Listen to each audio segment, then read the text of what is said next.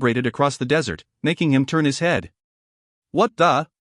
A funny sight came into his view. The two dark red sand dragons were trying to bite the one red sand dragon. The red sand dragon started twisting its body left and right and moved its head to try to avoid the two attacks, but it was difficult since their bodies were tangled together. However, it looked like the red sand dragon was a strong one. Even though it was getting hit and bitten everywhere by the two dark red sand dragons, it did not receive a critical blow and was able to endure. But as time passed, its movements started to become dull, and it was certain that the dark red sand dragons will end up winning in the end. What just went through Yulian's mind? Yulian turned his perma back around and started to head towards the location the three sand dragons were fighting. As he started to get closer, the perma became frightened of these desert monsters and stopping moving. When that happened, Yulian got off the perma and put his two greatswords across his shoulders. Ha-ah-iya. With a loud noise, Yulian's body quickly headed towards the location where the three sand dragons were fighting. Krayawa-aya. The three sand dragons were too busy brutally fighting with each other to notice Yulian approaching underneath them. Just pretend I am cutting down a tree. A gigantic tree that is 3 meters wide. Yulian mumbled to himself as he looked up to stare above him. Since they are tangled together, they should not be able to get free until the body falls over. This was what you call the fisherman's gain. Yulian was giddy as he thought about the term his master had taught him. TL, it's a Korean saying that states that when two parties are fighting, a third party can benefit without putting much work. It's called the fisherman's gain because how it is described is that a bird tries to eat the meat of a clam and sticks its beak inside, but as soon as it sticks it in, the clam tightens itself and won't let go of the bird. While they are fighting, the fisherman is able to catch both of them. Crack! Crack! Yulian swung his greatsword as if he was leisurely stretching. He twisted his hips as much as possible, and once the two greatswords were parallel to the ground, Yulian quickly untwisted his hips as he swung his sword. Slayawawash. Yulian's large greatsword went into the body as if it finally met a worthy opponent. Goo! The moment he heard a piercing noise that felt like it would break his eardrums, the two greatswords showed themselves again, dropping large drops of blood onto the sandy floor as if to show that they completed their mission. It's not time for me to slow down. Without even a moment to look cool, Yulian swung his hips again. This time, the red one. Yulian made up his mind. Even in cutting them up, there was an order. He didn't know if monsters had that type of mentality too, but anybody could see that the two dark red sand dragons were allies. In that case, it made sense to cut up one of them first. Next was the red one, since it looked like the strongest of the three. Once he does that, he should be able to take on the last one with his own abilities without attacking stealthily like this. That was the image Yulian drew up in his head, and he was about to draw the second image. Twist. The sand dragons had fast reactions. Even though they were busy fighting with each other, as one fell away, they quickly untangled themselves. At that moment, Yulian ended up seeing it. The red sand dragon, which looked to be the strongest, quickly spread open its wings. The wings were glorious and looked to be at least 15 meters wide. There's no way. Yulian remembered reading about this in one of the continent's books. There was even an image in that book that matched the red dragon in front of him, and he vividly remembered that image even today. A real dragon? As Yulian shouted in shock, the red dragon used its large claws to rip apart the sand dragon. As if it was finally paying back all of its grudges, it ripped the sand dragon apart like it wanted to make it into thin strands of yarn. Yulian almost fell down on the ground in shock. The pressure given off by this monster known as the dragon was beyond imagination, and when the red dragon landed on the ground and tilted its head to look at Yulian, he even felt like he wanted to die. Hi-ya! Yulian pushed out all his energy to stand up, let out his force and crossed the two greatswords in front of him. The strength of the force was weak and did not cause any damage to the monster, but at least he was able to get rid of the fear inside of him. Puk. As a consequence to letting out all of his force, he was starting to bleed dark red blood from his mouth. At this moment, he felt a gushing wind come from behind him and he felt like his body was lifted up before he fell down on his butt. In front of his eyes, there was a person who looked greater than anybody else. Master. It was none other than Chun Myung-hoon, who stood between Yulian and the red dragon. For an insect, you have quite the force. Chun Myung-hoon deliberately ignored Yulian's calling and yelled at the dragon. The dragon looked at Chun Myung-hoon as if it was amused. Master. Yulian jumped up and stood next to his master. Chun Myung-hoon raised his hand to shut him up. This monster had a force greater than he imagined, and one that was no weaker than himself at full force. It was not comparable to the 1,000-year-old Leviathan he took care of in China. Chun Myung-hoon said to Yulian, I thought it was a worm, but it seems like it's actually a dangerous insect. With your level of force, it'll be difficult to even stand here, so go stand far away. Yulian knew that his master was right, but how could he run away alone and leave his great master here? Especially when his master came here for him. How could I leave my master and run away by myself? I would rather give my life to save. Hearing Yulian's words, Chun Myung-hoon turned his head to look at Yulian in disbelief. You don't think that I'll be killed by that insect, do you? If you find any errors, ads pop up, ads redirect, broken links, non-standard content, etc., please let us know. Report chapter so we can fix it as soon as possible. Book 1 to 2.6 Master vs. Dragon. Book 1 to 2.6 Master vs. Dragon. Master. That. Yulian was stuttering in embarrassment. He could feel the red dragon laughing at him. He could see the smile being painted on its face. You idiot. Back away. Chun Myung-hoon turned his hand around to grab Yulian by the collar and swung his arm. Yulian's body went soaring through the sky like a tiny rock, and Chun Myung-hoon drew large circles with both of his arms. Breath of the soul. And the red dragon's mouth opened. A powerful flame came bursting out of the dragon's mouth, and the flame covered Chun Myung-hoon faster than you could even blink. Chun Myung-hoon quickly raised his heavenly breath to the 12th level and used internal force to guide the flame. It was an amazing sight. The flame from the dragon was becoming a tornado in front of Chun Myung-hoon, and Chun Myung-hoon continued to swing his two arms while moving backwards to get rid of the flame. Yulian's jaws fell in disbelief as he was watching from far away, and it was the same for the red dragon. It was not even magic, it was not even a mana field. All it was a puny human swinging his two arms to put out his breath. At first, he was amused at the vast amount of mana this old man had, and shot out the breath expecting him to block it, but he could not ever imagine him blocking it like this. It was a short duration of a few seconds, but it seemed like an eternity. But it finally ended and Chun Myung-hoon yelled out loud. Looks like you're a monster I can't let live. How dare an insect let out such great natural force? I shall defeat you for the benefit of all the people of this world. As Chun Myung-hoon dropped his arms, Yulian's greatswords ended up in Chun Myung-hoon's hands before Yulian could even say ah. And Chun Myung-hoon started to move his 2 feet quickly. Growling.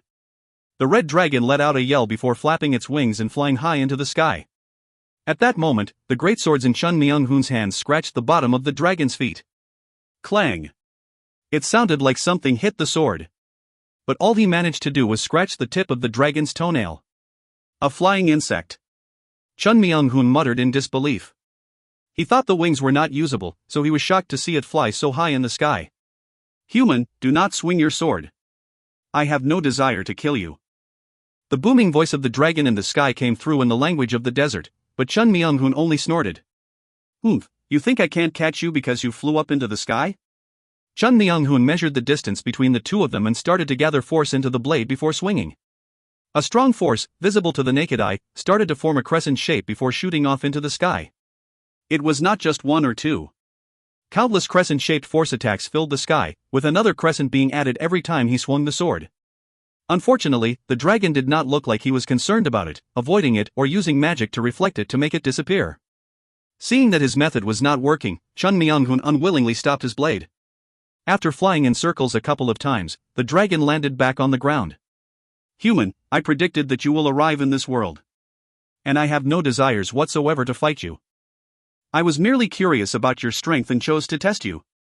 There is no reason to harbor any negative feelings towards me. The dragon spoke jovially as it lowered its head, but Chun Myung-hoon just snorted as if he did not want to accept it. An insect becoming curious about humans? Rare. Do not ignore me. I am a being that has been here since the beginning of time. In our world, even dogs and cows have existed from the beginning of time along with humans. The dragon did not know what dogs and cows were, but he was able to understand enough to know he was making fun of him. But there was nothing he could do. The human in front of him was at the same level as the undying granny on the magic tower. In addition, he was the first person to arrive in this world as the prophecy stated. As he was not an average person, the dragon spoke respectfully. Put away your hostility. I have no desire to fight you, nor do I have the desire to harm the young human behind you. I finally understand the mission I was given. Hoof. As if he understood that he too could not do anything to this large insect, Chun Myung-hoon continued to show anger but did not swing his sword anymore. Young human, come over here. As the dragon called Yulian, who was staring mindlessly from far away, Yulian looked to his master. Come over here. Once he received his master's approval, Yulian approached the red dragon. Seeing Yulian approach, the red dragon spoke to Yulian. Due to my silly mistake, I became involved with the large monster known as the sandworm. I must thank you for getting me out of that predicament. Technically, the proper name for it is the giant sand dragon, but the dragon used Chun Myung-hoon's term for it, as if it could not believe that such a monster would have the title of dragon. That's why it used the term sandworm when it thanked Yulian. Eh? Ah, yes. I can't stop admiring your bravery, young human. As a result, I am giving you my blessing. Tell me your wish. A contract with a dragon follows you forever. As long as there is no change to the laws of the world, I will grant you your wish. Yulian did not expect this from the dragon and took turns looking at the dragon and his master, as if the cat got his tongue. It looks like it has quite the ability. I will not get involved. Chun Myung-hoon thought that Yulian was considering his standing and let him know. Yulian finally opened his mouth to say, I do not know what kind of existence you are. There are not many humans who know of my existence. All you have to do is tell me your wish. It was thanks to you that I was able to find out my mission, and I may end up being stuck here for hundreds of years because of you too. Please give confirmation and luck to my dream. The dragon thought Yulian's answer was quite odd and tilted his head a bit to look at Yulian. Right away, Yulian's dream was transmitted to him. That type of dream was something he could grant right now. The dragon spoke. You're not asking me to do it for you. My dream is something that must be achieved by my hands. My revenge must also be achieved by my own hands. If it is handled by someone else, it is not my dream nor my revenge. Chun Myung-hoon was pleased with Yulian's answer. This punk may lack talent, but his determination is firm. He will definitely end up a great being. I'm very proud.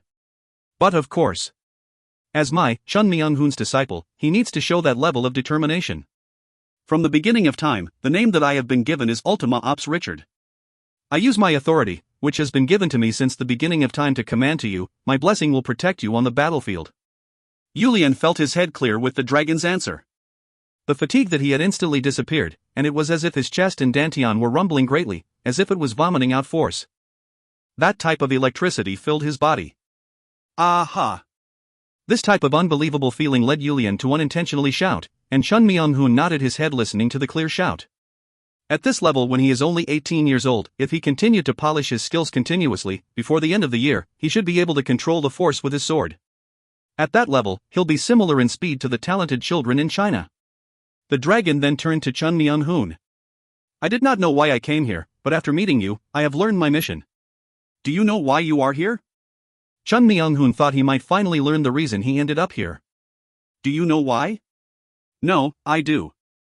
Long discussion, you and I need. TL, sounds like Yoda. With the dragon's response, Chun Myung-hoon said to Yulian. Congratulations on your coming-of-age ceremony. You caught a monster with your courage, so return to the tribe proud. I must chat with this insect for a while. Yes, master. As Yulian politely responded, Chun Myung-hoon traded some words with the dragon before flying up and landing on the dragon's neck. The dragon then flapped its wings and flew off into the sky. Yulian stared until the dragon and his master disappeared into the sky, and once they disappeared completely, he went to get the monster's soul from the two sand dragons. The monster's soul for the sand dragon he slashed remained intact. However, there was nothing left of the sand dragon that was ripped to shreds by the dragon. After putting the sand dragon's monster's soul in his pocket, Yulian smiled. His coming-of-age ceremony ended successfully, and his master showed a satisfied smile. In addition, he received some type of blessing from an ancient lifeform known as the dragon, which filled his entire body with energy. There was nothing else he could ask for right now. Yulian's footsteps as he returned to the tribe felt very light. TL. This is the end of the coming-of-age ceremony arc. Next up. Red Storm. The warriors' mouths were filled with swear words. You couldn't dream about having complaints while getting stronger, but you couldn't prevent yourself from swearing. TL, looks like we are about to see the creation of Red Storm begin. If you find any errors, ads pop up, ads redirect, broken links, non-standard content, etc., please let us know. Report chapter so we can fix it as soon as possible. Book 1 to 3.1 The Messenger. The warriors' mouths were filled with swear words. You couldn't dream about having complaints while getting stronger, but you couldn't prevent yourself from swearing. Book 1 to 3.1 The Messenger. Pariah's glow, Baguna Provoke, was extremely happy.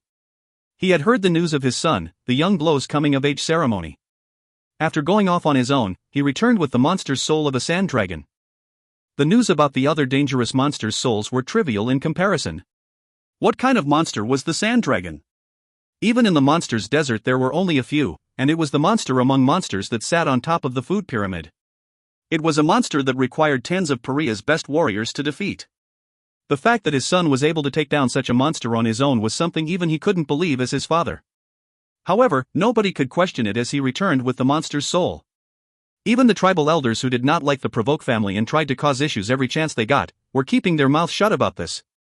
A monster that dies on its own does not leave a monster's soul behind, and there was nobody who would give such a precious monster's soul to Yulian. Most importantly, the sand dragon is a monster that requires tens of warriors working together to kill.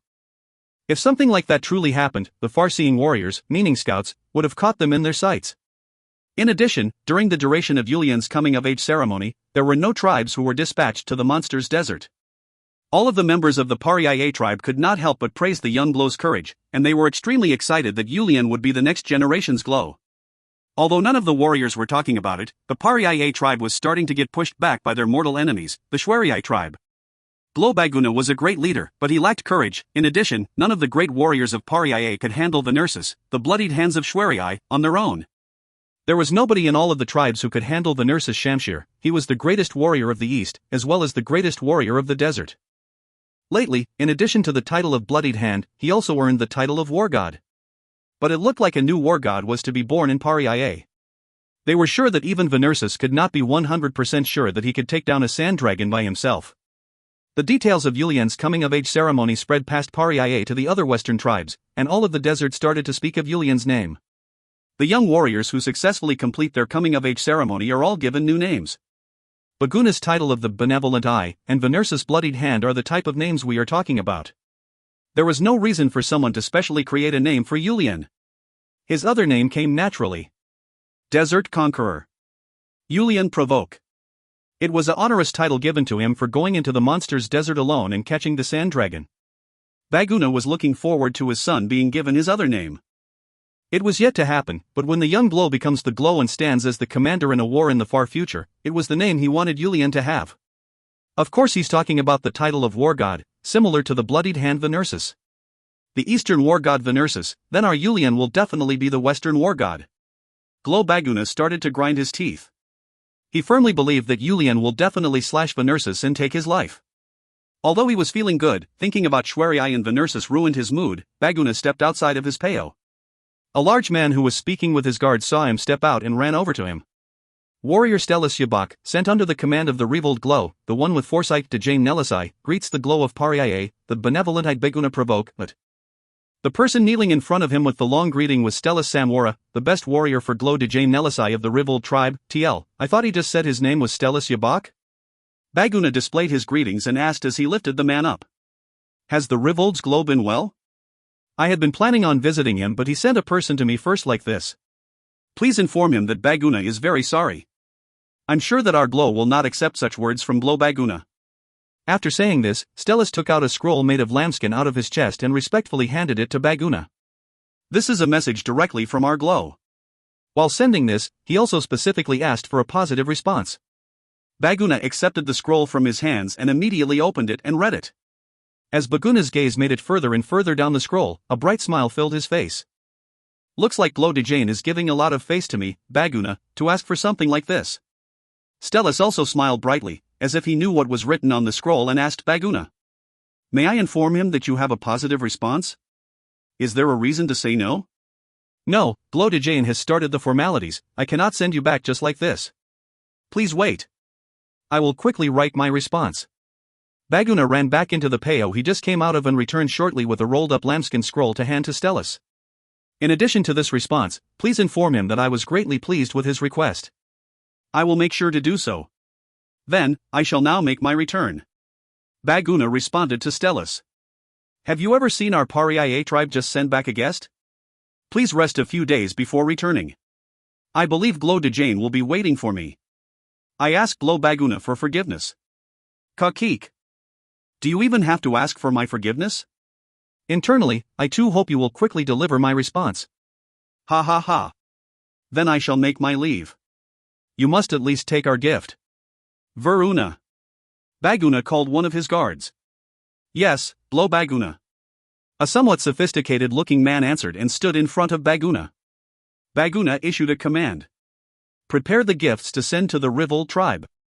In addition, gift a healthy and quick perma for warrior Stelis who brought forth happy news. Thank you very much, Glo Baguna. Once Veruna and Stelis disappeared, Baguna quickly made his way to his family peo. He wanted to quickly share this news with his family. If you find any errors, ads pop-up, ads redirect, broken links, non-standard content, etc., please let us know. Report chapter so we can fix it as soon as possible. Book 1 to 3.2 Causing a Ruckus. Book 1 to 3.2 Causing a Ruckus. What did you say? Yulian was extremely shocked as he stared at his father. Baguna looked at his son in such a flustered state and responded. Why are you so surprised? You are already an adult. It is obvious that you must get married.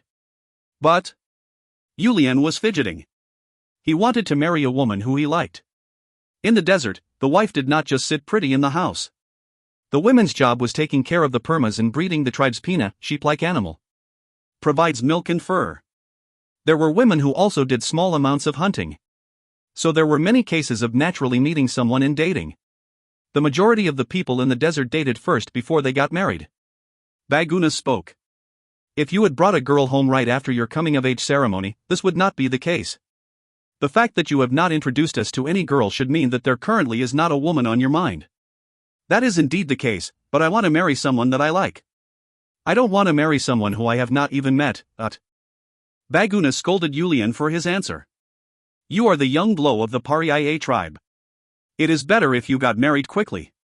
In addition, your wife-to-be is the beautiful Grace Nelisai, the daughter of the Riveled Glo, who has received the same name that your birth mother, who is known across the desert, received. No matter where you look, there is nothing she is lacking. What are you hesitant about?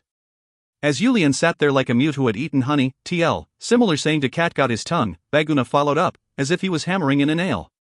As this is the case, just know that you will be getting married to her. Father. Uha. Korean saying similar to a hem. As Baguna opened his eyes and glared at Yulian, Yulian dropped his head and walked out of Baguna's peo. Marriage. He did not want to pay attention to that yet. He felt like his father was rushing it, even though he wasn't even 20 years old. At least the Rivel tribe is a major tribe in the eastern desert. They mesh well with our Pariah tribe. Yulian had known deep down that such a day would one day arrive. It was rare for the Glo's children to marry someone within their own tribe. But I still think it is too early. As Yulian's head was filled with issues regarding marriage, he got on a perma and left the village with the hopes of getting rid of the thoughts. It made him want to see his master. After the day when they met the dragon, Yulian had not seen Chun Myung-hun. After catching up to him as he was returning to the village, his master commanded him to train frequently and said he will be gone for a while.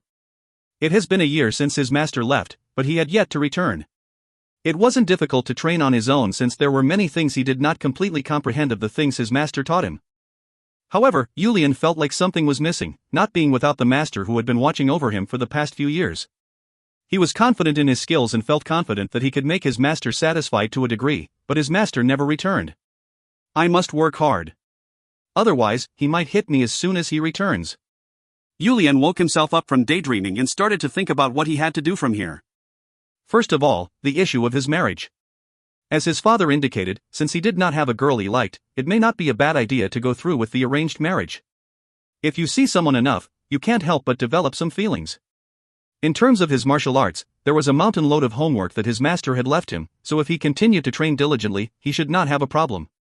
Then what else? He was now an adult. Since he was worrying about future events anyways, even if there wasn't anything he needed to think carefully about, he wanted to at least think about them. After thinking for a while, there was a thought that hit him hard. The bitter enemy Shwerii tribe's pride, the warrior group, Desert Sword. The Desert Sword is made up of 50 individuals, and the leader of it is the Western war god, the Nurses, the Bloodied Hands. TL, the author just seems to forget which part of the desert is what. Last chapter, the Nurses was the Eastern Worn god, how he is the Western war god. I even checked the Ross again to verify. Because of the 50 members of the Desert Sword, there was a gap in Pariah's line of defense, and a situation that he did not want to think about happened, TL, guessing that's how his mom died. Alright. I will create a warrior group in Pariah that is able to rival them. If I properly train the warriors who just completed their coming-of-age ceremony, I'm sure we can rival them within the next 5 years. Yulian discovered what he had to do. If they suffer with him, the young warriors will have abilities stronger than anybody else. He himself had learned from his master, who did not seem human. As a result, was he not able to develop his martial arts within 5 years to a point where he was not afraid of a sand dragon? Learning from him versus learning from his master would be as different as heaven and earth, but Yulian was confident. Since master isn't here, might as well cause a ruckus in secret. Yulian even managed to convince himself that his master had left for him to go through with this plan and decided to listen to his master's command. His master, Chun Myung-hoon, had avoided teaching anyone other than Yulian. Even when his father had asked, he would just shake his head no. Yulian was curious as to why he would not train anybody else, but whenever he would ask his master, the answer was always the same. My power is not something that you can recklessly use. Even just the fact that I am teaching you makes me worry about whether I am doing the right thing. The only reason I am teaching you is because of fate. When I first saw you, you had saved my life. You must not teach my martial arts to anybody else. That includes those of your bloodline. Because his master's expression and tone was very stern, Yulian did not teach his siblings or the tribe's warriors a single thing. If master finds out, I'm sure I'll just have to get beaten up for 3 days and 3 nights straight. Pretty sure he wouldn't go as far as to kill me. Yulian was actually extremely fearful of his master's punishment, but for his tribe, he decided to proceed. Just 50 people. I will only teach 50 people. If I teach them just basic martial arts, even master cannot be that angry? As if he was seriously afraid of Chun Myung-hoon's anger, Yulian sounded like he was cross-examining himself. Yulian decided to share this idea with his second brother, Per, who had returned from his coming-of-age ceremony. A few days ago, Per returned with 3 monsters' soul of giant scorpions, receiving praises that he was a natural warrior born with great abilities. It was nothing compared to Yulian, but putting Yulian aside, it was rare to see a young warrior get confirmed as an adult with a giant scorpion. It was definitely enough to receive praises. The members of the Pariah tribe did not hide their expectations about the future, stating that the Gloss family has already received the blessings to have the 2 brothers grow Pariah to new levels. Yulian turned his perma around and headed back to the village. When he entered Per's peo, Per stopped reading the book about law and stood up from his seat to greet him. You've come? What is the issue? Knowing that Per did not like to call him Hyung, Yulian did put much thought into it and smiled as he returned the greeting. You're reading about law? Yes, but what is the issue? As Per continued to respond in a stoic manner, Yulian approached Per with a friendly expression and took a peek at the law book. You and I are siblings, but your tone is too stiff. If you want, when it is just the 2 of us, you can call me by my name. Per stared at Yulian for a while before responding. You don't need to do something you don't like just to appease me. I'd rather you command me as the oldest son of the family. Make sure you talk in a respectful manner and call me Hyung. I get angry every time you pull one of these spontaneous stunts. Yulian closed his mouth tightly and looked at Per before asking. Okay, let's have a chat today. Why do you hate me so much? Are you really asking me because you don't know? I am asking because I don't. My deceased mother never looked down on any of the other family members, and I am giving my full respect and love to the current mother of Pariah, Mother Senna. As the firstborn son of the Provoke family, I know I was not able to give much attention to my younger siblings. However, I never showed disinterest to any of you. What is it that I have done that makes you hate me? Must I answer?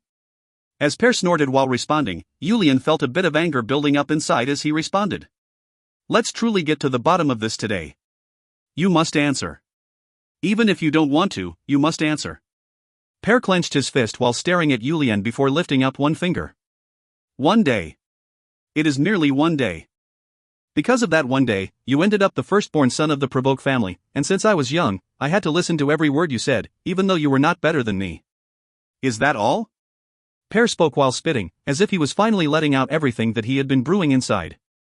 After First Mother Myrez, who was respected and loved by all, passed away, all of the Pariaye tribe members have been showing you sympathy and love in her stead. Furthermore, the title of Young Glow naturally went to you, and they firmly believe that you will be the next generation's Glow. Since when did the heavy and difficult position of Glow just get passed on to the firstborn son? The position of Glow has always gone to the child who had the abilities to be the Glow, and if none of the children were capable, it was moved on to a different family. How come this does not apply to you? As Per's rant ended, Yulian did not remove his eyes from him before responding. So you feel wrong that although I lack the abilities, I will become the Glow without any competition. I did not say that you did not possess the abilities. You proved that you were an adult this time. However, your proof was so abnormal that it is true there are many who are doubting your proof. Yulian yelled at Per's words. Are you doubting your own brother? I am not saying I am the one to doubt you. And putting that all aside, shouldn't I have the opportunity to obtain the Glow position? Yulian and Per stared at each other intensely. Beyond being brothers who share the same blood, this was between two men. Fine, as that is your wish, I will no longer care or interfere in any of your actions. I will show you. From here on, pay attention to my abilities and my strength. And on the day the new Glow is decided, if you are still not satisfied with me, I will accept your challenge. Since you are saying so, I will make sure to pay attention. I will also show you that I have the abilities to show such ambitions. Great, I am sorry for disturbing you. Yulian quickly turned his steps around and left Per's peo. Punk, since he spoke like that, I couldn't even talk about it. Although he was always fussy with me, I thought he would understand my dream and help make it a reality. Yulian was disappointed, but more so, he was upset at his brother's actions and words. His brother did not understand him at all. Great. Even if I am beaten to death by Master, I will make it happen. I will create the desert's best group of warriors. Yulian firmly made up his mind and headed to his peo to start planning. If you find any errors, ads pop up, ads redirect, broken links, non-standard content, etc., please let us know. Report chapter so we can fix it as soon as possible. Book 1 to 3.3 Recruitment. Book 1 to 3.3 Recruitment. Yulian started to look for the young warriors in the tribe. He could gather all of them to start, but thinking about the limited spots, he decided to personally visit all of them and only invite the young warriors with fierce determinations. The reason he was only looking for young warriors was because it would be easier to recruit later. Within 10 years, he wanted to increase the group with the first tier and second tier. Furthermore, as his master indicated, his master's martial arts shows the greatest results the younger you start learning it. When he met with them individually, he did not reveal the reason for his visit. If they were to find out later that he was recruiting for his newly created warrior group, he was afraid that it would create a large scar for the warriors who did not make it. So he spent the long time of a month to recruit 100 young warriors, and he gathered them in one location to share his dream with them. Our bitter enemy, the Shwariai's Desert Sword, has already become the desert's best warrior division. And they are using that confidence of knowing they are the best to continue to get better. Our Pariaye warriors are strong, but I think that is the reason we are getting pushed back by the Shwariai tribe. Aside from the pride of being a warrior, knowing that you and the group you are associated with is the best, that type of mentality is what I am talking about. So I came up with an idea. Yulian pounded his chest. Why can't we do the same thing? Why must we fall behind to the Shwariai? Why must Paria's warriors get pushed back by the Shwariai warriors? So I made a decision. I will break down the desert sword that they gloat about being the strongest. To do that, I am determined to develop the desert's greatest warrior division right here in Pariaye. Yulian once again lifted his hand to the sky. Using the name of the desert and Paria's guardian Neo-Latin's name, I want to create the warrior division Red Storm. TL, Crimson, Red, Desert and the God of Storm. To make this dream a reality, we need the winds and rain to create a storm and the warriors to become the Crimson Desert Sands. I need warriors that are both vicious and strong. That is why I invited the strong young warriors of Pariaye and am speaking to you now. Yulian looked at each of the warriors and said, not my dream, but Paria's dream, to make everyone's dream come true. Aren't you all dreaming the same dream? The dream of becoming the strongest warrior in the desert. The young warriors started to howl at Yulian's words. All of them were male, and Yulian Provoke was Paria's young Glow, and someone who showed the abilities of a great warrior. The fact that this type of man was giving such a passionate speech to convince him made him feel like he was special. How do you plan to create the division? As one warrior asked, Yulian quickly answered, as if he was anticipating the question. I'm sure you are all aware about how I became strong. I am a warrior who can hunt a sand dragon by myself. I only have that strength because of my master's teachings. I have made the determination to teach you what I have learned. If you train like hell with me, one day, I believe you too will be able to do that on your own. Yulian's explanation made many conflicted. The majority of the young warriors had veteran warriors they were serving as their master. If they listened to Yulian, all of them would have to follow Yulian's teaching. More importantly, learning from Yulian meant that they would have to give up the shamshir they were so used to and pick up the large greatsword. This fact made more of them hesitate. I will not force you. I know most of you have taken a veteran warrior as your master. I do not believe that our veteran warriors are lacking in abilities. Rather, it is a difference of time, but. As the young warriors started whispering and showed conflicted faces, Yulian added a final comment. I will give you time to think it over. 3 days. After 3 days, those of you who will team up with me, come find me. He gave the conflicted group 3 days, and although he was nervous, Yulian decided to wait for them. He knew it was a lot to tell them to give up the shamshir, but there was nothing he could do, as the greatsword was what he had learned. But if they had the skills to proficiently wield a shamshir, he thought they would be able to pick up the greatsword pretty quickly. He could only put his expectations there. I wonder how many of them will come. Yulian wondered watching the warriors disperse. And just like that, 3 days passed by. Early in the morning, Yulian headed out to the center of the large area used as the warriors' training ground and stood there with his eyes closed. The ends of the 2 greatswords hanging on his waist stretched far behind him, and the desert wind made his hair flutter. He heard footsteps approaching but did not open his eyes. He decided to stay like that with his eyes closed until the sun set. One person, sometimes he heard 2 people's footsteps, but overall, the area was quiet.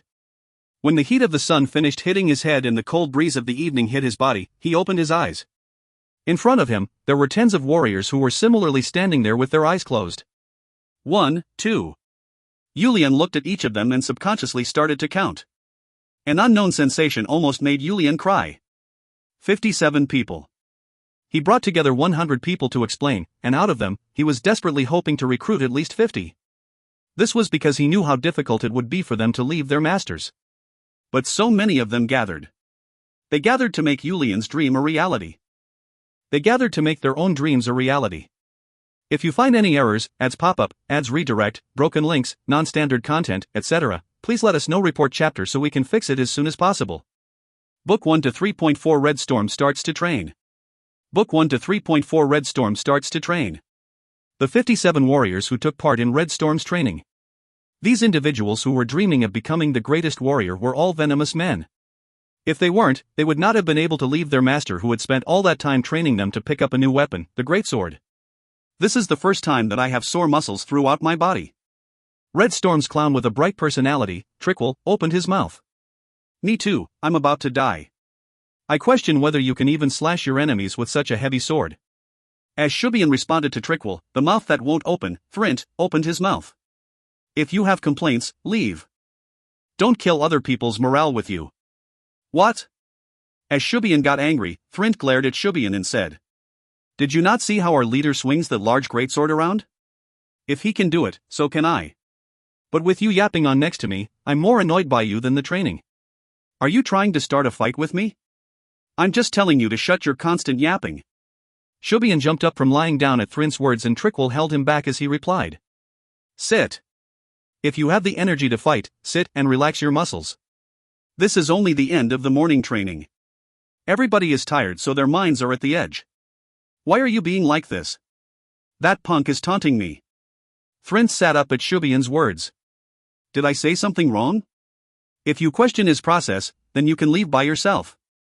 I've already decided to believe and follow his teachings. Since I have made my determination, hearing you say what you said makes up angry. Everybody sit. What will you do if Sir Yulian sees this? Is it time for him to say that it's only been half a month and we are already on the edge? The eldest of the Red Storm at 30 years old, Haisha, tried to stop them. Haisha was very thoughtful. Because of this, he was accepted as the leader of the new recruits. Sir Yulian does not lie. You haven't forgotten what Sir Yulian said on the first day of training, have you? Hearing Haisha's words, Shubian and Thrint stared at each other before falling back down to the ground. The first day of training. I learned this training when I was 13 years old, and since then, I have not missed a single day. If you as Pariah's warrior cannot do what I did as a 13-year-old and fall down from exhaustion, I will have nothing to say. This was the cold statement Yulian told the tired warriors who were ready to vomit from the exhaustion they faced. All of them stared at Yulian like they could not believe what he was saying. They looked at him with expressions full of complaint or disbelief. Yulian brought forth the two greatswords in his hand. Half year. That's how long it took for me to lift the greatswords like this. Another half year to properly swing and stab with it. To freely swing it around took a total of 2 years. They were all flabbergasted. I thought that Pariah's warriors would take 2 months to accomplish what took a young 13-year-old boy 2 years. I guess I was wrong. If you can't handle it, let me know. I will reduce the amount of training. A look of scorn showed on Yulian's face and the Red Storm warriors' faces were filled with anger. Are you telling the truth? Haisha asked and Yulian responded. I have never opened my mouth to tell a lie. Haisha ignored the screaming pain throughout his body and stood up to hold the sword. Dominoes fall down one after another, but the members of Red Storm started to stand up one by one. That was the sight of the first day of training. What did we decide that day? We said if Sir Yulian was thinking 2 or 3 months, we will show him that we can do it in just 1 month. Isn't that what we all decided? Shubian opened his mouth at Haisha's words. I was in the wrong, Thrint. I'm sorry I showed a negative response to the words you were just throwing around, Shubian. As Thrint also apologized, smiles appeared on the faces of the warriors. However, that was only temporary. Once morning break time ended, Yulian showed up at the training ground. The smiles on the faces of the warriors all disappeared. Yulian's training was harsh. If Chung Myung-hoon beat him up to teach him, Yulian used insults to teach them. Your movement is that slow after just that much training? Slower than a snail. If I knew it would be like this, it would have been a smarter idea to teach the young warriors who have not completed their coming-of-age ceremony. Just give up and leave right now. If you showed even a hint of being tired, Yulian threw out his insults. There were no warriors whose pride would let them just sit still while being insulted like that. They clenched their teeth and channeled all their energy, including the energy they spent to breastfeed to finish Yulian's trainings. TL, it's a Korean saying that talks about utilizing all the energy you have. Yulian did not have an easy time either. He felt it every time their Venus gazes were directed to him. However, if he did not push them at least this much, they would not be able to catch up to Werner Sis and the Desert Sword in a short amount of time. He also believed that there was no limit humans could not overcome, so he continued to throw insults to rally the warriors. Red Storm did not disappoint Yulian's expectations. There was not even one deflector, they all focused on the training. Just like that, exactly 1.5 months passed by. Pohaha. As Shubian suddenly laughed, Thrint turned to look at Shubian. After fighting last time, the two of them had gotten closer. As Thrint looked at him with an expression of "Why are you laughing?" Shubian answered. Isn't it funny? What? If you think about it, I wonder if all of us were brainwashed. Just over a month ago, we had so much trouble just lifting these swords. As Shubian opened his mouth while swinging the two greatswords to make bung-bung noises, Thrint answered, giving him a look of shame. You can barely make those noises and you are laughing? It's not funny? Not at all. What a boring friend. As Shubian muttered that while turning his head, Trickle, who was next to him, took Thrint's side. If you laugh at the obvious, then you must always live in laughter. Are you saying freely moving this much weight is obvious? I thought I would lose my bones. I'm almost sorry whenever I see the Oasis shamans. We bothered them so much. Trickle responded to Shubian. Who hasn't done that? Did you know Sir Tuma Takaka scolded Sir Yulian? Sir Yulian was asked to reduce the training, saying we are using up all of the Oasis medical herbs. All of the warriors' ears turned to this new story. All of them had been bothering the shamans with screaming muscles and bones. So then what happened? Haisha asked as the representative and Trickle answered. It's natural for warriors to get injured while training. No matter what happens, make sure that there are enough medicinal herbs. He said that while saying that we will be using couple times the amount we have been using until now. A short duration of shock. That is probably for us, right? As Shubian cautiously asked, the other warriors started to feel like they were walking on eggshells. They were already using a significant amount of herbs for their muscle aches and to strengthen their bones. But to use more than 2 times the current amount. They could not determine what kind of training he was planning to make them do. I'm sure he'll start to teach us how to use the greatswords. Since all of us have gotten used to the weapon by now. As Haisha opened his mouth after being in shock for a bit, Shubian looked at his greatsword before speaking. How to use it, huh? Then sooner or later, we will start sparring with them too, right? I suppose so. As Trickwell responded, Shubian started to mumble. I'm sure it'll hurt. It'll probably hurt a lot. The warriors started to once again feel like they were walking on eggshells. Their arduous path was just beginning. Next up. Grace Nelisai. An amazing woman. She was. TL, I swear this Yoda talk is just following how the author has it. If you find any errors, ads pop up, ads redirect, broken links, non-standard content, etc., please let us know. Report chapter so we can fix it as soon as possible. Book 1 to 4.1 Grace Nelisai. Grace Nelisai. An amazing woman. She was. Book 1 to 4.1 Grace Nelisai. Yulian was having a hectic time. In the morning and night, he was focused on his own training. During the day and evening, he was focused on swordsmanship with the Red Storm Brigade. In the middle of all that, he was making sure to pay attention while learning history and strategy, so it was definitely natural for Yulian to be thinking that it would be great if a day increased from 24 hours to 36 hours. But since this was something he wanted to do, something he needed to do achieve his dream, and because he was not alone in training together with his fellow warriors who were also filled with passion, Yulian did not feel fatigued. As he continued his arduous life where it was difficult for him to even get 4 hours of sleep, Yulian forgot about one very important thing. It was like any other day as Yulian was focused on training with the young warriors.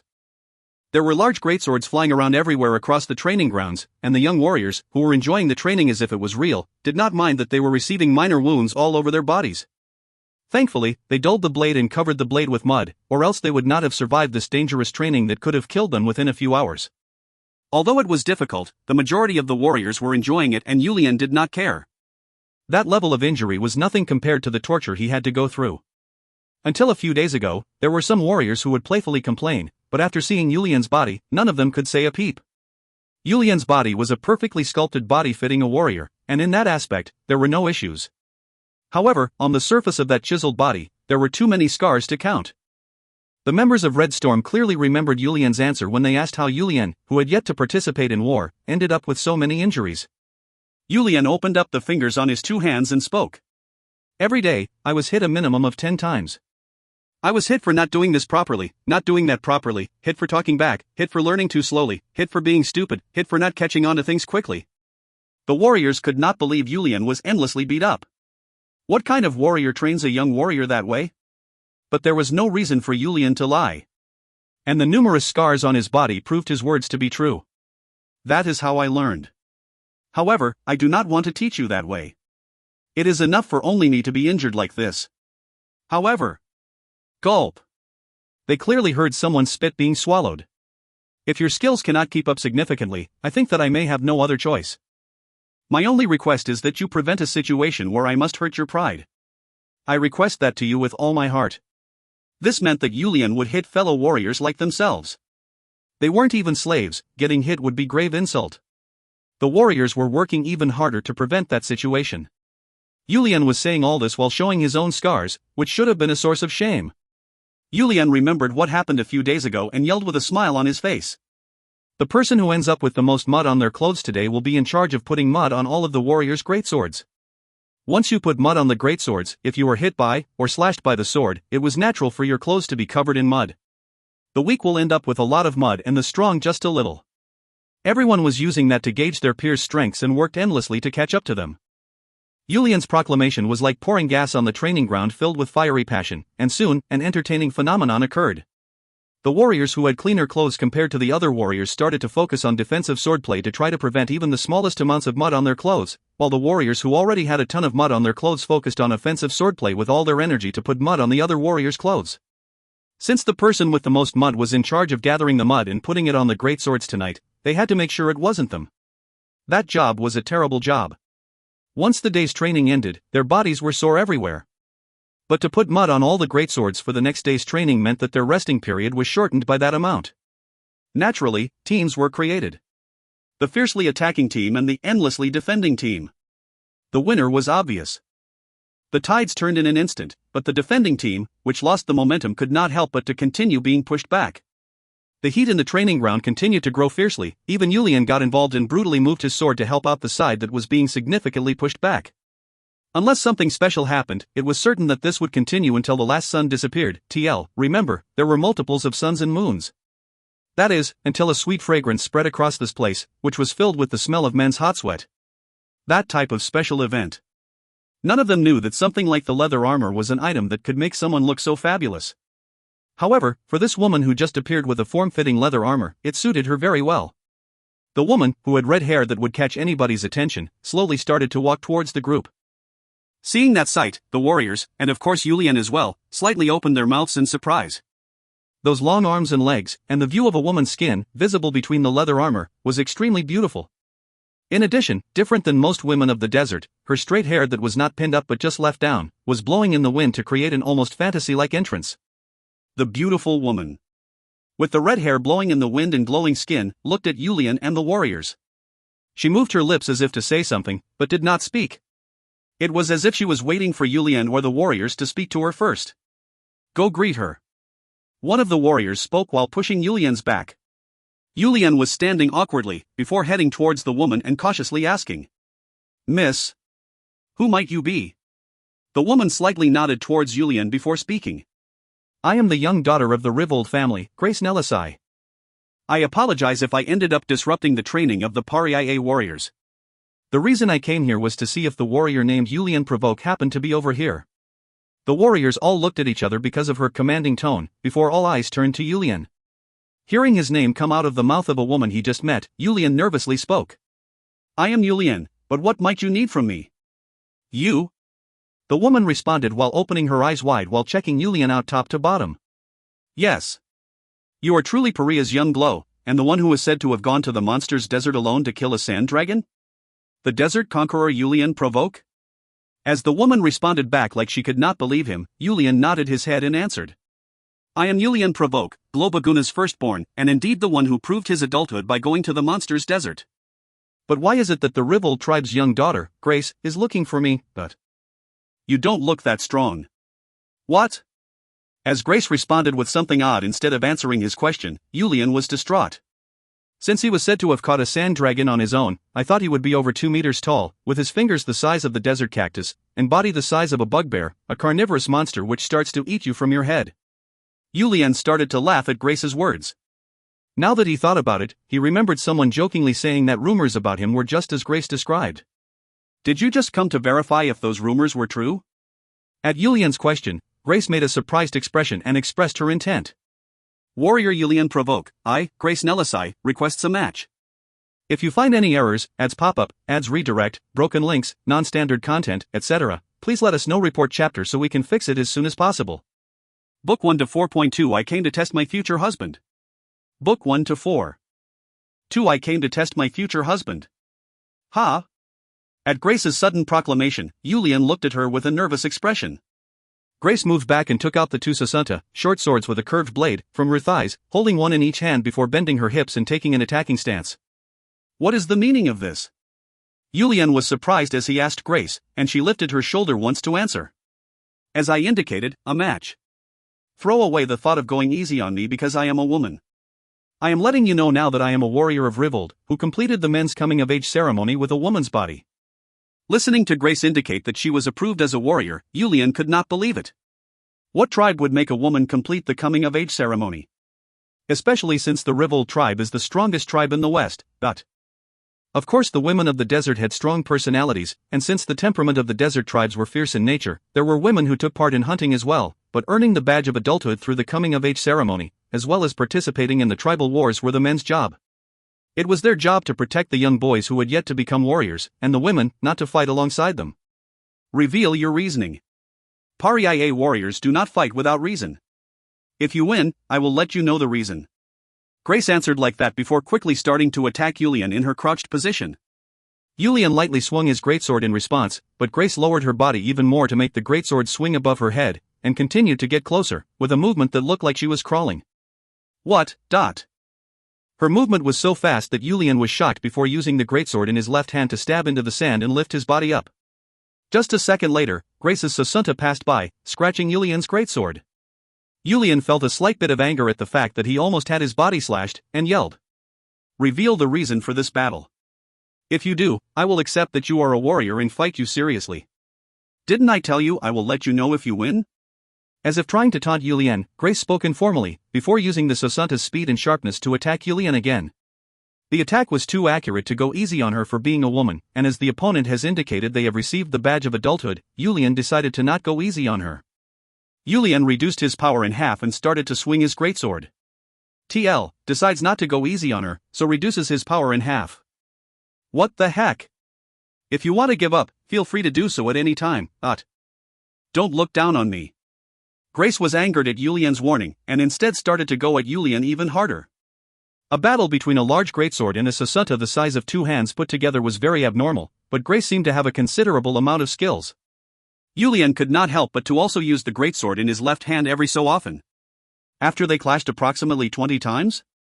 Grace, who had been nimbly dodging Yulian's greatsword, could not avoid the greatsword in Yulian's left hand, which arrived almost instantly, and had to use both of the Susantas together to block. Clang!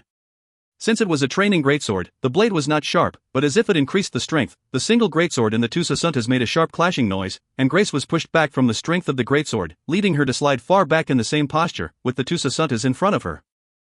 Annoyed that she might attack again, Yulian chased after Grace, who was sliding back, and swung his greatsword once more in the exact spot the two Susantas overlapped. Grace lost her balance and fell back, as if she slipped. Yulian felt like he might have been too harsh and quickly ran after her and helped her get back up. Are you okay? In a very evident change in personality, Grace received Yulian's help without saying anything, and stared at him as if trying to look deep into his soul, before kneeling down and bowing her head. Why are you suddenly doing this? As Yulian nervously brought her back up, Grace answered. Do you not know who I am? I've never seen you within our tribe before. Have we met before? Thinking that the other person knew who he was, Yulian tried to think hard about who the woman is, but he could not remember at all. Grace Nelisai. You're telling me you've never heard of this name before? As Grace asked again, Yulian started to think carefully. Grace Nelisai. Grace Nelisai, Revold tribe's Nelisai family. A thought quickly flew by in Yulian's head. If it is the Nelisai family of the Revold tribe, the only one is the family of the Glow. Yulian was skeptical as he asked. What is your relationship with the great Glow Dejane of the Revold tribe? He happens to be my father. Ah, then, you must be the beautiful maiden Grace. As he was about to finish his sentence, a light bulb went off in Yulian's head and he remembered his father, Glow Baguna's words before he made a terrified expression. I will proceed with the marriage between you and the daughter of the Revold Glow. You. As Yulian had a shocked expression and could not continue his words, Grace smiled before answering. So you have heard. I was afraid that you might not remember. The Revold tribe's beautiful maiden, Grace Nelisai, makes her formal introduction to her fiancé, Pariaye tribe's young Glow, the desert conqueror, Yulian Provoknim. Hearing Grace's words, the Red Storm warriors, who were surrounding them, screamed in delight. It wasn't bad to see the woman who will end up the mother of Pariaye in the future. Yulian's face was red in embarrassment as he opened his mouth. How is it that you are here? Wait, did you come alone? Grace nodded her head and replied. Yes, I came by myself. For what reason did you come here? Does the great Glow Dejane Nelisai know of this? Of course he does not. If he did, I'm sure even my father, who dotes on me dearly, would not have approved. Listening to Grace answer as her cheeks became red and she cracked a smile, Yulian felt his heart beating wildly and turned his head away. The reason I came to look for Paria's young Glow today was to see the man who will be my husband. I could not get married to a warrior who was weaker than me, could I? Hearing Grace continue, Yulian became a mute who ate a lot of honey, and the surrounding warriors let out a holler. TL, remember, Korean saying similar to cat got your tongue. If I had lost. As Yulian squirmed while speaking, Grace answered with a confident, yet warm voice. If you were weaker than me, no matter what, I would have broken off the engagement. However, after seeing that Yulian Nim is very strong, I realized that my thoughts were wrong from the beginning. You truly deserve the title of the Desert Conqueror, and I, Grace, am very relieved. Ha! Yulian was flabbergasted at Grace's answer. Even if she is a woman of the desert, how could she come and test her future husband? The more flabbergasted Yulian was, the surrounding warriors continued to increase their joyous hollering. Grace coyishly stood next to Yulian and bowed to the Red Storm warriors. I am sorry that I interrupted the training of Paria's strong warriors. However, I was so curious that I came like this. I asked that the warriors not scold this rebellious lady too much. Wah, wah, wah, dot. As the warriors continued to shout in joy, one of the warriors, quick 2 feet Shinji Warita, spoke as he shouted. We are just sorry we are showing such shabby selves to the future mother of Pariaye. I, Shinji, along with the rest of the Red Storm warriors, pray dearly that the beautiful maiden Miss Grace will quickly marry and arrive at Pariaye. Grace showed no embarrassment to many men cheering for her and bowed her head again. Of course. I too will be waiting and hoping that the day arrives quickly. Yulian felt that his face will turn into a tomato if he stayed there any longer and moved away before speaking. TL, the actual statement is that his face will blow up red, but I thought the tomato was a good comparison. Since a guest has arrived, we cannot just stay like this. Let's head into the Peo. Mother and father will be happy to know that you have arrived, but. As Yulian headed off disrespectfully without even looking back, seeing his awkward steps, Grace smiled, as if she knew what was going through his mind, and said a final farewell to the warriors before following after him. I am looking forward to quickly being a part of Red Storm's training. Then, I shall meet you all again in the near future. It was obvious that the warriors would shout like they were crazy. TL, I debated between continuing with Sir instead of Nim, but after reading some other Korean novels, I want to stay true to the language. So you will be seeing a shift from Sir Yulian to Yulian Nim. If you find any errors, ads pop-up, ads redirect, broken links, non-standard content, etc., please let us know. Report chapter so we can fix it as soon as possible. Book 1 to 4.3 The First Night. Book 1 to 4.3 The First Night. The fact that the young daughter of Rivold, the beautiful maiden Grace Nelisai, came to visit Pariaye by herself spread like wildfire. TL, the Ross say spread like clouds, but we all know how slow clouds are, and everybody was shocked at the fact that she visited the Red Storm and had a spar with Yulian. And once they heard of Grace's proclamation after the battle, everybody was happy and chatting away about how they will have a valiant wife next to their valiant young glow. Any warrior who had seen her at least once felt their hearts be swayed by her beauty. In addition, because she was a woman with a cool personality and meticulousness to take care of others, she was given the name of Beautiful Maiden, which is only given to the greatest woman in the desert. All of this made Grace's popularity in the Pariaye tribe explosive. Everybody was twiddling their fingers hoping that the day she will marry the young glow will come quickly, and this made the great glow Dejane and the benevolent I, glow Baguna, nervous. Both of them started to quickly make the necessary preparations for marriage. Since both families were the family of the glow, the wedding gifts were overflowing, and there were many time-consuming tasks, such as sending invitations to the nearby tribes and determining an oasis to have the ceremony. But thanks to the efforts of the two glows, the details were determined without a hitch. Finally, the day of the wedding. The Rivold tribe, the greatest tribe in the western desert, and the Pariaye tribe, a strong tribe in the eastern desert, the history of the two glows were outstanding. TL, size, all I wish is for some consistency to know whether Pariaye is in the east or west. Of the 12 tribes in the desert, there was not a single tribe that did not send a delegation to congratulate them. Even the Pariaye tribe's bitter enemy, the Shweriai tribe, sent a delegation due to their relationship with the Rivold tribe. The Rivold glow, Dejane Nelisai, was very satisfied with this fact. Truth be told, wasn't one of the reasons he arranged for his daughter to be married to fend off the strong enemy they had in the Shweriai tribe? Seeing that the Shweriai tribe sent a delegation was enough for him to know that the mission had been accomplished. Shweriai and Pariaye still continued to have minor battles, however, the Rivold tribe was now able to breathe a little. Of course, that wasn't the only reason. Those bastards of the Yanama kingdom were eyeing Grace. Finally, it was because he liked what he heard about Yulian, whose name was being spread throughout the desert. TL, last, but most definitely not least, winky face. And just like that, there were tens of thousands of guests other than the members of the Rivold and Pariaye tribes present for Yulian and Grace's wedding. If you think about the fact that the population of the desert does not exceed 5 million, it was a significant number. Their wedding, which was blessed by many people, concluded peacefully, and per the command of Glows Baguna and Dejane, the two tribes started a 3-day celebration. Everybody was feasting, drinking, chatting, and happy. The first night. The boy who traveled to the monster's desert before even becoming an adult, and the girl who, by herself, crossed a large quicksand and multiple oases to test her husband. The husband and wife's boldness disappeared quickly, as if it was a dream. They were both just taking quick glances at each other and getting their cheeks flushed red in embarrassment. After peeking at each other for a very long time, the slightly better Grace could not handle the frustration anymore and started to speak first. Is this how it goes? Are we supposed to awkwardly stare at each other on the first night? Yulian's red face became even brighter. Yulian was now an adult and a man. He did not pay attention to women because he did not have the time, but it was not like he wasn't interested. And he knew, at least to some degree, about the male-female interactions. Yulian could only make some dry coughs while thinking hard about what to say. Stop only coughing and say something. Cough. Yulian started to feel a little hasty at Grace's words and decided, here goes nothing, as he held her two hands. Grace was a bit shocked and her face turned red, and she lightly tilted her head down as if she was embarrassed. I will tell you my dream. What? Grace, who was extremely nervous, was surprised and stared at Yulian. Like I was saying, my dream. I will tell my wife, that's what I was saying. Phew.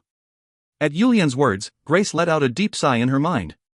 It looked like the girls had it better when it came to sex education in the desert. Truthfully speaking, the desert warriors who flaunt their masculinity in front of women probably act the same way at home. The father-son relationship showed affection through actions, but the mother-daughter relationship was similar to that of friendship, communicating and speaking with each other frequently. That may explain this situation. But was that really the reason? The majority of all things of the household were decided by the women. Of course, the men never noticed that it was the women who were really making the decisions. All they would see is that the women were serving their husbands and sons as if they were the heaven. I guess this is the first conversation I am having with the desert's greatest warrior and my husband, but... Grace pretended to be interested and closed in, sitting right next to Yulian. Men like women who are willing to listen to their stories. But don't listen to anything they say after drinking. Probably 90% of those statements are false. Grace remembered her mother's teachings and opened her eyes really wide, as if telling Yulian to go ahead and tell her. She had a look of anticipation as she looked at Yulian. Seeing Grace act that way, Yulian felt a sense of relaxation and started to speak. So, how do I start? My dream was to be a warrior. Grace lightly placed her hand on Yulian's chest, leaned her head slightly against Yulian's shoulder and spoke.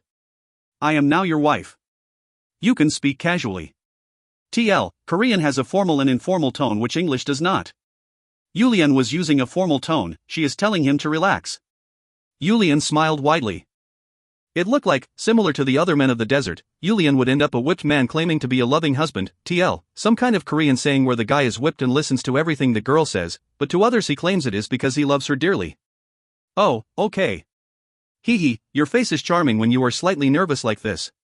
I heard that any girl would be happy just stealing a glance at you. Now that I see it for myself, I guess they were telling the truth. That's just exaggeration. Although he was saying that, he was smiling so widely that it felt like his mouth would rip. Since you are already a warrior, I guess you achieved your dream. At Grace's words, quickly shook his head no and replied. No, what I am talking about is something bigger. What I mean is becoming a supreme warrior of the desert. Supreme warrior? Yulian nodded his head yes. This was his dream that he had only told his master. Now, it was turn to share it with his wife, with whom he will spend all of his life together. I want to look past Paria and become a supreme warrior of the desert. Of course I will also successfully complete the responsibilities as Pariah's glow, but looking further, I want to unite the people of the desert. If I were to look even further. Yulian was about to talk about what would be after that, but since he too had only thought about it and not created a course of action, he stopped there. Are you talking about unifying the desert? Grace was shocked as she asked.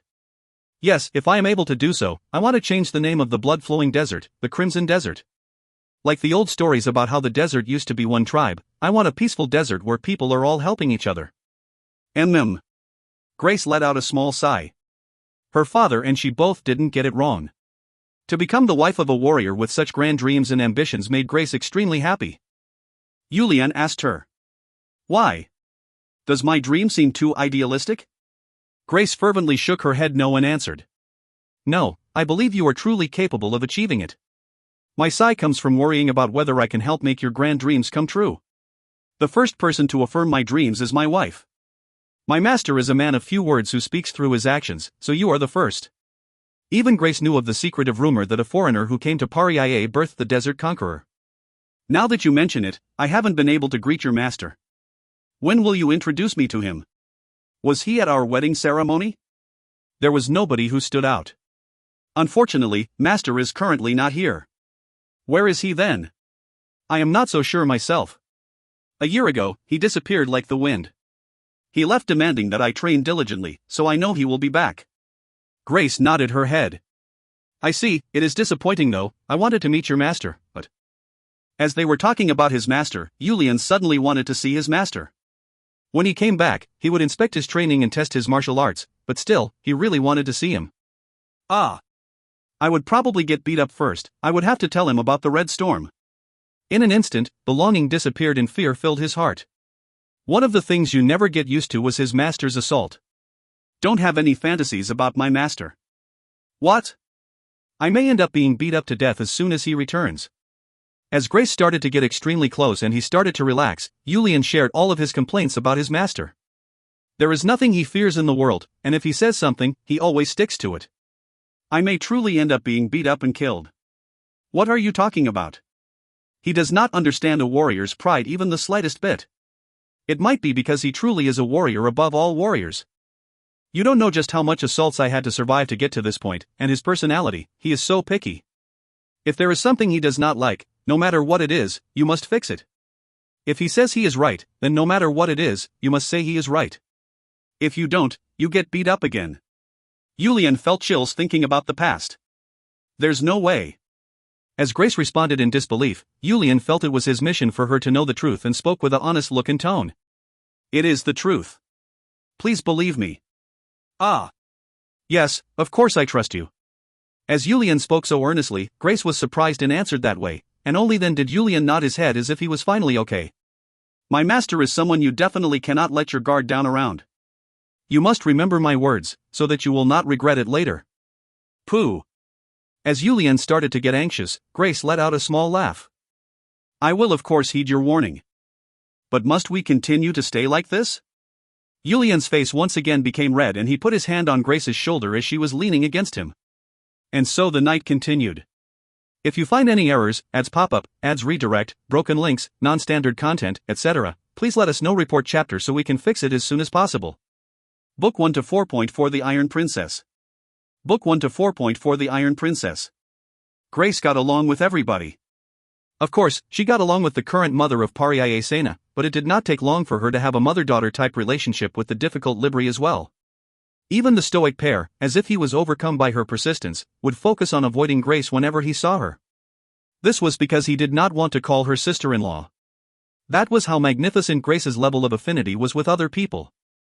It took her exactly 2 months to understand the dynamics of the family, and Grace's next task was focusing on the relationships with the powerful families of Pariah.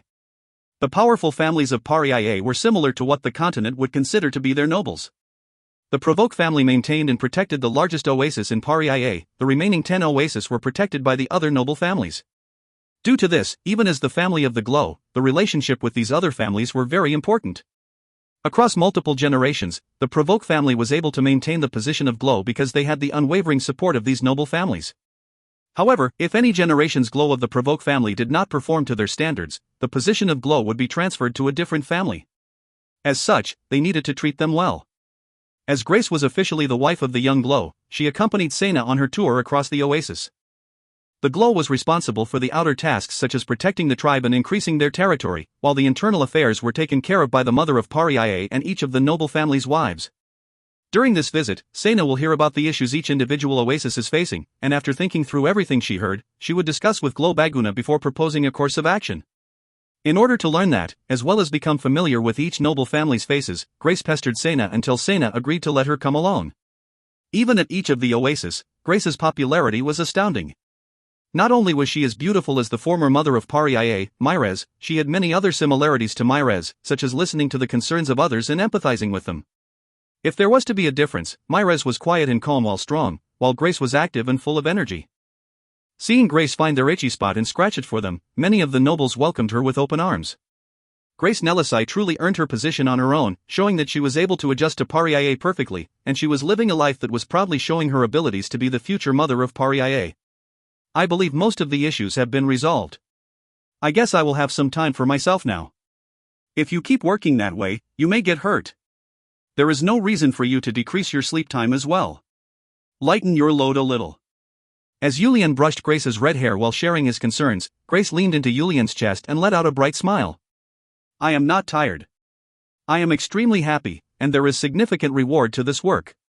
Julian found Grace to be so lovable and hugged her tightly. Then at least for my sake, please take care of yourself. For our next generation as well. Julian, who used to be so shy, seemed to have matured a bit with that proclamation. As if she suddenly thought of something, Grace left Julian's embrace before speaking. Now that I think about it, are you not planning to have any concubines? What are you talking about? Yulian responded in shock and Grace made an expression of confusion. Why are you so surprised? It has not even been a year since I was married to you. Furthermore, I have no interest in that. I'm the one who should be asking what you are talking about. As a man, of course you must have concubines. Especially since you are the young blow. Yulian didn't know how to respond to Grace. That is a problem for the future, not now. Even my father waited 5 years after marrying my mother before marrying Mother Sena. From the sounds of it, if I had been born earlier, he may not have married Mother Sena. That is your father's problem, and since he now has 3 sons, that is no longer a concern. The male-to-female ratio in the desert was extremely skewed.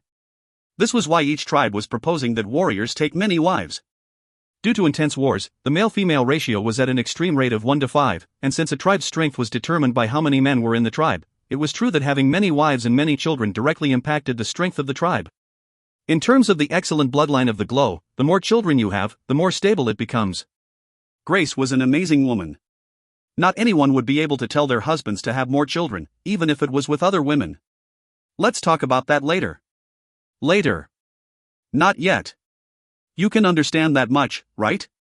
Grace decided that it may be better to take one step back and answered. Yes, we will discuss this later. Oh, I have a favor to ask of you. What is it? In order to change the conversation, Yulian quickly asked. Please allow me to participate in Red Storm's training. No. I've already told the warriors that once I became your wife, I will participate with them. Are you going to make me a liar? No means no. Even if it is you, Red Storm's training is too difficult for a woman. I've already seen it and made my resolution. No. I will never allow it. Please listen to me this time. Grace frowned and asked. Are you going to make your wife a woman who tells lies? Me, the future mother of Pariah? Yulian was anxious. He could vaguely recall Grace saying something similar. However, to train together, the intensity of Red Storm's training was getting stronger and stronger. At their current level, even veteran warriors may not be able to keep up. But to include his precious wife in the training? It was not something Yulian can allow. You know that's not it. As you mentioned, you are now an important person of Pariah. What if you get hurt? What if you end up in danger? And what if I am not able to focus and train properly because you are there, I told you I've made up my mind. I know the importance of my body more than anybody else. I will be careful. I will make sure I don't cause you any burdens. Yulian continued to dissuade her, but Grace, who was easygoing about everything else, was extremely stubborn about this. Please do not see me as just a woman. At least in times like this, I wish you will treat me as a warrior. Won't you be more relaxed when you leave the oasis knowing that I am strong? No. You can help me. You have that much ability. Yulian ended up losing to Grace. Her puppy dog eyes and words were something any man would find difficult. Say fine, however, if you ever want to quit, just quit. Even if the Red Storm warriors are happy about your curiosity, they will be nervous if you participate in the training. You will admit that it will disrupt their training if they see you having a hard time? Grace nodded her head widely and started to hang onto Yulian's arm. Only for a while. Minimally, I want to create a friendly relationship with the warriors under your command. Truthfully speaking, the day you become the Glow, I will also not be able to do as I please because of the position of Mother of Pariah. Listening to her, Yulian decided to pass on the martial arts and properly teach her the mental arts as well. No matter how angry his master may be, there was no way he could not like Grace. As such, Yulian thought that his master would forgive him. Regarding this part, I need to inform Grace ahead of time. That way, even when my master returns, my neck will stay attached to my head. That was the thought going through Yulian's head. Grace did not go against her word. Starting the next day, she started to train together with the Red Storm warriors.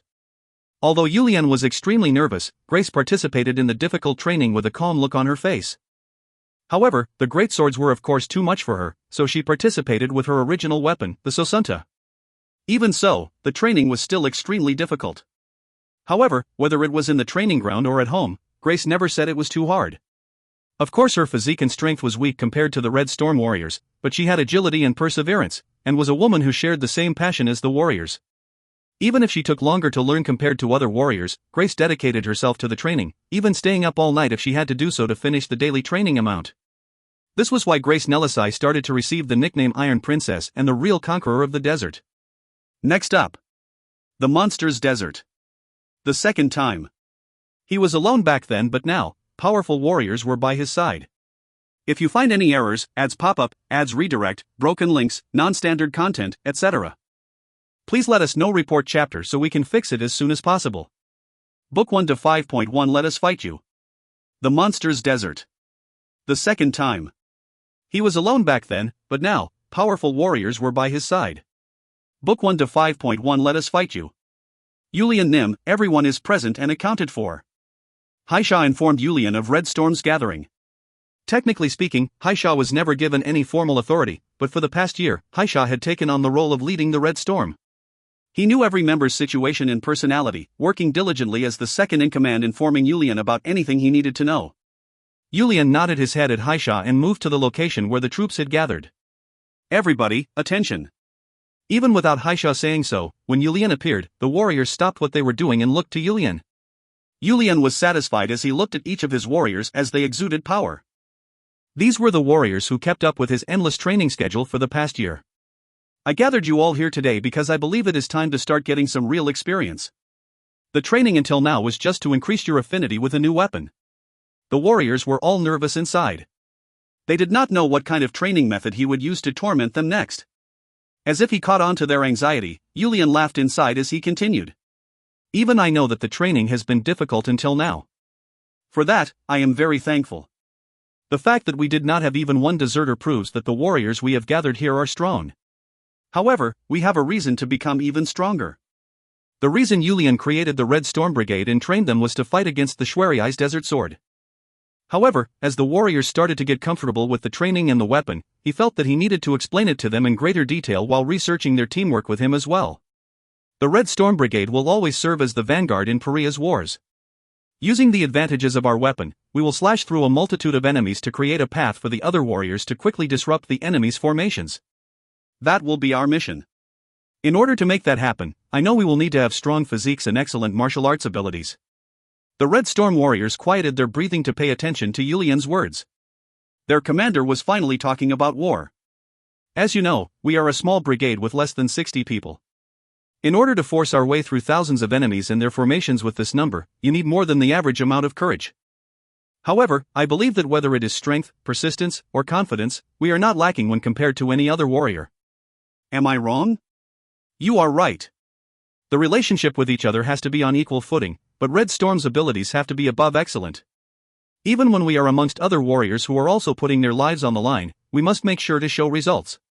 Danger will always follow us, but as the greatest warriors, we will push forward until we take the head of the opponent's commanding officer. That is the Red Storm I am dreaming of creating. Are you confident in making this happen? Of course. The Red Storm erupted in response. Trickwell started to laugh as he spoke. After suffering through all that training, to lose to someone. I can't even imagine dying because of a lack of training. And maybe one day, even with Yulian Nim, he. Haisha gave Trickwell a look of caution, but Trickwell looked at Yulian and continued to laugh. Yulian also started to laugh as he responded. Are you saying that you wish to fight me once? Well, more like we want to show off our strength at least once. It doesn't matter if the opponent is Yulian Nim or not, but if it is Yulian Nim, I feel like we would put in even more effort. Do you all have the same thoughts? Yulian saw the fire in their eyes as he looked around. How long had they been insulted? The amount of insults they ate the past year in Red Storm was tens of times more than how much they had eaten before entering Red Storm. TL, it's a Korean saying to say you ate it, more like they had to just suck it up and take it, so rather than heard, I kept it as ate. They had developed some confidence, all of the warriors thought there was no way they would end up embarrassed. Trickwell, watch your words. We developed our strength for the sake of protecting our tribe, not to show off our strength. Haisha scolded him on the side, but Yulian shook his head. No. Whether it is me or any of the Red Storm warriors, we are young and brimming with energy. I also had the intention of sparring with you, but I never said anything because I was worried you will be too shocked and lose your confidence based on the result. Oh. The warriors couldn't believe what Yulian just said. They started to smile as they continued to rag at Yulian. Looking at Yulian, it felt like their year-long training filled with eating insults was finally over. Then, me first. The first warrior to stand in front of Yulian was surprisingly Haisha. The person who could not believe the warriors were being disrespectful to Yulian was the first to step up as soon as Yulian finished speaking. You? Yulian was also surprised, but Haisha nodded his head. If you will allow me. Haisha Hyungnim, no cuts, no butts, no coconuts. TL, okay fine, they didn't really say that, but doesn't it sound funny? Haisha Hyungnim, let's not cut in line. Some of the warriors started to protest, but it looked like Haisha had no intentions of stepping aside. If we are being honest, I can confirm that Big Bro Haisha has the most complaints against Yulian Nim. Shubian started to gossip and Trickwell started to laugh. I guess it is understandable. He suffered from us and he suffered from Yulian Nim. Fine. I am able to step aside and let him be first.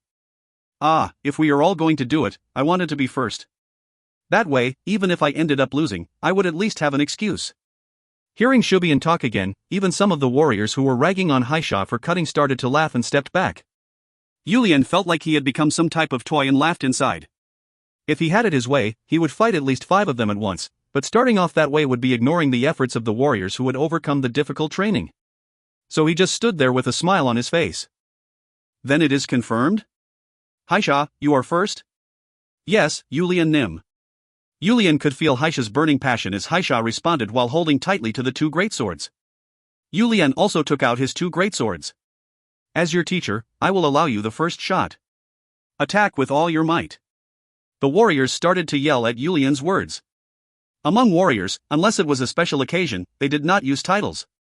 Warrior X, Warrior Y, these were the only terms used. That meant that regardless of age, you are accepting the other person as an adult and as a warrior.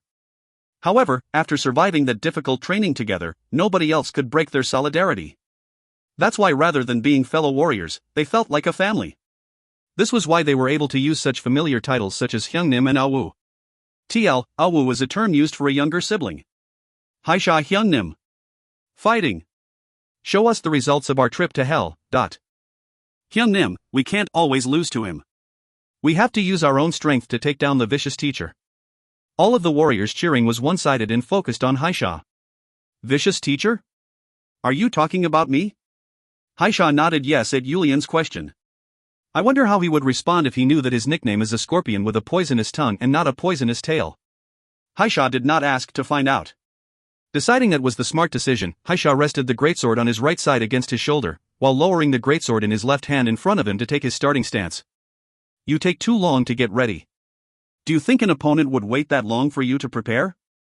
Yulian just stood there with his 2 greatswords facing downward, but the moment he started to speak, Haisha let out a long yell as he started to run towards Yulian. The greatsword in Haisha's right hand was strongly swung towards Yulian while the greatsword on the left was swung towards the lower part of the body to prepare for any potential counterattack.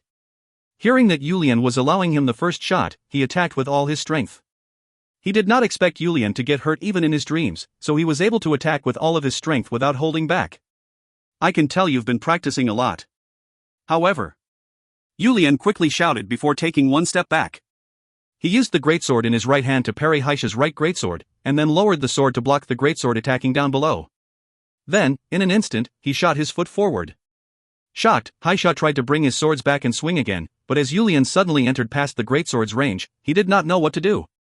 Throw the sword away and use my fists. As Haisha started to think about what to do next, he felt an intense pain in his chest as Yulian disappeared and was replaced with the bright desert sky. Crash. Haisha's slender body made a loud noise as it fell onto the desert sand. If you find any errors, ads pop-up, ads redirect, broken links, non-standard content, etc., please let us know. Report chapter so we can fix it as soon as possible. Book 1 to 5.2 Fighting the Red Storm Warriors. Book 1 to 5.2 Fighting the Red Storm Warriors. Haisha could only blink his eyes as he laid there in the shape of a cross. He could not fathom what happened in that instant. Yulian had instantly moved in towards Haisha and used a strong shoulder tackle to send Haisha flying.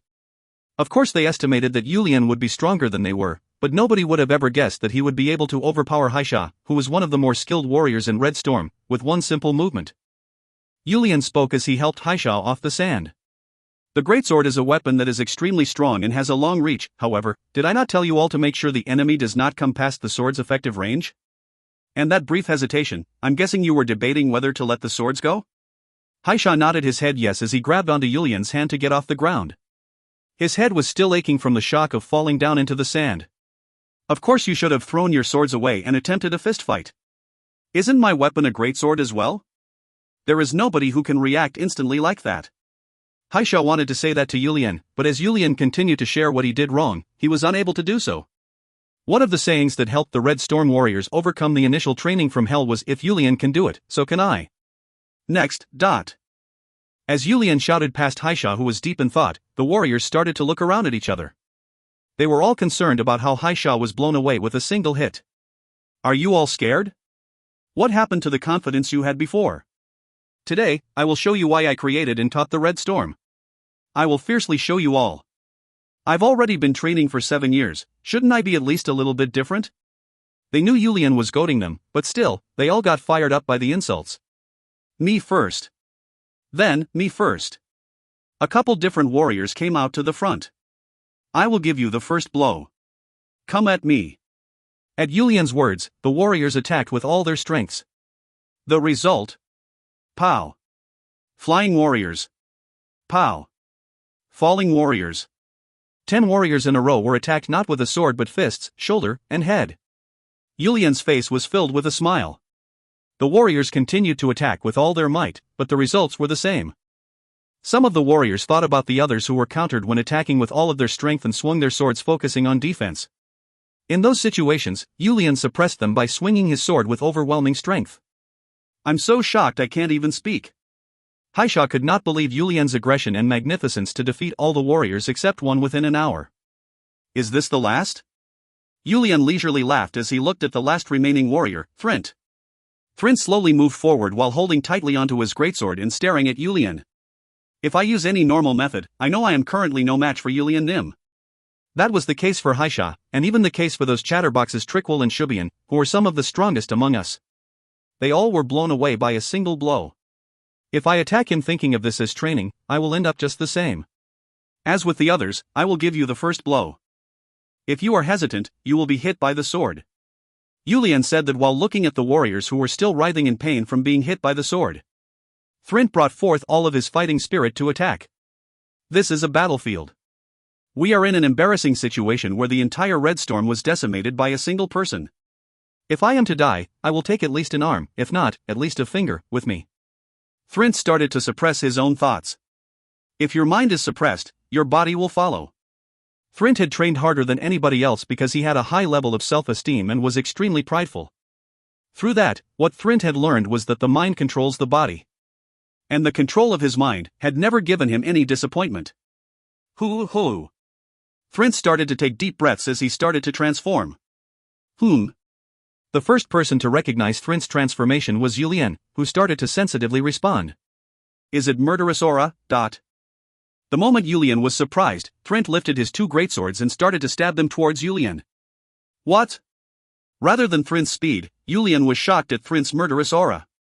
Yulian swung his body to make the greatswords miss, and turned around to attack Thrint's shoulder with his elbow. Ugh! Although Thrint let out a painful yell at the strong impact in his shoulder, he did not let go of his sword and turned his body to swing again at Yulian. Yulian had expected Thrint to fall down with this one attack.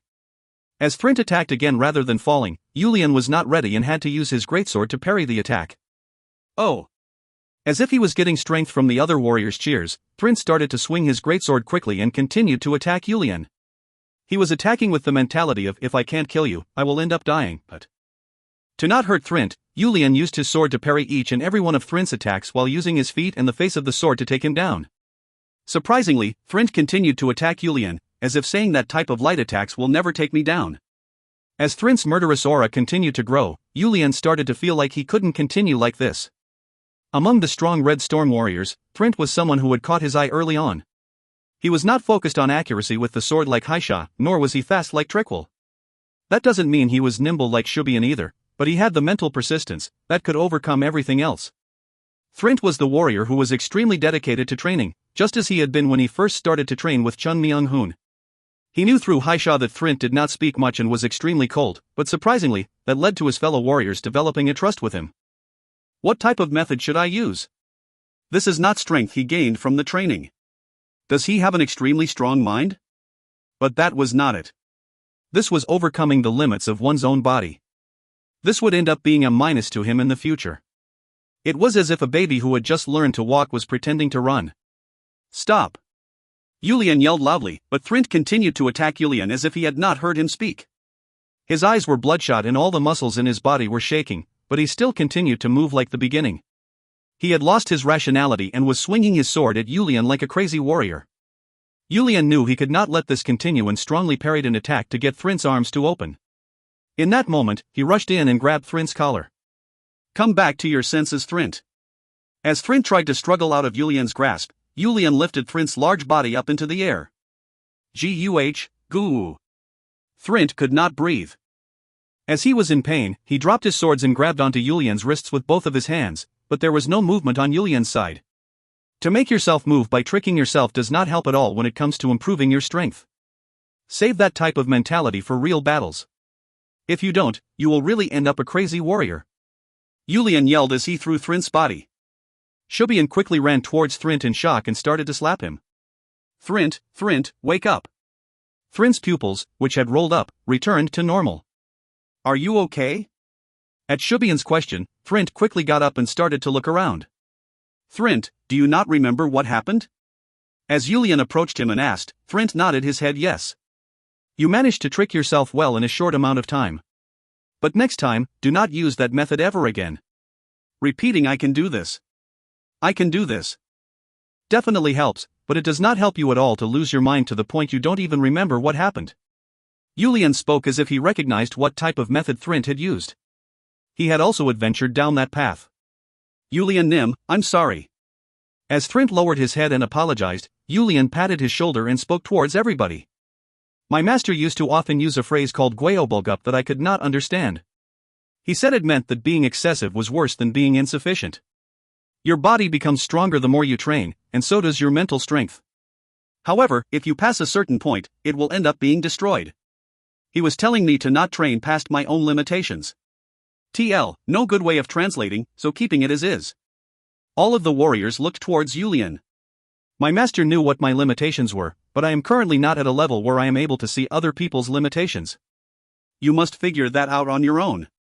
They say that your mind controls the body, but if you go past your limitation, it ends up where your body controls your mind. Just like Thrint like now. What I have learned and am teaching you now, all of this is extremely dangerous. We are not only training our body but our mind as well. Compared to other warriors, the danger is at least twice as much. I've already been training like this for 7 years. It's natural for all of you, who have only been training for a year, to not be at my level. Of course, with your current strengths, your average veteran warriors in our tribe would not be able to defeat you. The reason I took you on as your opponent was to warn you to not be egotistic that you are stronger than the other warriors. As all of Red Storm was suppressed in just 1 hour, there were no warriors who objected to this statement. Rather, they were all excited and hopeful that if they continued to work hard, they would one day be at Yulian's level. Always be on your guard. As I mentioned, our training is twice as dangerous as others. Among them, there is a phenomenon known as spontaneous combustion, TL. It's described as blowing up because the flow of ki is interrupted in your body. I thought spontaneous combustion might be fitting. In our words, you can think of it as becoming a cripple. No matter the situation, you must never stop controlling your mind. You must be careful for the rest of your life. Do not forget this. Yes, we understand. At the warrior's response, Yulian nodded his head in approval and continued to speak. Great. I'm sure you are all pissed off after losing like this. Let's have some fun today. Do whatever you have to do to attack me. You can all attack together. However, since it may be dangerous, we will be fighting with only our bodies. Hearing Yulian's words ignited the warriors' fighting spirits, as they were thinking this was the time to get their revenge. That night, Paria's shamans could not sleep as they treated all of the injured warriors who showed up together. Yulian was also among them, with a bit of damage as well. If you find any errors, ads pop-up, ads redirect, broken links, non-standard content, etc., please let us know. Report chapter so we can fix it as soon as possible. Book 1 to 5.3 The Four Horsemen and Their Squads. Book 1 to 5.3 The Four Horsemen and Their Squads. The Monsters' Desert was a dangerous area that required most tribes to send at least 300 veteran warriors together for survival. This was where an endless amount of monsters were generated from, and the reason anyone would face danger to come to the Monsters' Desert was of course to control the amount of monsters in the desert, but the important part was to have many warriors experience real danger while working on developing teamwork with other warriors. These 50 or so warriors, who do not look a day over 20, were heading into this dangerous monster's desert. If they were warriors who just became 20, that meant that they weren't even veteran warriors. Even though the tribe's greatest warriors and the chiefs of the oasis were trying to persuade them otherwise, Yulian and Red Storm were still heading to the monster's desert. Red Storm's next training location. After seeing that the Red Storm warriors had developed a certain level of skill, Yulian decided on this location for them to experience real battles. Collecting monsters' souls was just an extra benefit during the process. We will finally be able to hold our heads up in front of the master blacksmiths who keep complaining that too much money is being spent on our weapons. Everybody started to laugh at Trickle's words. Even though they were with Yulian, who had survived in this place on his own, and they were confident in their abilities, the fact that this was the monster's desert still made them all nervous. Yulian looked around before speaking. We will set up our POWs here. Since we will be here for 2 months, you will need to dig deep and make sure that it is sturdy. It's true that the monsters here are dangerous, but the sandstorms are even scarier than the monsters. Hearing Yulian's words, everybody got off their permas and started to set up their POWs. Yulian reflected back to his suffering here during his coming-of-age ceremony as he instructed the warriors to dig deep into the ground, to the point where almost half the POW was inside the sand. Setting up the POWs and putting their containers of water and dried rations inside the POWs took a while. Before they knew it, a few hours had gone by. Fall in formation once you are ready. After Haisha shouted out loud, the majority of the warriors started to fall into formation. The few stragglers quickly completed their preparations and joined them shortly. Once everybody was gathered, Yulian informed them of the dangers surrounding them. Starting from now, it is truly the real thing. Throw away your laid-back attitudes and make sure to focus. We will be spending 16 hours a day fighting monsters and 8 hours to sleep and eat. If you consider that 4 of those hours will be spent on guard duty, the duration of our sleep will only be 4 hours a day. I know that an extreme amount of fatigue will come over us. I also know that it will be dangerous. However, we did not come out here to play. We came here to gain real battle experience. We came to sharpen our abilities. Yulian's voice started to get louder. In the battlefield, the enemy will still attack us when we are tired. They will not care if our fatigue makes us slower. Take this time to experience that before it happens in the battlefield. Our enemy will not just be the monsters here, it will also be the dangerous natural disasters that occur here as well. Yulian stretched out his hand to feel the wind as he continued. I'm sure you all know this already, but if you see that a sandstorm is brewing, hide underground. Even then, you will need to make sure to keep your eyes and ears open, as there are monsters even underground. Looking at the warriors with fire in their eyes, Yulian was a bit concerned. It was going to be a painful training session. The last thing I have to say is for you to value your own body. Not just for yourself but for Paria, and for me, make sure to take care of your body. If you sense that danger is near, work together with your peers around you. I will not forgive any injuries or deaths. Understand? Yes, we understand. The Red Storm warriors responded in unison. They all had at least that much resolution. Great. I will divide you into squads. Haisha, Trickle, Shubian, and Thrint. Yulian called the names of the warriors he had considered. Each of them had their own unique talents, and amongst the group, they had been labeled the Red Storm's 4 horsemen. They also had the abilities to live up to that name. Yes. Yulian spoke to the 4 warriors who answered his call and started to come forward. Each of you will have a squad of 12 members. The remaining 8 will be with me. As you are forming your squads, rather than your friends, consider each person's individuality and abilities, as you will need to work well together. I'm sure you understand what I mean. Begin. As soon as Yulian gave the command, the 4 horsemen started to form their squads, considering each person's personality and abilities. It took a bit of time, but the 4 squads were created and the remaining 8 warriors came towards Yulian. Great. From here on, we are in competition with each other. The winner will be the squad who can collect the most monsters' souls. Of course, we will also consider the quality. A regular scorpion's monster's soul cannot be treated the same as a giant scorpion's monster's soul. On the last day of training, we will determine the first place and the last place squads, and great rewards and harsh punishments will be given. I will say it again. This is a battlefield. When the war is over, we need to reward achievements properly. Since that is the case, I'm sure how we treat some of you will change. The warriors' fighting spirits burned even hotter with Yulian's words. As they were all prideful warriors who believed they would not lose to anybody else, it couldn't be helped. Before they were teammates, they were now competitors. At noon and at midnight. Twice a day, you must return to this POW. Each squad will send 2 members at a time to protect the PAO.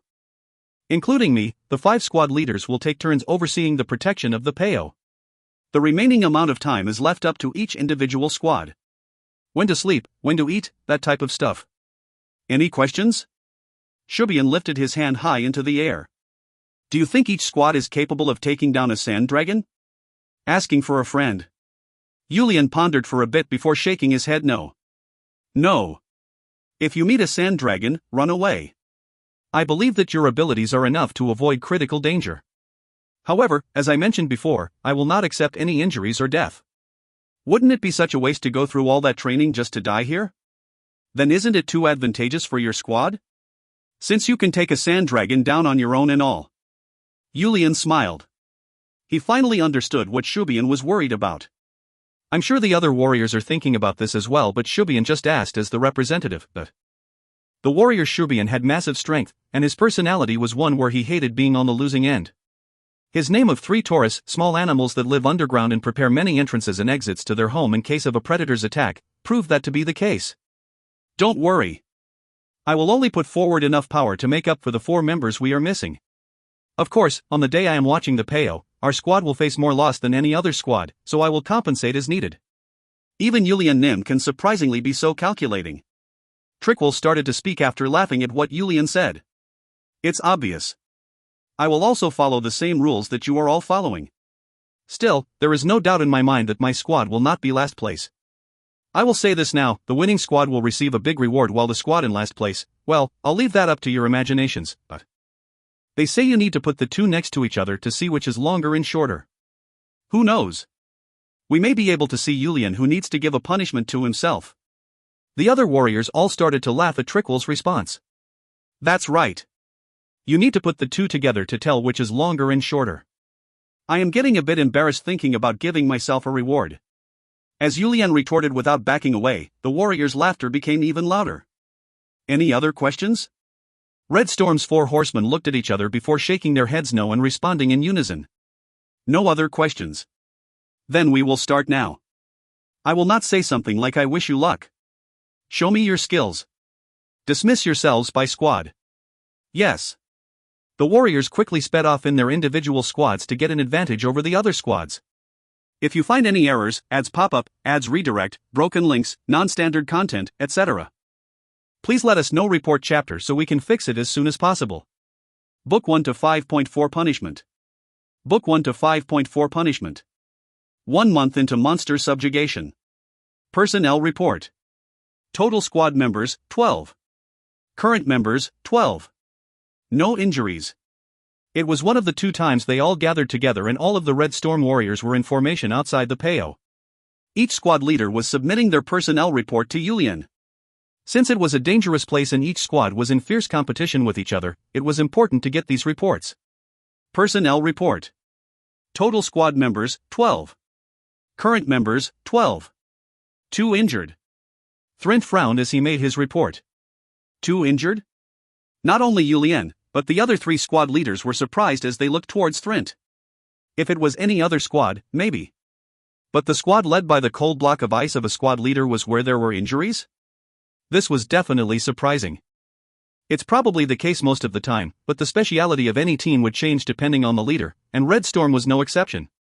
The personalities of the squads were changing based on the squad leader's personality. All of Haisha's squad became calm and paid attention to detail like Haisha and had been collecting a continuous stream of monsters' souls throughout the month. In the case of Trickwell's squad, as if they were impacted by Trickwell's severe mood swings that had its major ups and downs, the warriors of the squad caught monsters whenever they felt like it. So some days they had more than other squads while other days they came back with miserable amounts. Shubian's squad was paying attention to other squads and collecting monster souls separately without bringing them back so nobody knew where they stood in comparison, but Shubian's squad was definitely one of the top contenders. He was the type to move and hunt efficiently. And in the case of Thrint's squad where they had 2 injured today, they hunted frequently like Haisha's squad, but the atmosphere was different. They were focused on the order but also easily fascinated by many things. On the days they were stimulated, they collected monsters' souls at extreme speeds. They were the squad who were showing the mentality of an ideal squad. Of course that meant that they were treasuring their own bodies since that was Yulian's order. But it was from this squad that there were injured warriors. As everybody stared at him, Thrint ripped the clothing off from his leg.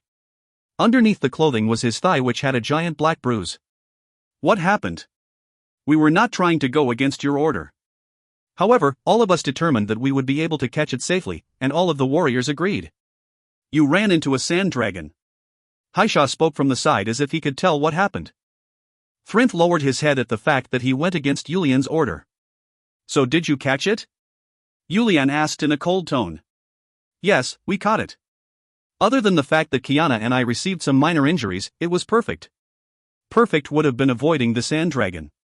Did I not say that injuries are not permitted? What is the point of this training if even one person loses their lives for a mere sand dragon? At Yulian's continued scolding, Thrint raised his head. We came here to develop our senses for battle. I believe that we need to face a certain degree of danger to develop it. That is your thought. My thought is that I came here so that nobody would die in war. But to die like a dog here, don't you think it would be unfair? We would have been able to catch it perfectly without any injuries if we had not made a small mistake in the middle. Thrint. As Yulian's expression became angrier, Haisha shouted out loud. No matter what, there is no excuse for going against an order. I thought you of all people would know this best. What the hell are you doing? Thrint lowered his head again at Haisha's shouting. He knew Haisha was right. No matter the reason, something that should never happen in a brigade was going against the command of a superior officer. TL, really funny because of what happens in the manhwa. This is your new order. For the sin of going against the order, you will be in charge of watching the PAO until the end of training. Since all of the warriors in your squad went against the order of me, the commanding officer, for 3 days, they will be protecting the PAO instead of hunting monsters. As Yulian's cold voice rang out, the warriors of Thrint's squad all lowered their heads. Yulian Nim, it was my decision. Since I was the squad leader, they all just followed along with what I said. Please reconsider. Thrint yelled out to Yulian, thinking that his squad members will end up in last place from the training because of his decision. Denied. In this situation where everybody knew what my order was, that excuse is not enough to forgive them. I want all of you to consider whether your life is only worth one sand dragon and reflect. Nobody could speak on their behalf. It was a closed and shut case where Thrint's warriors were in the wrong. The other squads are free to do what they would like. Since you all saw what happened here today, I will not speak on it anymore. Each of you think about it and act appropriately. As none of the warriors responded, Yulian opened his mouth again. Do you understand? Yes. As Yulian turned around and went into the PAO, each squad's warriors looked at Thrint and his squad members before walking away. I'm sorry. Once only Thrint and his squad members were left, Thrint finally spoke. It was all because of his own competitiveness. They would have been able to avoid it, and even though some of the warriors tried to convince him out of it, he distributed tasks to each member and attacked it. Thrint, it is not just your fault. We were all greedy. That's why we followed you. If your plan did not make any sense, we would have been against it. We should be the ones who are sorry, as you were the only one who received a significant punishment. As one of the warriors started to console Thrint, another one started to speak. This 3-day punishment, and for your sake as well, we will work hard to make sure that we do not end up with the worst score. Don't make that type of face. It is not like you. I can't come to like your stoic expression, but when you have a frown like that, it's starting to make me afraid. As one warrior tried to lighten the mood, the warriors all started to laugh loudly to push past their sorrows. That's true, Thrint definitely has a face you can't seem to come to like, but when I first saw him, I wondered why there was a monster among us. What do they call that monster that roams around in the caves out in the wilderness? Right. Trolls. I thought he was a troll. As one person after another started to make some funny jokes, it looked like the frown on Thrint's face started to lessen a bit as well. Suddenly, all of the warriors who were laughing shut their mouths. Yulian had come back out of the PAO. Did everybody else leave? The warriors responded to Yulian's question. Yes, the other squads have all left, and Yulian Nim, the warriors of your squad should be waiting for you to leave. After nodding his head, Yulian looked at Thrint and the warriors who were standing with their heads pointing down before speaking. I hope that you do not think that the punishment is too severe. Thankfully, this time it ended up with just a few light injuries, but I get goosebumps just thinking about the what-ifs and if one of you ended up dying. Aren't we all headed towards the same direction with the same dream? Don't even think about dying a dog's death before even seeing a little bit of our dreams come true. Today, all of you set the example, so please understand where I am coming from. None of the warriors could lift their heads after hearing about just how much Yulian cared about them. Phew, protecting the Peo is also one of the missions. Pretend that you are protecting an oasis and do your best. Yulian let out a short sigh as if he did not feel good about pushing them into a corner and started to head towards the warriors waiting for him. Once Yulian disappeared, Thrint spoke to his warriors. I will say it one last time. I'm sorry. However, I hate being last. I hope you all push forward as best as you can. The warriors all knew just how strong Thrint's pride was and knew it took a lot of courage for Thrint to say what he just said. As such, they all smiled widely and consoled each other. If you find any errors, ads pop up, ads redirect, broken links, non-standard content, etc., please let us know. Report chapter so we can fix it as soon as possible. Book 1 to 5.5 The Golden Turtle, I. Book 1 to 5.5 The Golden Turtle, I. If you think it has been long, then it has been long, and if you think it has been short, it has been short. Either way, Red Storm has spent 2 months in the monster's desert. They filled 5 travel-use backpacks full of monsters' souls, which can help you understand just how many monsters the Red Storm warriors have defeated during that time. An endless haze had spread across the desert sand, and the sun's intense heat was pouring down with no regards, as if it wanted to push away all of the haze, but despite the haze and the heat, all of the warriors had grins on their faces and were full of confidence as they headed off to their final monster subjugation. The end of this round of subjugation was to be the end of their training. Thrint's squad of warriors, who ended up in last place during the training, were definitely worried about what kind of punishment they will receive from Yulian after they returned. However, they were still happy that they all survived. The squad that received first place for the training was Shubian's squad. They just barely managed to edge out Haisha's squad, who was in second place. Yulian Nim, what rewards will you be giving to the warriors who received first place during this training? Yulian responded to Shubian's question. What reward do you wish for me to give? Shubian looked around at the other warriors before cautiously speaking. I hope the reward and punishment could offset each other. What do you mean? The punishment for Thrint's mistake, I hope that you will forgive it as our reward, but. Yulian glared at Shubian, who was telling him to recall his order, but knowing that the reason they were coming at him like this was only for their comrades, his expression became peaceful once again. Is this your wish? I am speaking on behalf of my entire squad who wishes for this to be the case. As Yulian turned to look at Thrint, Thrint could not look Yulian in the eye and turned his head away. Looks like he has already been convinced. Is it because he is not the only one who would be getting punished? That was what Yulian was thinking, as the prideful Thrint would never accept this type of help. If it was not because of his squad members, there was no way Thrint would be so quiet. Fine, I will approve of it.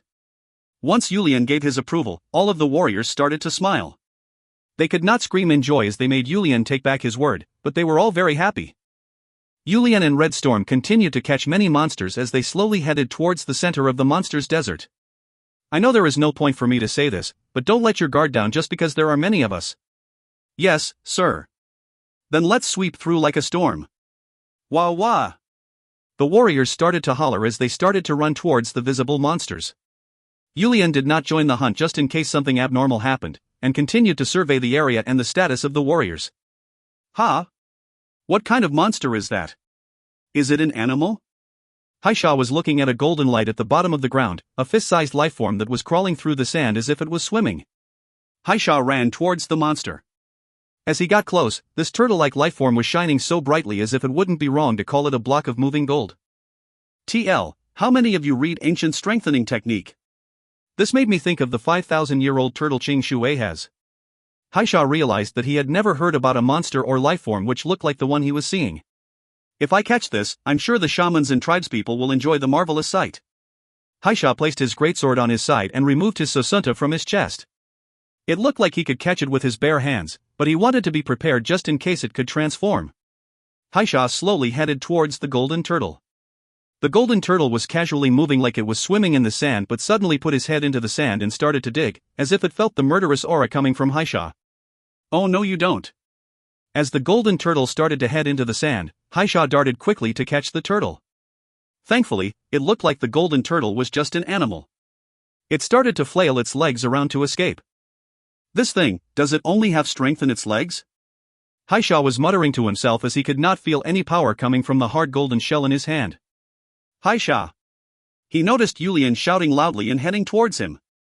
Haisha did not understand why Yulian was in a panic and tilted his head in confusion while looking at Yulian. Haisha was not the only one to be surprised at Yulian's shout. The warriors were surprised at Yulian shouting, then looked at Haisha again before going pale in the face and heading towards Haisha while calling his name. What's going on? Huh, why does everybody look so big? Haisha was baffled while watching everybody running towards him. Everybody seemed at least twice as tall as he was. Then maybe, was this an animal that causes illusions? Catch! Yulian shouted while throwing a thick rope to Haisha. Why are you suddenly throwing? Haisha looked down as if he finally understood. He could not see below his waist. Quicksand. The golden turtle in his hand was not looking like it was swimming, it was actually swimming in the sand. The quicksand Haisha was in did not look any different than the other desert sand. You could watch out for quicksand when it was continuously flowing, but since this did not look any different, even a cautious and attentive warrior like Haisha ended up falling inside this quicksand. At first he was slowly falling in, but once his hips fell inside, it was as if the center of gravity fell towards the bottom and the speed of his descent became much faster. Haisha! Catch! Haisha regained his focus listening to Yulian and the other warriors and let go of the golden turtle. By the time he caught the rope, the sand was already up to his chest. Pull! Once Haisha grabbed onto the rope, Yulian shouted loudly and used all of his strength to pull on the rope. Following him, the other warriors all started to pull on the rope as well, but it was not enough to pull out Haisha, who was covered up to his neck in sand. In addition, since he could not put any strength into his shoulders, Haisha did not have any strength to pull on the rope either. Haisha continued to fall further into the sand. Haisha! While everybody was shouting Haisha's name and pulling with all of their strength, Haisha had fallen completely into the quicksand. In the short amount of time he had, Yulian quickly thought about how the sand where Haisha had fallen was not flowing, and decided it must be a hole. If that's the case, there has to be a bottom. If there is a bottom, there has to be a way to get him out. Of course, it's probably more honest to say Yulian did not have time to think all of that through and just started to head towards it on instinct, but whatever. Yulian started to run while fastening the rope on his hips and yelled. Hold on tightly. I will go get him. Yulian Nim, don't do it. Many of the warriors gasped and tried to stop him, but Yulian was already in the quicksand and his feet started to sink. The warriors were shocked and tried to pull him out with the rope, but Yulian had already used a martial arts called Chungunshu, which makes your lower body heavier, and was quickly sinking into the sand. The Red Storm warriors had a look of devastation on their faces while holding on tightly to the two ropes on the ground, and could only wait for Yulian to come back safely as he proclaimed. Yulian noticed that it quickly became dark around him and sand started to fall into his nose and ears. Yulian blocked his nose and ears and used the aura he had been training for so long to protect his eyes. As Yulian expected, the sand was not flowing, and his body just continued to fall further into the sand. While Yulian was falling, he noticed the tip of a rope in front of him. Recognizing that it was the rope Haisha had held onto, Yulian reached out to grab onto the rope and pushed himself to fall even faster into the sand. Kung. TL, Korean noise when an impact is made. Kind of like bam. Or boom.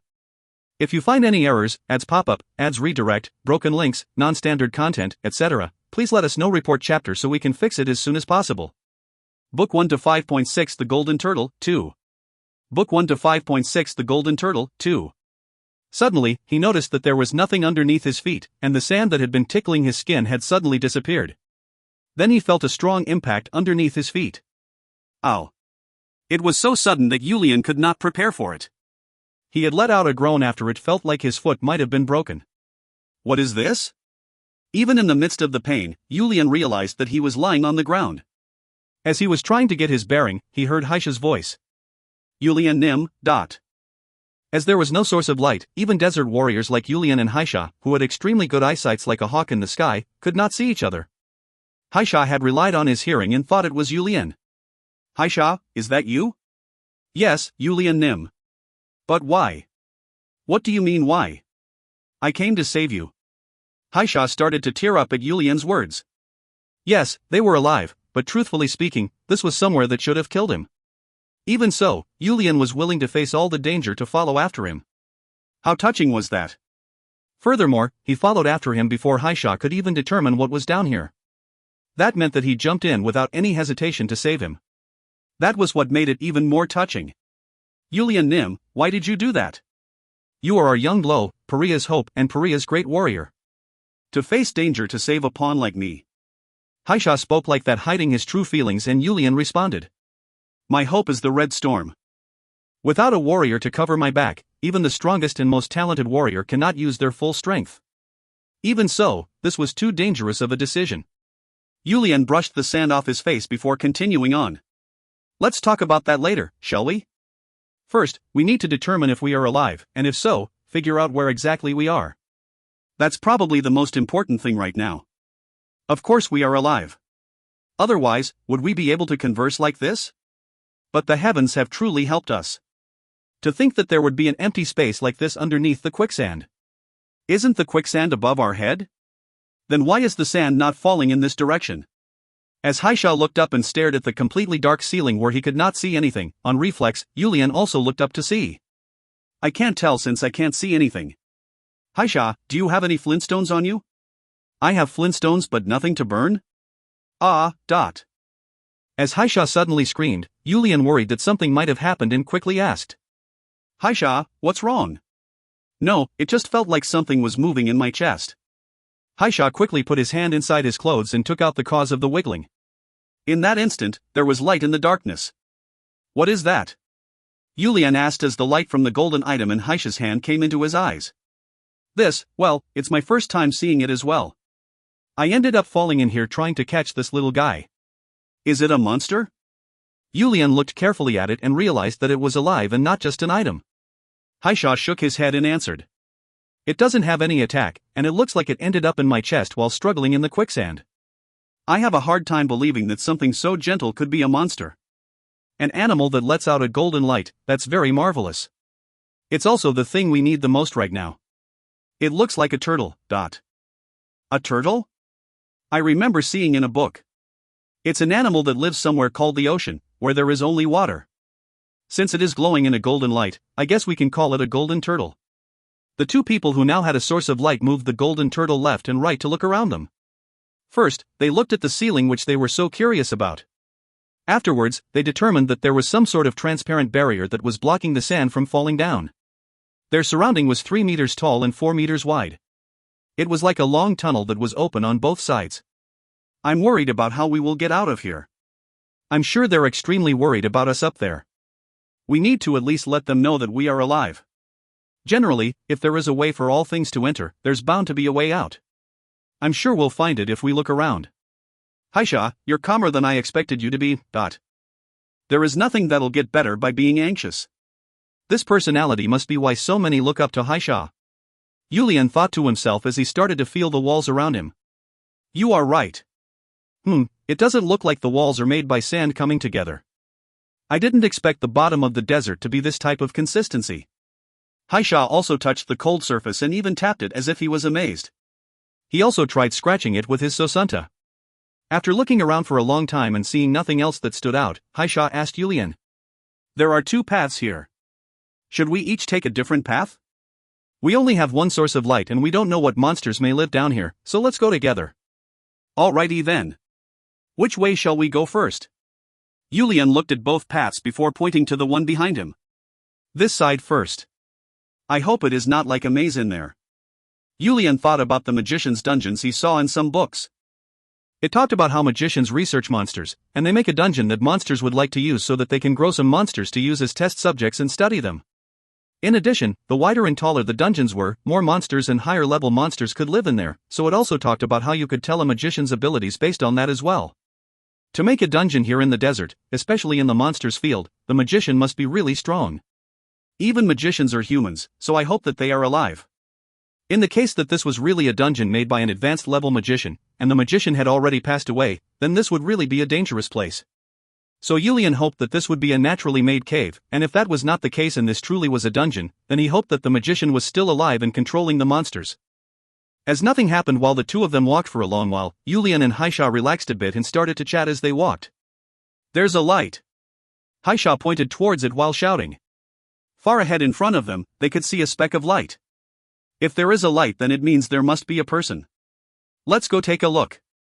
Yulian could tell that the light was not from a natural source of light like the sun and urged Haisha to quickly run towards it.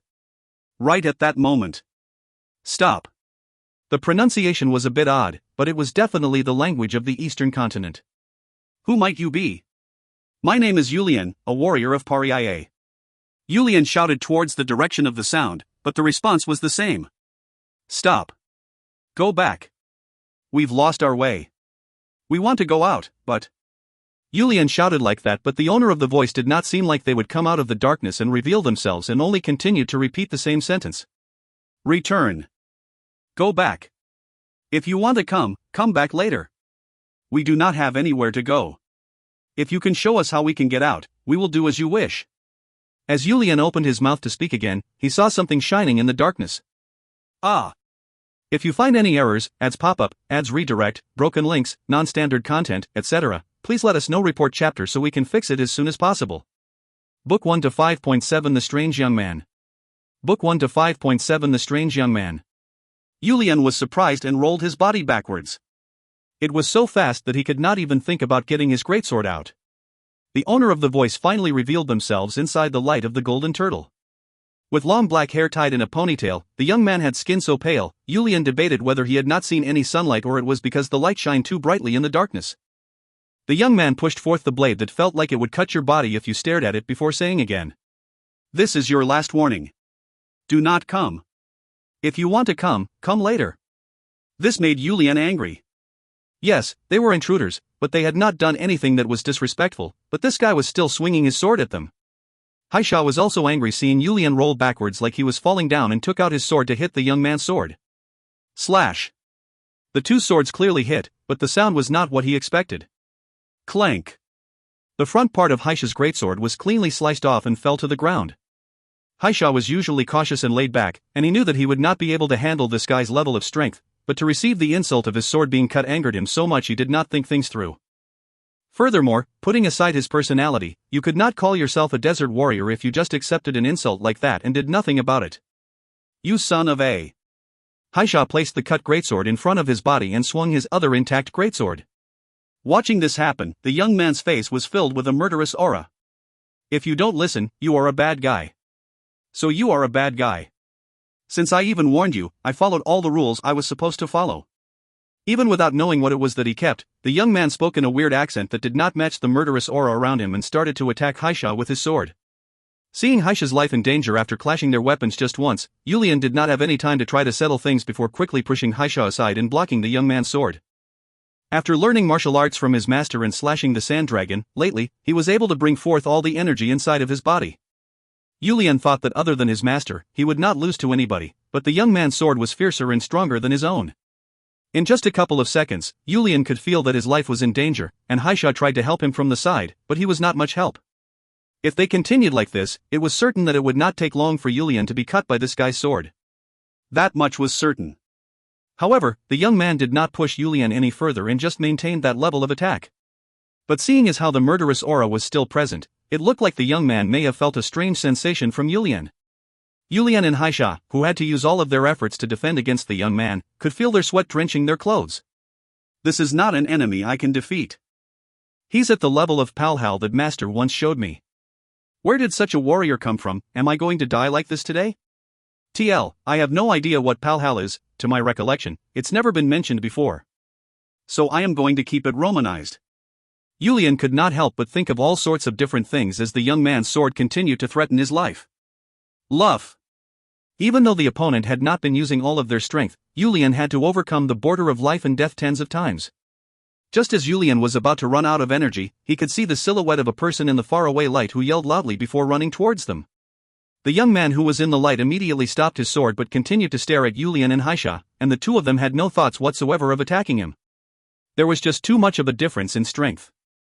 Luff. The second person, who had brown hair and was wearing a flowing green robe, was a young man who seemed to be about the same age as the first person. He started to speak while holding onto the first man's arm. Wait a bit. The young man with brown hair pulled the fierce dude towards him and asked Yulian a question.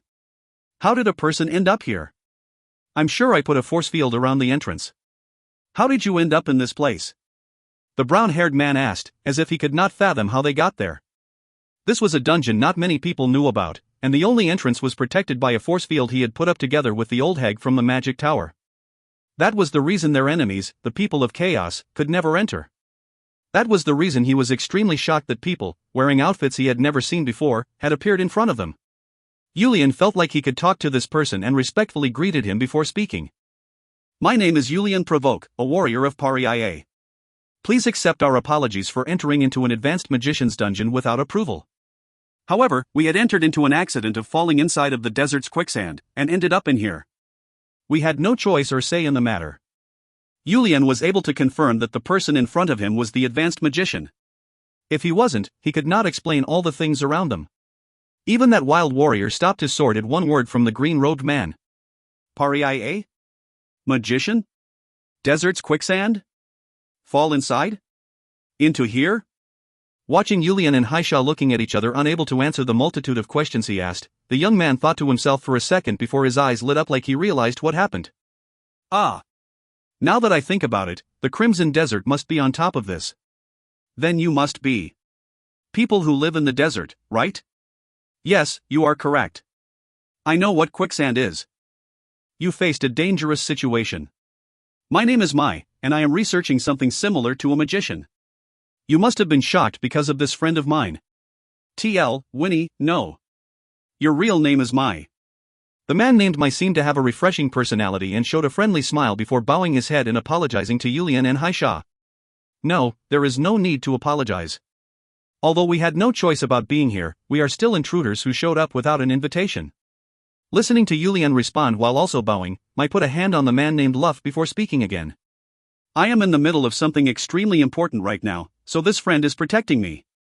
Your skills are magnificent. There are only a handful of people even in the continent who can block Luff's sword. If there are only a handful of people even in the continent who can defend against him, just how strong is he? Julian could not fathom Luff's strength, and could only nod as Mai continued on. Then, where did you come in through? The entrance is completely sealed, and since you said you arrived through quicksand, the location of it. As Julian and Haisha pointed behind them and took the lead, Mai followed after them and the man named Luff stuck close, right next to Mai. The moment Luff stared at Julian and Haisha, the two of them felt goosebumps all over their body and stopped their walking. Luff! They are not bad people. Mai must have felt Luff's stare as well, as he quickly scolded Luff before speaking to Julian. I'm sorry. This friend's mental state is currently not normal because of something that happened. In addition, I told him that anybody who shows up as a bad person, please see it in your hearts to understand. As Mai respectfully apologized again, Julian and Haisha looked at Luff. There were no openings or wasted movements. How much longer must I train to show that level of expertise? His training was definitely not complete. Julian had not even mastered half of what his master had taught him. Julian felt that when he reached that age, he would be able to fight on par with Luff, which made him able to accept the loss without embarrassment. Your martial arts, who taught it to you? That is not mana that they speak of in the continent. It's a mental force known as ki. As Luff asked Julian, the one who was surprised was not Julian, but rather Mai, who was standing next to Luff. Luff, are you able to remember? This was his friend who could not speak at higher than a 5-year-old child's level for a very long time. The fact that he was asking this question made Mai feel like Luff was able to recall some of his training methods that Mai had never seen before. Luff looked at Mai and shook his head no before continuing. I don't know. That person is weird. He swings his sword the same way my master taught me. That is why I did not kill him quickly. This must have been the reason Luff was filled with murderous aura but did not kill Julian and Haisha earlier. If you find any errors, ads pop up, ads redirect, broken links, non-standard content, etc., please let us know. Report chapter so we can fix it as soon as possible. Book 1 to 5.8 The Current World. Book 1 to 5.8 The Current World. No, that's not it. According to my master, there is no end to learning. The moment you think it is done, something new to learn shows up. Luff squatted down next to Julian and spoke while drawing a weird diagram on the ground. Ah. So that's how it is. I've faced many bottlenecks because my master has gone on a trip, but listening to Luffnim, there's something I've figured out. Julian also started to draw some squiggly lines while responding, and Luff started to smile while looking at the picture. Is there anything else you want to ask? I've been here for way too long. Even when I ask Mai to go out, he says no. But if I go out on my own, Mai will be in danger. That's why I cannot go out on my own. So having you here makes it more fun. Because Chun Myung-hoon had not returned for 2 years, the progress speed of Julian's training has almost completely stalled, making him frustrated. For Luff, he had been in the cave already for 5 years, and was extremely bored. In the beginning, Mai wanted Julian to stay just a few days for Luff. He thought that Julian speaking with Luff might help Luff to regain his memory. Julian could not reject Mai's request as Mai knew how to get out of there. How things have changed. Now it was rather Julian who wanted to stay here longer. The things Yulian could not ask because Chun Myung-hoon was not around, Luff was able to easily answer. Yulian got excited as the bottlenecks he had been facing were asked and answered one by one, and sparring with Luff, he started to realize his own strengths and weaknesses. Luff found it to be entertaining and worked hard to answer as many questions Yulian had as he could, and that led to the two of them becoming very friendly with each other. From the beginning, Mai could not understand what they were talking about, and even though Haisha knew some of the basics after being taught by Yulian, the level of discussion was so high that he did not have any enlightenment. Thinking that too many days were going by, Yulian asked Mai to let Haisha return first to make sure the tribe can stop worrying about them. Mai created a magic circle to send Haisha back, and once Haisha was gone, Yulian could finally stop worrying about the tribe and focus on sparring with Luff to train himself. About 1 month since arriving at this location, Yulian felt the need to leave.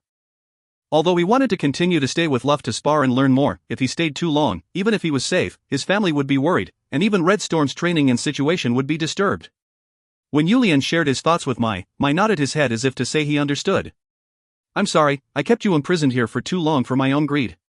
During this past month, Yulian had also gotten close with Mai, and since Mai was close to 10 years older than Yulian, he had no problem speaking casually to Yulian. Not at all. I stayed because I wanted to. But Lufnim still. He's gotten much better. Haven't you noticed that he talks a lot more now? Although that does make me a little more tired.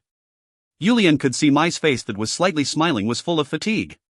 He had asked Mai what he was doing countless times over the past month, but each time, Mai just smiled and avoided the question. You look very tired. Listening to Yulian's concern for his well-being, Mai waved his hand no and answered. It's something I do every day. It's also something that needs to get done. Just what is it that you are doing in there? Mai was about to avoid answering the question again before something popped up in his head. If there is such a pathway in the desert, someone else might show up here making things complicated. I have a favor to ask of you. Please ask. The quicksand that you fell through. Is there no way to completely close off that entrance? Truthfully speaking, the chance of someone falling through there is pretty low. There are many monsters in the monsters desert, and this is somewhere with quite a few large monsters as well. As such, you may find one person who walks through here a month. In addition, since this is a quicksand that does not flow on the outside, it'll just look like the rest of the sand when you look at it. So if we tried to hide the entrance, it'll just make it more eye-catching. So you probably don't have to worry about anybody else coming in here. If it is meant to happen, no matter how impossible it seems, it is going to happen. The people that I am facing against are those type of people. That will end up a key weakness of this place. Sigh. Yulian was curious about whom I was worried about facing, even with all of his magnificent abilities. He also could not understand what Mai was doing that put him on the edge like this. Mai let out a long sigh before looking at Yulian and speaking. I said something I shouldn't have. If it is something I can help with, I want to help you. Since you say you are a desert warrior, I may end up being helped by you. Mai made up his mind to share at least part of the story with Yulian. After being with him for a month, he felt that Yulian was both cheerful and serious at the same time. When considering the fact that he even considers who he is talking to and is respectful in his tone, and the fact that he is the successor for a desert tribe, he might end up a brilliant ally if he shared at least some of the details. Mai sat down on the ground and started to draw a picture. Yulian sat in front of him and watched him draw. Mai's hand was drawing some sort of a map. He drew a large lake and some mountain ranges, then drew the names of the ocean and some large islands, and then started to draw the borders. Mai's memory must be great as he was able to accurately place the names of many places on the map he drew on the ground. Watching Mai, who looked like he was moving without thinking, Yulian looked at Mai in amazement. Mai looked at the picture one more time and smiled at Yulian, who was looking at him with amazement. He was pretty laid back, as if there were more than just one or two people who looked at him like that. This is the map of the entire world. Well, unless there has been some major tectonic shifts in the last 5 years. Where we should be about here. The place Mai was pointing to was dead center point of the location labeled as the Red Desert. Yulian was oddly a bit disappointed that the map did not contain the names of the desert tribes. However, since the desert tribes have been at war with each other for the past hundreds of years, Yulian had a bitter smile on his face, as it was probably impossible to even correctly label where all the tribes were. The situation is extremely complicated, but there's no reason for you to know everything, so I will explain it pretty briefly. The current world is already heading towards the end. What I'm trying to say is, under the laws of nature, it is time to end this world and create a new world. What? Don't ask any question. If you know, it'll just give you a major headache. If fate has it be, then you'll end up hearing it even if it gives you a headache, but that time is not now. Just listen. I understand. At Yulian's response, I started to speak again. At the furthest northern corner, there is a continent we do not know about. We call this the ancient continent. That place is full of monsters like this desert. That is the continent of the past generation. On that continent, there is a place known as the Magic Tower, which is about 100 stories high. It's made of magic. The people there try to follow the laws of nature. If you follow the sequence of the world, then God will not forsake us. As Yulian nodded his head, I pointed his finger next to a large island below. This island is known as Chaos. If you find any errors, ads pop-up, ads redirect, broken links, non-standard content, etc., please let us know. Report chapter so we can fix it as soon as possible. Book 1 to 5.9 Prepare for Trouble. Book 1 to 5.9 Prepare for Trouble. This island is called Chaos. It is where the Patriarch of Chaos lives. They are enemies of the Magic Tower. They believe that the human world is built by the powers of humans and that all you need is human potential to make everything happen. They aren't necessarily atheists, but they believe that order in God, all of this was created by humans. They aren't completely wrong. I understand the gist of it. Then Minem, you must be on one of those two sides? At Yulian's question, I didn't know whether or not to share it with Yulian and had a worried expression on his face. Truth be told, I don't like either of them. However, I am here on my own will. The work that I am doing is to seal something here so that it cannot use its power.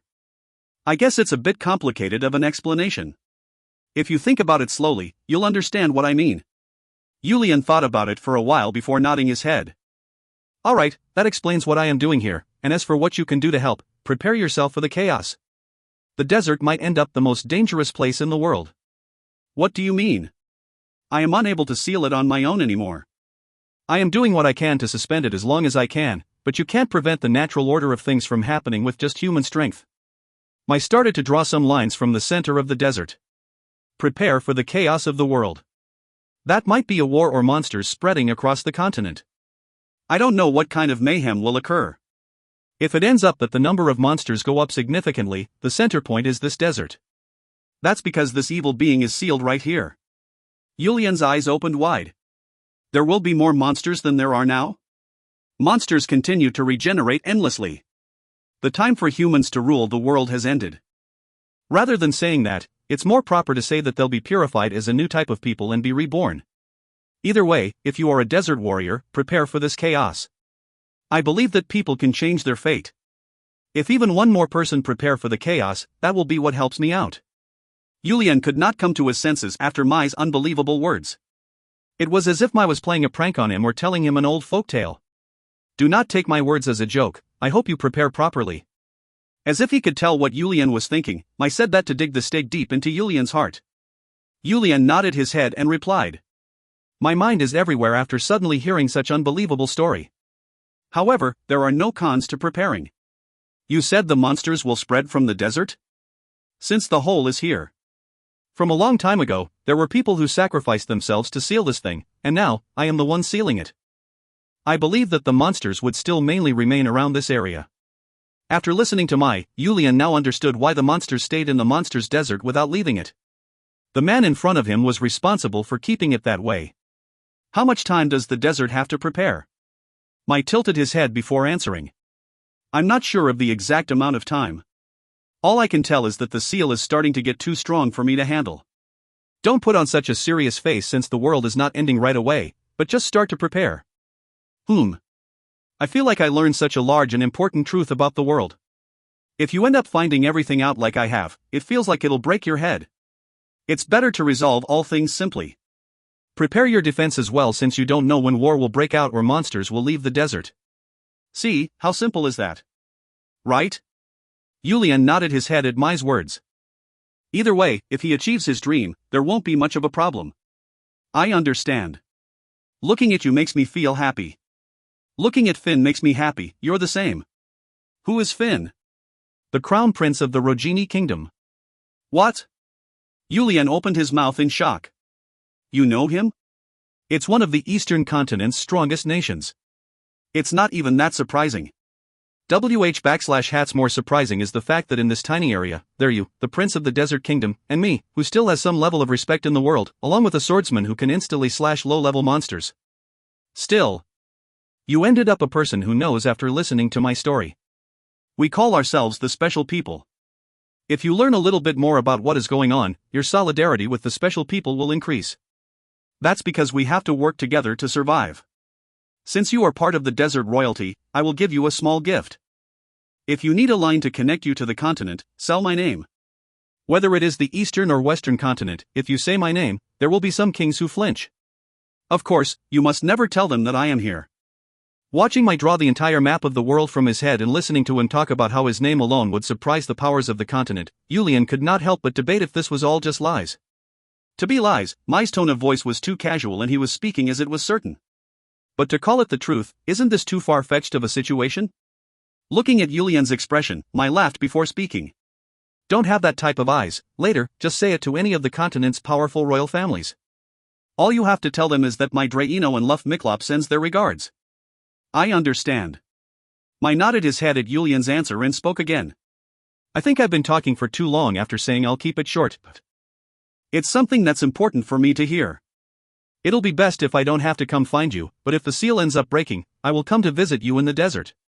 If Luff knew you were leaving, he would hold on to you to make you stay, so leave while he is sleeping. But I have to at least say goodbye. Julian wanted to see Luff, who had been giving him so much pointers, one last time, but Mai stopped him from doing so. Saying your goodbyes will make it harder for you to leave. Nobody can handle Luff's strength, and since he knows the amount of time I need to cast a magic circle and how I do it, he will definitely obstruct it. I guess I have no choice. If you have not come to visit before I have achieved my dream and prepared all the defenses, I will come once again. Do what you have to do. Then I will start the casting. Julian nodded his head and Mai started to draw the magic circle and throw some magic powder to prepare for Julian's teleportation. This makes me think of the flu powder in Harry Potter. Huh? What are you doing? Luff saw the light pillars shooting up around Julian from far away, and started to head over, recognizing that the fun playmate he had was leaving. Don't go. See you next time, Luffnim. Don't go. Don't go.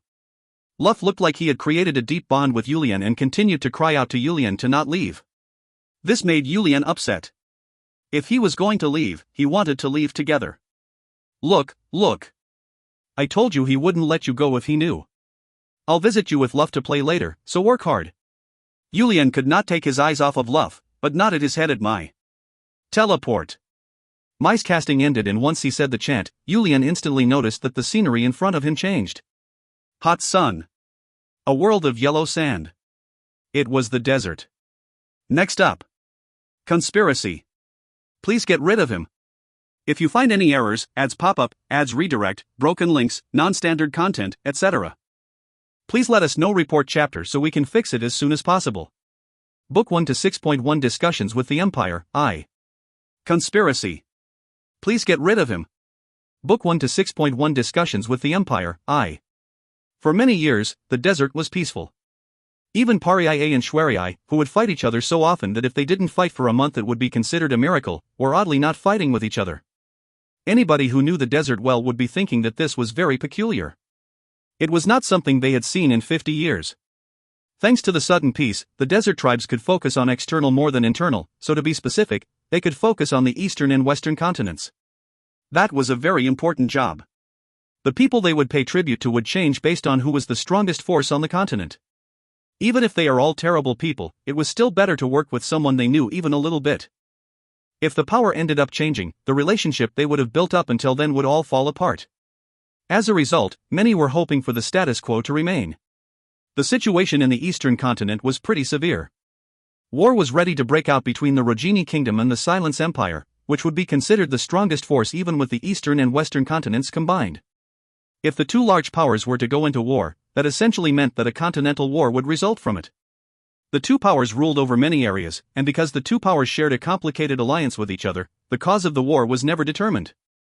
However, it was most likely the case that the Silence Empire first started the war, as they were afraid of a takeover by the Rogini Kingdom, that was gaining strength day after day. Bamba. A humming noise on beat with the rhythm. The desert warriors created a large circle with a bonfire in the middle and danced around it, stomping their feet and waving their arms. The warriors danced that was full of laughter and passion. People were laughing and chatting. Even while living a difficult life, people knew how to enjoy these types of celebrations. At the moment 3 moons were up high in the sky, there were some people plotting with each other in secret.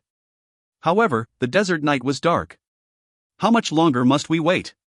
A person wearing many layers of thick veil from underneath their eyes asked. Listening to the voice, it seemed like a woman and not a man. The large man responded. The glow is healthy, so why are you so rushed? Just wait. The matters of the kingdom are complicated right now, so we can't apply any pressure. The firstborn's influence is starting to get much stronger.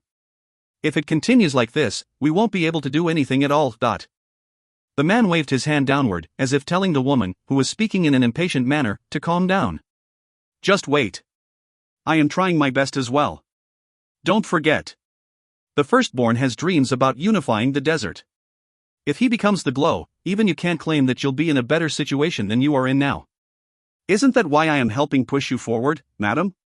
Please hurry and put some pressure on him. Take care of him even one day faster if you can. Don't worry about it. I'll do my best to make madam's wish come true before the year is over. The woman wearing the veil stood up from her seat and did not forget to say one last thing before she left. I will be waiting. Don't forget. He is continuing to get stronger every day. As the woman walked out of her peo, the man let out a scoff before leisurely pouring and drinking alcohol while muttering. It's because there is conflict within the desert, as well as internally within the tribes, that even with this much national power, they end up as our meal. So sad. The laugh of the man who was considering the desert to be the mouse while the kingdoms were the cat started to get deeper and deeper. Damn it. That bastard who was full of crap. Yulian was pouring all sorts of swear words at the fatty in front of him. For his father, Globaguna's 49th birthday, the Silence Empire, as a gesture of celebration, sent the damned fatty, Janet Laboria, to visit them. Although they should be thankful that he came to visit, rather than being a gesture of celebration, he was more like a bandit who came to forcefully rob the tribe. Not only was he asking for an increase in the amount of black water, now, he was even asking them to provide warriors to fight on their behalf. Yulian was so angry he wanted to rip open the fatty's stomach to see how much oil would flow out of it. In return, we will provide you with twice the amount of iron. I look forward to Globagunanim's wise decision. Globaguna must have been extremely agitated at Janet's words as well, as he started to shout. Our warriors are not cheap mercenaries for the continent. The warriors fight for the tribe and to protect their pride, not for that type of materialistic gain.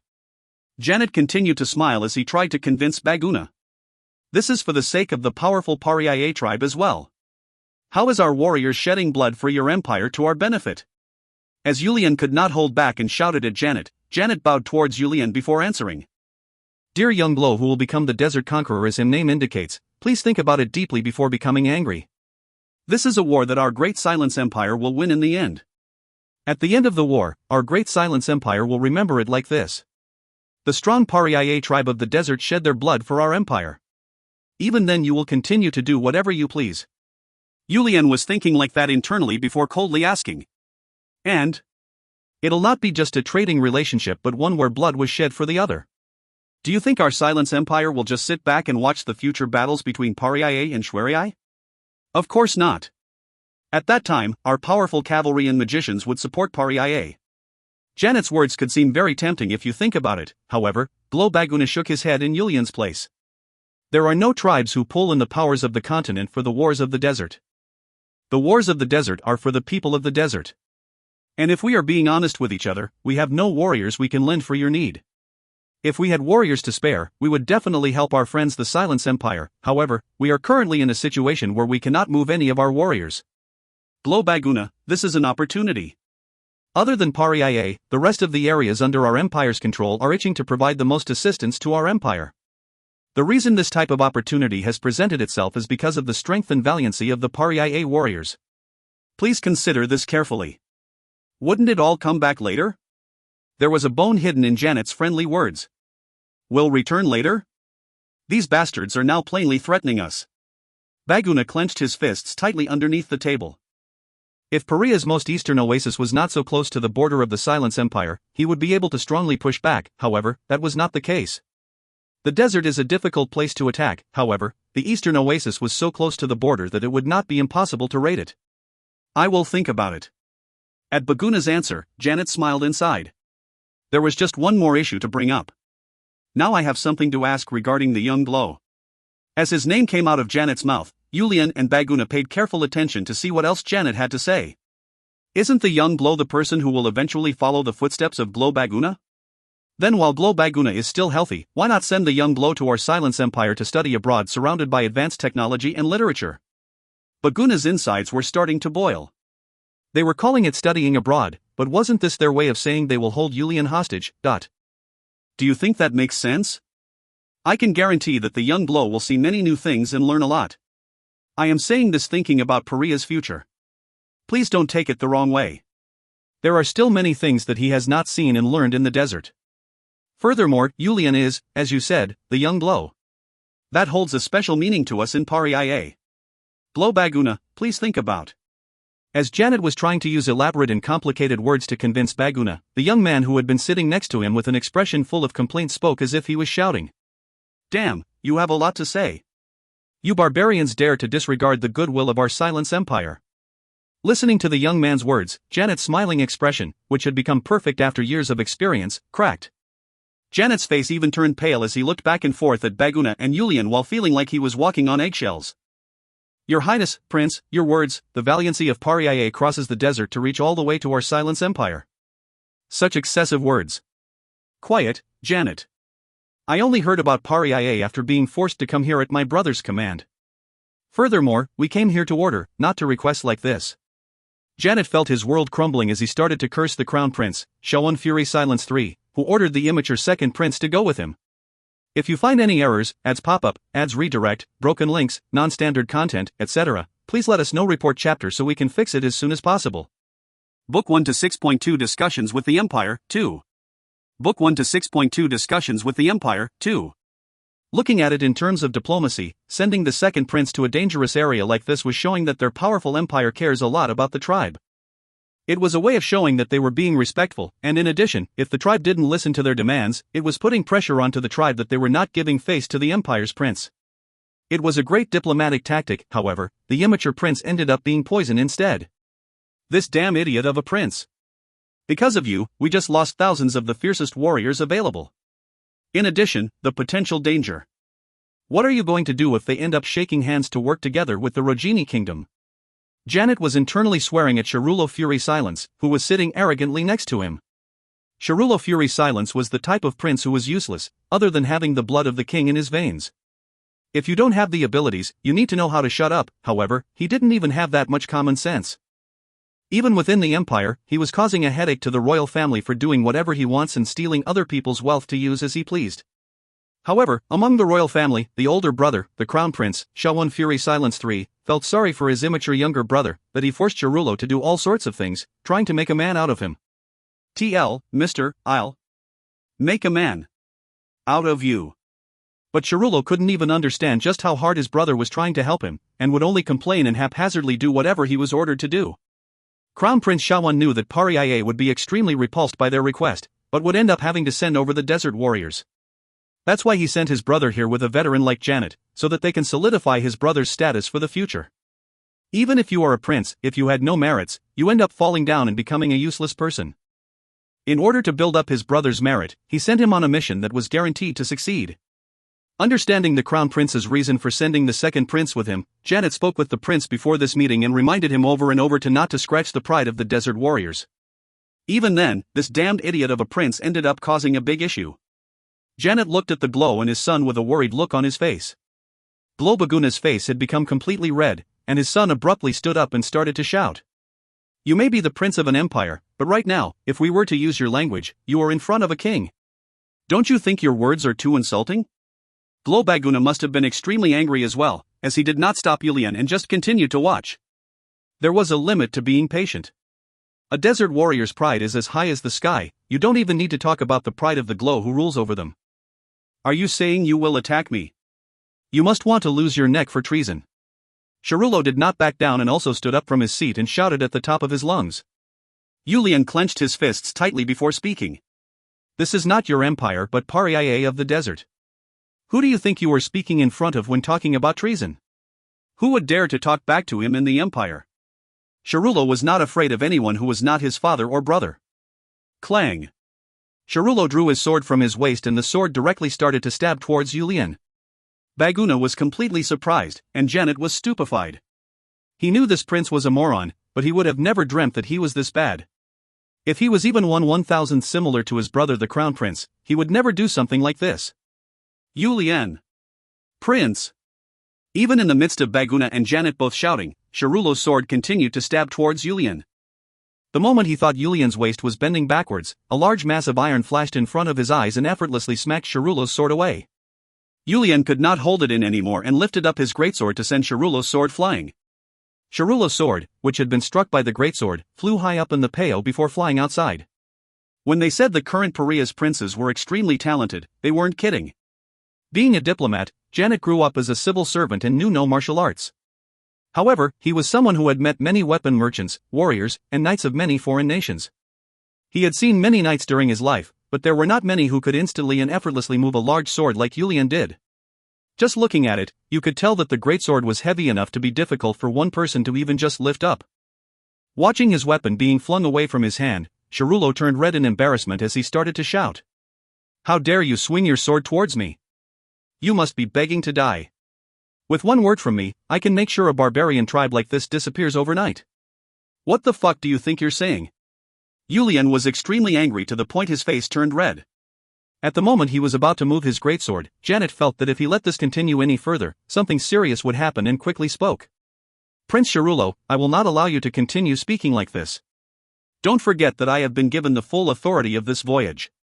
This was a command given directly to me by the wise Crown Prince Shawan Fury Silence III, working in the will of the great Emperor Shawan Fury Silence II. Sharulo blared at Janet, who was scolding him using his father and brother's full names, before silently walking out of the peo. Even Sharulo could not go against the will of his father and brother. As Sharulo walked out like that, Janet used his handkerchief to wipe the sweat off his forehead before bowing 90 degrees in front of Baguna and speaking respectfully.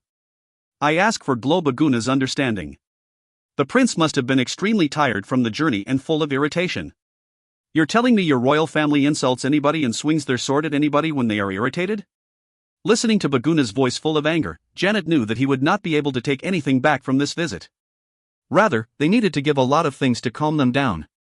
To lose Pariah right now meant they will not have a source of the black water they desperately needed for the war. Furthermore, no matter how you looked at it, this was their fault. Even using all the flowery language he had learned being a diplomat for a long time could not cover that truth up. "I, Janet, apologize on his behalf for insulting the honorable name of Pariah. I will definitely pay you back for causing damage to its name." Yulian yelled at Janet's response. "Do you really think you can pay to make up for damaging a warrior's pride? I'm truly sorry. I can only hope for understanding and forgiveness from Glo Baguna, the benevolent eye." Glo Baguna shook his head at Janet's actions. He was definitely a flawless diplomat.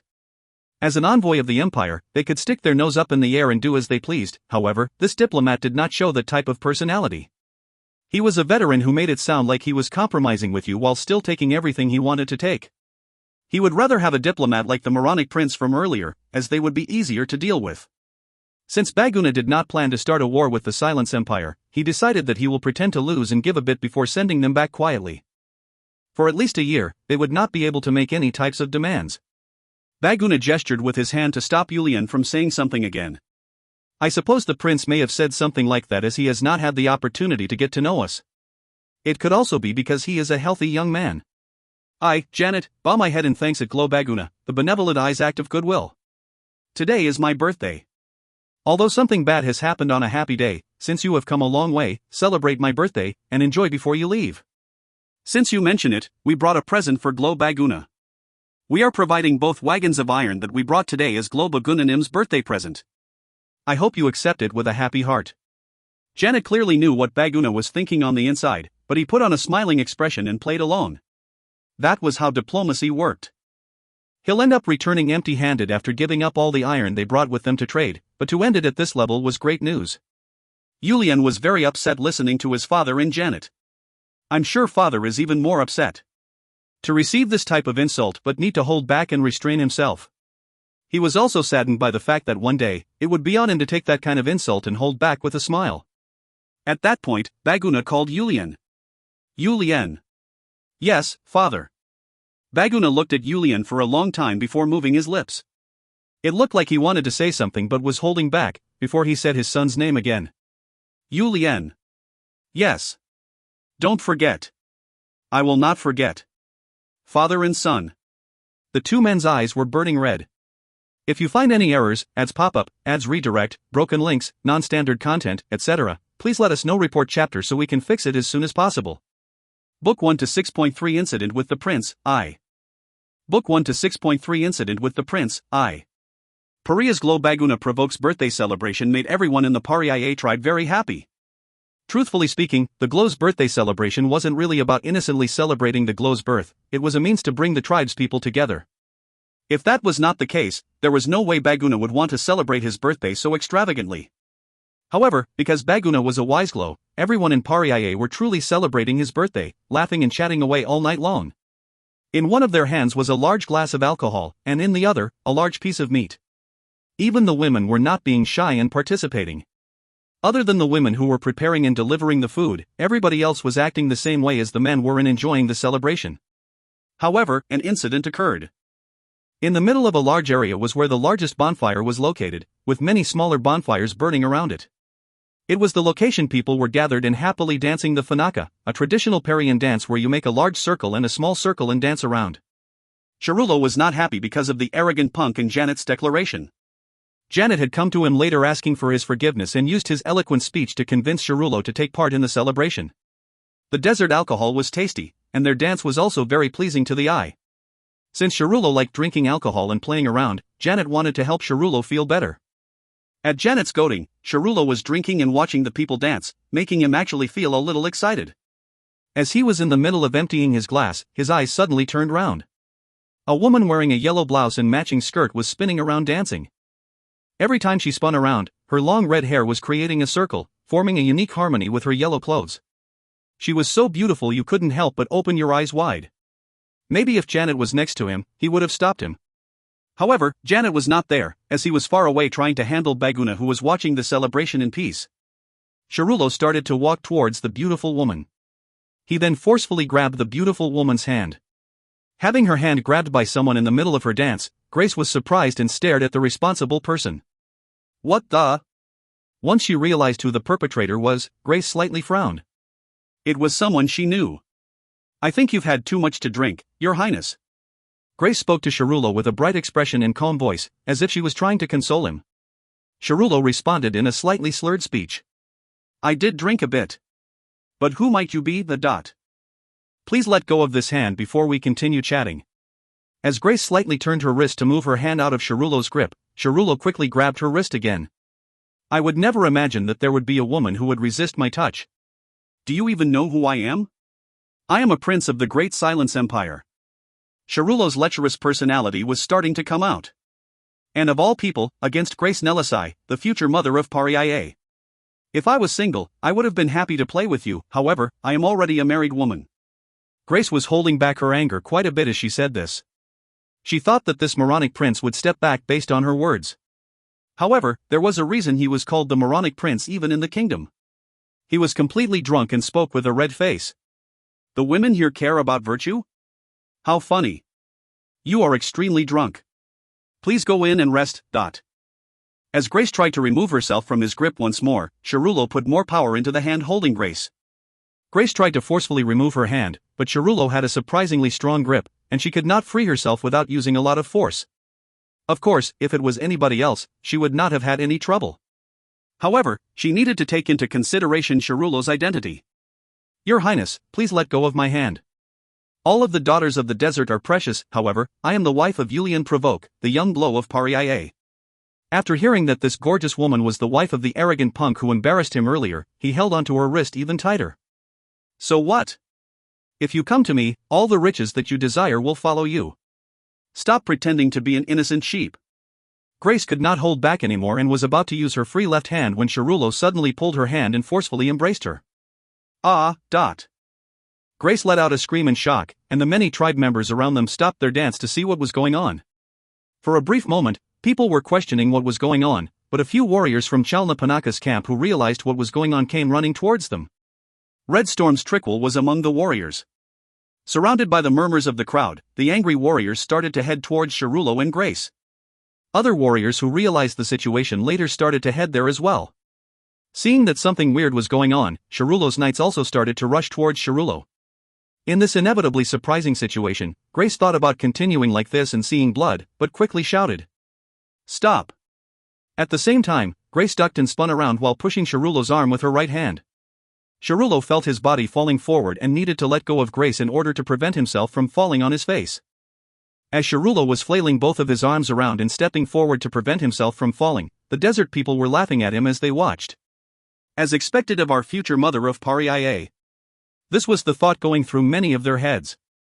In the end, Shirulo looked like an idiot as he faceplanted into the sand. Quickly getting himself up, his face turned red with extreme embarrassment. He could not think clearly anymore after being embarrassed twice in one day. Immediately restrain that bitch and make her kneel in front of me. As Shirulo yelled towards all the knights who were standing around him, the knights looked at Shirulo with a blank expression. They were the knights of the Silence Empire. Furthermore, they were the royal knights, the title only the best knights of the Silence Empire could receive, and cared a lot about their honor. From the beginning, they were embarrassed that they had to serve such a prince, but to order the knights who were supposed to protect women to restrain a woman and make her kneel? Was he truly a prince of the Silence Empire? Can you not hear my order? I said, immediately restrain that bitch and make her kneel. As Shirulo yelled again, the royal knight in charge of the mission spoke up. Your Highness, I believe you have been drinking too much. I wonder if it would be better to discuss this tomorrow morning? Are you trying to make me look like a fool? As Shirulo continued to yell, the royal knight looked at his subordinate knights around him. Everybody had a perplexed look on their faces. Are you going to disobey the prince's order? Watching Shirulo, who was yelling again, the surrounding knights all let out a sigh internally. The first order of the knights was unquestioned loyalty to the royal family. Especially as royal knights, this was extremely important. Although they did not want to do it, they slowly turned their bodies and looked at Grace. Their expressions all looked apologetic. They had to use force against such a beautiful lady. As the royal knights headed towards her, Red Storm warriors immediately stood in front of Grace. Although they did not have any weapons on them as it was a time of celebration, they were planning on blocking the knights even with their bare hands. Please step aside, valiant desert warriors of Red Storm. Hearing Grace's cold voice, the warriors defending her turned their heads to look at her. As Grace nodded her head, the Red Storm warriors looked at each other before awkwardly moving aside. However, they were ready to step back in immediately if need be. The royal knights looked at Grace with confusion as the warriors stepped away. They could hear Grace enunciate each word clearly in the continent's language in their ears. I guess men of the Silence Empire have no problems assaulting women who are married? The knights' faces turned bright red. The royal knight who tried to persuade Shirulo stepped forward and respectfully spoke to Grace. We ask for the lady's forgiveness. We are knights who must obey the command of the royal family. However, if you stay still, we will put our honor on the line and make sure that you are safe. Our daughters of the desert trust strong men and warriors. However, we detest men who are strong but have no pride. Do you even know the honor that you are talking about? At this point, the knight could care less about what Grace had to say. She's right, but the fact that we are trying to do this already shows that we have no honor. The royal knight was thinking that way as he looked to his subordinates and sent a signal. When we return, I will retire. That's what the royal knight was thinking. As they were continuing to be forceful, Grace could not hold it in anymore. Even if they were a strong empire, with her identity as the mother of Paria, she could never kneel in front of them. Within seconds, both of Grace's hands were holding onto her sasuntas. The Red Storm warriors, as well as other warriors of the tribe, also stood in front of Grace. They did not have any weapons, but they had made up their mind to fight with them, and the few women and children who were quick-witted ran to the piles to quickly get the warriors' weapons. I'd like to watch them try to bring out the greatswords. As the royal knights took out their swords, Grace's sasuntas created a cross in front of her body. Even though they were in an unfavorable situation, they would not use any cheap tricks like throwing sand in the knight's eyes to blind them. The warriors clenched their fists as they started to run forward. What's going on? A cold breeze carried a booming voice between the warriors and the knights. If you find any errors, ads pop up, ads redirect, broken links, non-standard content, etc., please let us know. Report chapter so we can fix it as soon as possible. Book 1 to 6.4 Incident with the Prince, 2. Book 1 to 6.4 Incident with the Prince, 2. The person swinging his two greatswords and using just the pressure from it to push back both the knights and the warriors was Yulian, who now stood in between the two groups. Seeing Grace holding her sasuntas in her hands, Yulian asked, Madam, what is going on? Since they were in front of other people, Julian addressed Grace in a respectful way as he asked. Grace knew that if she honestly told him what happened, a serious incident would occur. After all, she knew her husband's strength better than anyone. His strength was one that made it hard to believe he was human. Really, in the desert, the only warrior who could still take on Julian one-on-one was probably just the Schweriai's bloodied hands, the nurses. Although some of the Empire's knights looked like they were stronger than the Red Storm warriors, they were no match for her husband. Grace put away her sasuntas and grabbed onto Julian's arm as if nothing happened. It was nothing. The Empire's knights were just comparing strengths with our warriors. Julian looked towards the Empire's knights in disbelief after listening to Grace. It was then that Julian saw him.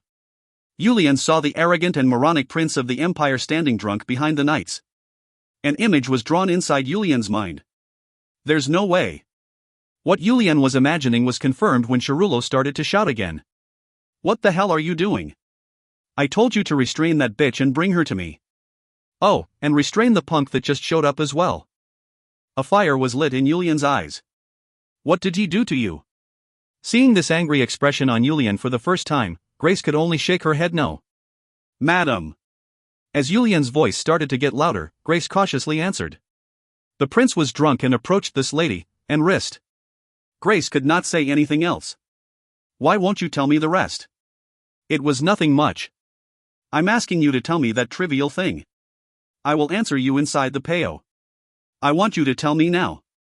As Grace would not say anything further, Julian looked around him with fiery eyes. It was then that he made eye contact with a young child. Julian walked to the child and lifted him up as he raised the child to his eye level. The boy, who looked to be less than 9 years old, did not avoid Julian. Instead, he seemed to be excited as he peered into Julian's eyes. What is your name? My name is Tanina Clinique, son of the veteran warrior, Tatina Clinique, the angry Perma, but... The boy did not fear Julian's eyes and answered vigorously. Julian was a hero and a role model for the boy. Even if Julian was angry, he had no reason to be afraid of him. He was also at a young age where he could not understand why what happened was a big issue. Tanina, son of Tatina Clinique, I will ask you a question. Yes. Do you know my wife, the beautiful maiden Grace Nelisai? The boy answered vigorously. Of course. I know the former mother of Pariae, the current mother, as well as the future mother. You're brilliant. Thank you very much. The boy was smiling brightly after being praised by Julian, and the surrounding people started to feel nervous. I will ask you one more question. What just happened to the future mother of Pariae? The boy was proud that he saw everything that happened and answered vigorously. That drunk foreigner was holding onto Gracenim's hand, and when Gracenim tried to push his hand away, he hugged her. So Gracenim moved her body in her hand. The boy tried to explain by twisting his hands, but maybe he could not remember clearly, as he just waved his hand around a bit as he continued to explain. Once she did that, the foreigner fell face first into the sand. We were laughing at that when suddenly those people wearing armor came closer, and it was then that the young glow and desert conqueror, the great warrior Julian Nim showed up here. Oh. So that's what happened. A cold smile showed up on Julian's face. You explained it very well, Tanina. When you grow up to be a proud warrior of Pariae, I will be very happy. Thank you very much. The boy had a bright expression from being praised by his hero and walked towards his family. Julian turned around and spoke to Grace. And so he says. We can't get angry at a guest who made a mistake in his drunk state. Although Grace could feel her husband's anger in her body, she spoke carefully to try to calm him down. However, Cerullo's mouth continued to get in the way. You so-called royal knights are going to disobey a prince's command? Bring them here right now. Poof. A cold smile was back on Julian's face as he turned around. His presence made a couple of the royal knights hesitate. Although it looked like the normal knights could not recognize it, the royal knights could feel it. The aura coming off the body of this youngster known as the Prince of the Desert was not normal. What the heck is the diplomat doing? Sasuna, the royal knight in charge of the envoy, was cursing Janet, who was not visible even though such an incident had occurred. This was the first time he was looking for a diplomat because he wanted to avoid a fight. In front of him was a dangerous opponent, behind him was someone he couldn't disobey. Internally, he was feeling embarrassed and wanted to get away from this place. It was obvious that the knight's movements would be filled with hesitation. TL, guess this is what you call between a rock and a hard place. However, Julian walked towards the knights as if he had no intentions of avoiding them and started to speak in the language of the continent. Are you all knights of the continent? As a couple of the knights nodded their heads, Julian scoffed at them as he spoke. In the books that I have read, it's stated that the continent's knights have a knight's code they have to follow. In the knight's code, I read that knights must protect the elderly, the children, and the ladies. Are you really knights? TL, I know ladies sound kind of odd here, but that's what the author actually uses, so I kept it as is. It was a question asking, how can you call yourself knights if you won't protect ladies? At the very insulting question, the knights' faces continued to turn red in shame. Even without him saying that, they had already turned red from what Grace had asked earlier. Shame and embarrassment. Resentment towards the commander who ordered them on this mission. Resentment towards the current situation. If you don't catch them now, you will face the consequences when we return to the Empire. Resentment towards the damn bastard of a prince. In the end, the knights took their weapons and started to get in formation. Watching the knights starting to form their formations, Haisha and a couple red storm warriors tried to go next to Yulian, however, Yulian stopped them. Warriors, do not step forward. It is a husband's duty to pay back the shame brought to his wife. Yulian shouted towards the warriors around them as he held out the two greatswords and walked into the middle of the formation on his own. Sasuna was thinking that it was great that Yulian entered their formation on his own. Since he came in on his own, they would be able to catch him while giving him some face as the prince of the desert. If the person in charge, Janet, could show up while they were stalling for time, it would be even better. D formation. Listening to Sasuna give directions to form the defense-oriented formation, all the knights understood his intentions and cheered internally. They even hoped that the youngster known as the Desert Prince would be extremely talented and could keep them occupied. That would be the only way they would be able to say anything to the moronic prince. Yulian's greatsword started to move. It brought forth a gust of sand, and hit the knights with a dangerous aura. There was a loud clanking noise as the knights who traded blows with Yulian wobbled backwards. He had a really high level of strength. Their thought process was short, knowing that they could not stop the incoming greatswords while shaking, they curled up their body. The knights on the sides moved their feet to block the greatsword, however, they were pushed back with just one hit. Seeing Yulian like this, Sasuna understood that he was a warrior with extreme skills and instructed them to change to the W formation. Although there were only a few changes from the D formation, this was a formation focused on helping the people around them when facing a strong opponent. Seeing this, Yulian did not hinder the knights' movements, as if saying do as you please. He planned on taking down everything they threw at him. Once the knights finished changing their formation, Yulian pushed forward strongly once more. Even though they were in the W formation, they continued to get pushed back. Although they were getting pushed back, Sasuna still did not directly attack Yulian, thinking that if he was to even accidentally shed some blood, Yulian might become completely ruthless. Based on the knights' movements, Yulian could understand what they were doing and started to find his sense of reason in the midst of his anger. After that, he only used his physical strength to push back the knights and make them succumb. You don't need to catch him alive. Just take off his neck. As he realized his knights were getting pushed back time and time again, Sharulo's order changed, and Yulian realized that he was pointing his sword at the wrong person. He widely swung his greatsword once more and pushed the knights back one more time before looking at the knight with the most skill and spoke. I won't kill him, so don't get in my way. If you try to protect him, I may really end up killing him. If you find any errors, ads pop up, ads redirect, broken links, non-standard content, etc., please let us know. Report chapter so we can fix it as soon as possible. Book 1 to 6.5 Incident with the Prince, 3. Book 1 to 6.5 Incident with the Prince, 3. The knights were flabbergasted by Yulian's words. 30 knights were being warned by one desert warrior. However, with Yulian's next move, they confirmed that he had the abilities to back up his warning. They saw a faint haze starting to rise from Yulian's greatsword. They were able to see it even when the moon and the bonfires were the only sources of light lighting up the night. This is not possible. Sasuna, as well as many of the knights, were all muttering that quietly. From the beginning, it seemed impossible for him to be able to swing those large greatswords. Those swords were difficult to swing even with both hands, but using one in each hand? How was that possible? Plus, the extremely destructive power he showed. If that wasn't enough, now he was pouring mana into the greatsword. This was something only a master was able to do. I know of one two-handed sword master, however, a knight. No, a master who uses two of them. I've never heard of such a thing. Sasuna was calmly assessing the situation. Currently there were 5 royal knights here in the desert. If they were to have a battle for their lives, even if it was against a master, they should be able to defend. After all, the royal knights of the Silence Empire were only 1 level, or maximum 2 levels under the master's levels in comparison. Plus, they also had over 20 veteran knights. If they were to fight, they probably would not lose. However, the ones who will end up spilling blood will be the knights, and they would not be able to protect the prince either. There was nothing you could do if a master set their target on a specific person and only headed towards them. I've warned you. With those short words, Yulian started to run towards Shirulo. Block him. No matter how moronic this prince was, and even if the enemy was a master, the royal knights, and really, all knights, had to protect the royal family and could not retreat. Once Susuna's orders came out, all the knights blocked Yulian's path. In return, just as he had warned them, Yulian ruthlessly attacked the knights. Clank! Slash clank!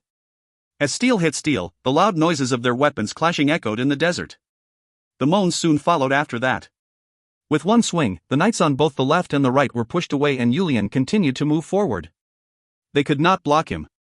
After that, two more knights were pushed away and finally, when the royal knights were blocking Yulian, Yulian's greatsword started to change. The knights' swords were being cut into two and their full chainmail made of durable iron was being crushed or ripped apart. It was a sight you would not believe unless you saw it for yourself. Seeing that, Shirulo started to yell again.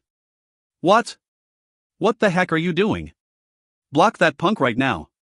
Call the soldiers. Kill that punk this instant. Yulian smirked and showed some sympathy that these magnificent knights had to serve such a prince, but the knights were too busy focusing on Yulian's swords that nobody heard what he said. It may have been better that they did not hear him. Those type of words would only make them lose their strength. It took less than 10 minutes for all the knights to be flung backwards. None of them had any severe injuries that would impact their lives. Yulian's anger had moved on to Shirulo, and he knew they had to follow orders. Even though all of his knights were knocked down, Shirulo continued to arrogantly yell towards Yulian. How dare you lay your hands on the knights of the Silence Empire even after knowing who I am? Once I return, I will make sure to torture you to death. However, if you admit your wrongdoing and beg me for forgiveness, I will pretend that none of this happened. Ha! Yulian could not believe what Shirulo was saying.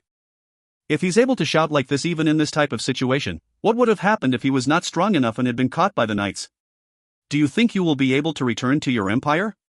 Shirulo's face turned pale and traces of fear started to develop on his face at Yulian's words. You would dare to do something to me? Why wouldn't I? You insulted my country, you insulted our warriors, and now, you even dared to try to assault my wife. Why should I not kill you? Shirulo's entire body started to shake at the thick murderous aura. You can try to attack me too. Pariah's warriors do not kill a person who does not have a weapon. Yulian picked up one of the swords that a knight had dropped and handed it to Shirulo. Shirulo was not able to receive the sword and started to speak in a shaking voice. If you kill me, don't you know what would happen if you kill me? Fine. I'll pretend that none of this happened. We will return now. I promise I will not seek revenge. This truly is one of Silence Empire's princes?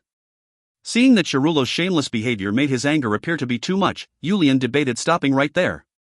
However, he knew that he could not stop here as the people of Pariah were watching. If he was to just back away now, it'll plant a seed in their hearts that no matter how strong you were, you had to walk on eggshells around the strong forces of the continent. Furthermore, to back away when it was the wife of the young blow who was assaulted, that would cause a large wound on the pride of the Parian people. Yulian lifted his hand as he headed directly towards Shirulo and started to slap him. This one is punishment for looking down on our Pariah. Shirulo's left cheek became swollen in an instant. Ag! Shirulo did not consider his reputation and shouted like he was about to die. As he started to rub his left cheek with both hands, Yulian's large hand slapped Shirulo's right cheek. That one is punishment for looking down on our warriors. Shirulo was now down rolling on the ground while rubbing both of his cheeks and screaming at the top of his lungs. Watching this, the people of Pariah felt good while thinking that he was getting what he deserved. As Yulian looked over at Grace and started to head towards Shirulo, Grace quickly came up to Yulian and held his arm. You do not need to punish him on my behalf. I am content he has received this much punishment. At Grace's request, Yulian looked around to read the expression of the tribe members. After seeing their satisfied faces, he thought that this was enough. Plus, seeing Shirulo suffering on the ground rubbing his whole body, he thought that there would be no point to continue. Please stop the fight. At this point, there was someone shouting while running towards them. It was the diplomat from the Silence Empire, Janet. Janet was surprised after seeing the knights and prince on the ground and started to shout at Yulian. Young blow, what is the meaning of this? Yulian coldly responded. How about you explain to me what the meaning of this is? Your prince was insulting Pariah earlier and now tried to assault my wife. Well, At Yulian's answer, Janet's body swung as if the back of his head was hit by a hammer. In the end, that moron could not hold in his lecherous ways and caused an incident. Sharulo's lust was famous even back in the Empire. After seeing the woman standing next to Yulian, he could imagine Sharulo's actions without having seen it for himself. However, he could not just let it be when the prince was in such a condition. No matter what may have happened, to insult the Empire's prince like this, don't you know this will gravely impact the relationship between the Great Silence Empire and the Pariah tribe? Then are you telling me that I have to just sit by and watch my wife get raped? How should I watch it? Should I be laughing as I watch it for the friendship between the Empire and our tribe?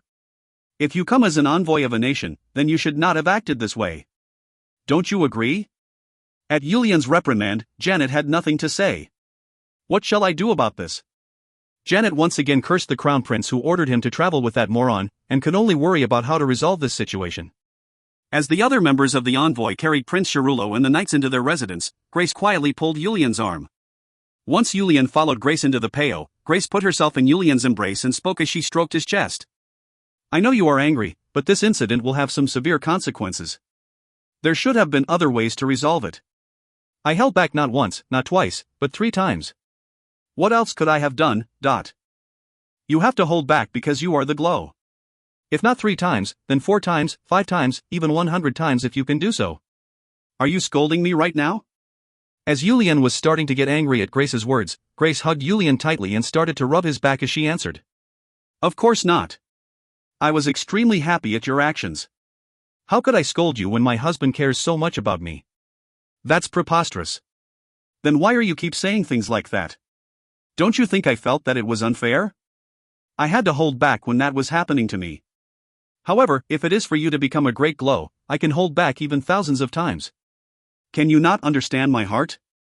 As tears started to form in Grace's eyes, Yulian let out a sigh as he started to hold her tightly as well. Sigh. How could I not know how you are feeling? However, this situation was just too much. How dare he put his hands on you? Grace lightly smiled on the inside, however, tears were still hanging on her eyes. Still, I hope that you can restrain yourself in the future. Since you showed your might this time, the Knights of the Silence Empire who now know of your strength will definitely not leave you alone. It's not even about hurting their pride, it is because they now know you are a dangerous presence. That is why I have told you all this. I understand. I will be careful from here on. You promise? I promise. At Yulian's answer, Grace got on her tippy toes and kissed Yulian's cheek. I'm relieved. Yulian could never win against Grace. TL note, friends, my fellow Red Storm warriors, with this release, I have now been translating for 12 weeks and 36 releases have come out including this one. We have one more release before starting the last chapter of Volume 1. After finishing Volume 1, I will take 1 week off before coming back to translate Volume 2. It will be at least 2 more weeks before that happens, but I wanted to give you all a heads up early on. If you find any errors, ads pop up, ads redirect, broken links, non-standard content, etc., please let us know. Report chapter so we can fix it as soon as possible. Book 1 to 6.6 We must get rid of him. Book 1 to 6.6 We must get rid of him. Janet started to think with his large body bent over. According to Sasuna, the royal knight, Yulian was a master. In addition, Sasuna claimed that Yulian's level of strength could not be compared to any average sword master. What kind of existence were masters? Even in the Silence Empire where there were numerous knights, they had less than 10 masters. Even in the Rogini kingdom which rivaled the strength of the empire, they also had less than 10 masters. This is going to be a problem. Janet could feel the headache starting to form. You must be really happy about this. Thanks to you, Yulian's popularity has soared up to the heavens. 2 women wearing thick veils entered Janet's peo and started to antagonize him. At that moment, a single plan of action entered Janet's mind. There was hostility on both sides. He didn't know about the oldest son, but clearly, this woman's side was hostile with them. A force-using master. That was an existence that should not exist in one of the Empire's provinces. When a war begins between kingdoms, magic, sword, spears, the number of masters in all disciplines play a critical role in the war strategy. The Silence Empire, which had an army of 500,000 soldiers, only had 8 masters. There are the rare strategists who claim that a single individual cannot do much in large-scale battles. However, they were rookie strategists who have never experienced war, who have never experienced a war that included masters. Their strength to push through in a straight line, masters were existences who had so much power that it required 3 to 4 commander-level knights to barely manage to block them. We must get rid of him. We must definitely get rid of him. Janet's mind started to spin quickly. His plan was perfected in a very short amount of time. In situations like this, when they had allies in the enemy camp, a shrewd diplomat like Janet could come up with tens of different methods. Madam, you have come. Once the thoughts in his mind were settled, Janet greeted Globaguna's third wife, Libri, with a calm expression. He was full of greed. Although this woman wasn't crafty or smart, he was confident that this woman would get rid of Yulian. What's so good that you can have such a calm expression? I asked you to get rid of Yulian, but all you managed to do was make them praise him even more. Even with Libri continuing to antagonize him, Janet did not lose his calm demeanor. Rather, he started to smile while preparing to roll Libri in the palm of his hands. Do not worry about it. I have a plan to handle this. What plan? You think you have a plan to lower Yulian's fame? Ho ho, madam, please stop. Today, I will let you know the method to get rid of Yulian. Libri felt her ears opening up and quickly sat down and spoke in a small voice. How? There is a way? Of course. This Janet is someone nobody can ignore, even back in the Empire. Originally, I had planned to slowly progress, however, after seeing him today, I can no longer let him be. Libri followed along. What did I say before? Didn't I tell you from the beginning about how scary that child Yulian is? There are no warriors in the desert who do not know of his name. And 2 years ago, he gathered the young warriors and created some brigade called the Red Storm, and quickly, he turned all of them to be stronger than most veteran warriors. Something like that happened? As Janet asked with a surprised expression, Libri got excited and started to continue. There is nobody in Paria who does not know about it. He said it was a brigade to take down the Shwariai's desert sword, and those Red Storm warriors are so loyal to him that if he told them to die, they would even pretend to be dead. Do you think that's all? The majority of Paria is hopeful that once Yulian becomes the Glow, he will be able to defeat our nemesis, the Shwariai tribe, and unify the desert. To unify the desert, he has some lofty dreams. The problem is that everyone believes that he could achieve such unbelievable dream. Janet was amazed that Libri could speak like that, even if she was full of greed trying to make her son become the Glow. He was also curious about how she planned to get rid of the second son, Pear, even if Yulian was removed from the equation. Well, it's not like this is the first time I've seen someone like this. I just have to focus on completing my end of the bargain properly. He. Janet was laughing inside as he spoke. I am worried about the future of Paria. If someone so rash becomes the Glow, the foundation of the tribe will start to shake. That's exactly my point. Yulian, that child has such absurd thoughts. To unify the desert, it's not normal for someone who has not even turned 20 to think he could do something that nobody has managed to do for hundreds of years. That is why Librinim's son Orca must become the Glow and have Librinim serve as the regent. That is the way to lead Paria to prosperity. I appreciate your words. Anyways, how do you plan on getting rid of Yulian? Librinim's tribe members have all gathered, right? The majority of them are here. Other than the minimum required to protect a young oasis, they are all here. Around how many are there? Around 500 or so. Janet started to smile at Libri's answer. That should be plenty. Janet came close to Libri and started to whisper his plan in her ear. A smile started to form on Libri's face. Next up. Betrayal. Thoughts that he didn't want to bring up again. The things he worked hard to forget. If you find any errors, ads pop up, ads redirect, broken links, non-standard content, etc., please let us know. Report chapter so we can fix it as soon as possible. Book 1 to 7.1 Discussion with the Chiefs. Betrayal. Thoughts that he didn't want to bring up again. The things he worked hard to forget. Book 1 to 7.1 Discussion with the Chiefs. The third night of Globaguna's birthday celebration. Inside the Peo were Globaguna and his 3 sons, as well as the tribal chiefs in charge of 11 oases. Since each oasis is maintained by 3 to 4 chiefs, the total number of people in the Peo was around 40 people. Truthfully speaking, there were not many chances for all the chiefs to gather together like this throughout the year, so every time they had the opportunity to do so, they gathered together to discuss their individual oasis, as well as determine a plan for all of Paria. Of course, the discussion of the day was about how Yulian had manhandled the Empire's prince. The first to speak was the careful Cobra Sanatu, who lives in the oasis of Deep Bottoms. I'll admit that I felt refreshed at the young Glow's action. However, this Sanatu was worried about how to handle the aftermath of the incident. Could the young Glow not restrain yourself? Before Yulian could answer, the impulsive Buffalo Meg of the Brilliant Tree Oasis tribe started to shout. Sanatanim, then were we supposed to watch our daughters be assaulted? Furthermore, she is set to become the next mother of Pariah. It would have been understandable even if all of the warriors ran in to fight against them. How could you blame the young blow for that? Their two sides were very fitting of their names. The other chiefs took Sanata's side or Meg's side based on their individual feelings. Taking a look, there were more chiefs who agreed with Meg and thought Yulian did the right thing. The temperament of most desert people were militant. They also had very strong senses of pride. Many chiefs were even saying that if they were in Yulian's shoes, they would have done the same thing. Truthfully speaking, even the chiefs who were blaming Yulian's actions were only doing so thinking about the future of Pariah. They were not necessarily thinking that Yulian was wrong for what he did. As such, there wasn't a large argument.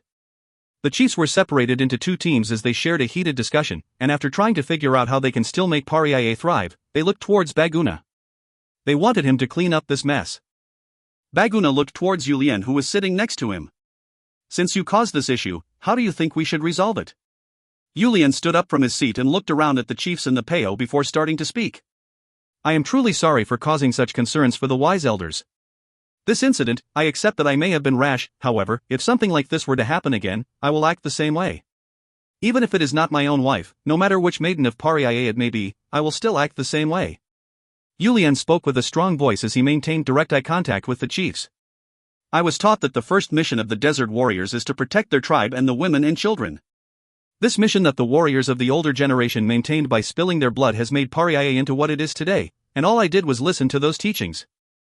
No matter if the opponent is a strong empire, even if there is something that will shake the entire foundation of Pariah, if a situation occurs where we do not work to keep this most important mission, Pariah will lose the meaning of its name and the blood of the past warriors would have been for nothing. Our Pariah is the strongest among the 5 desert tribes in the eastern desert, and our warriors are strong. What are we so afraid of that we must discuss like this regarding following through with a warrior's mission? Silence filled the Peo at Yulian's long speech. Yulian had reignited the core that they had forgotten about. The mission of a desert warrior. A mission that any warrior must keep. What Yulian had said ignited the feelings of even the few extremely old chiefs, however, at the same time, some of them were lamenting the fact that Yulian lacked political skills. After a bit of silence, the oldest of the chiefs who had gathered, the one who was right behind Globaguna in terms of respect and level of trust, the tight-lipped teacher Yerumaha of the deep oasis started to speak. My dear young Glow. Yes, tight-lipped teacher Yerumahanim. Everything changes based on where you put the value of existence. If the young Glow has put the warrior's mission first, this old man will put the existence of Pariah first. If Pariah was to disappear, there is no point to a warrior's mission.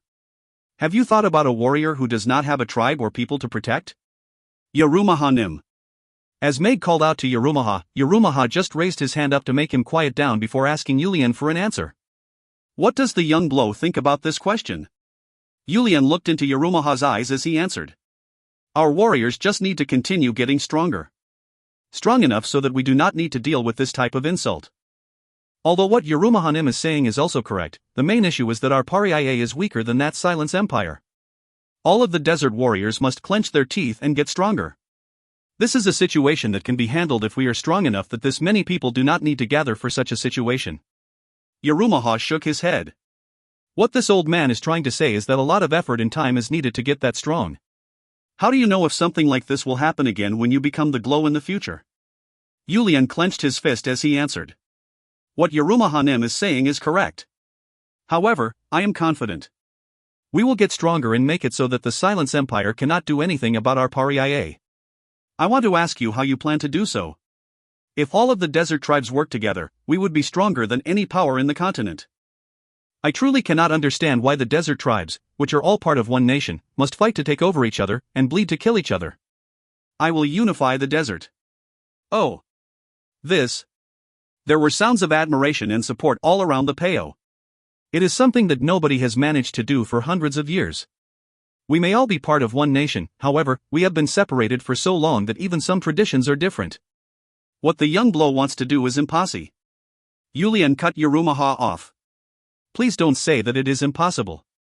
I have already set a goal for myself and will push forward to it like a desert warrior. Rather, isn't it more realistic than my saying that I will fight with the Silence Empire now to see who is stronger? Once I unify the desert, the Silence Empire will need to walk on eggshells around us, not the way it is now. At Yulian's shocking words, many of the chiefs looked at each other. Should we try to stop him? Or should we aggressively support him?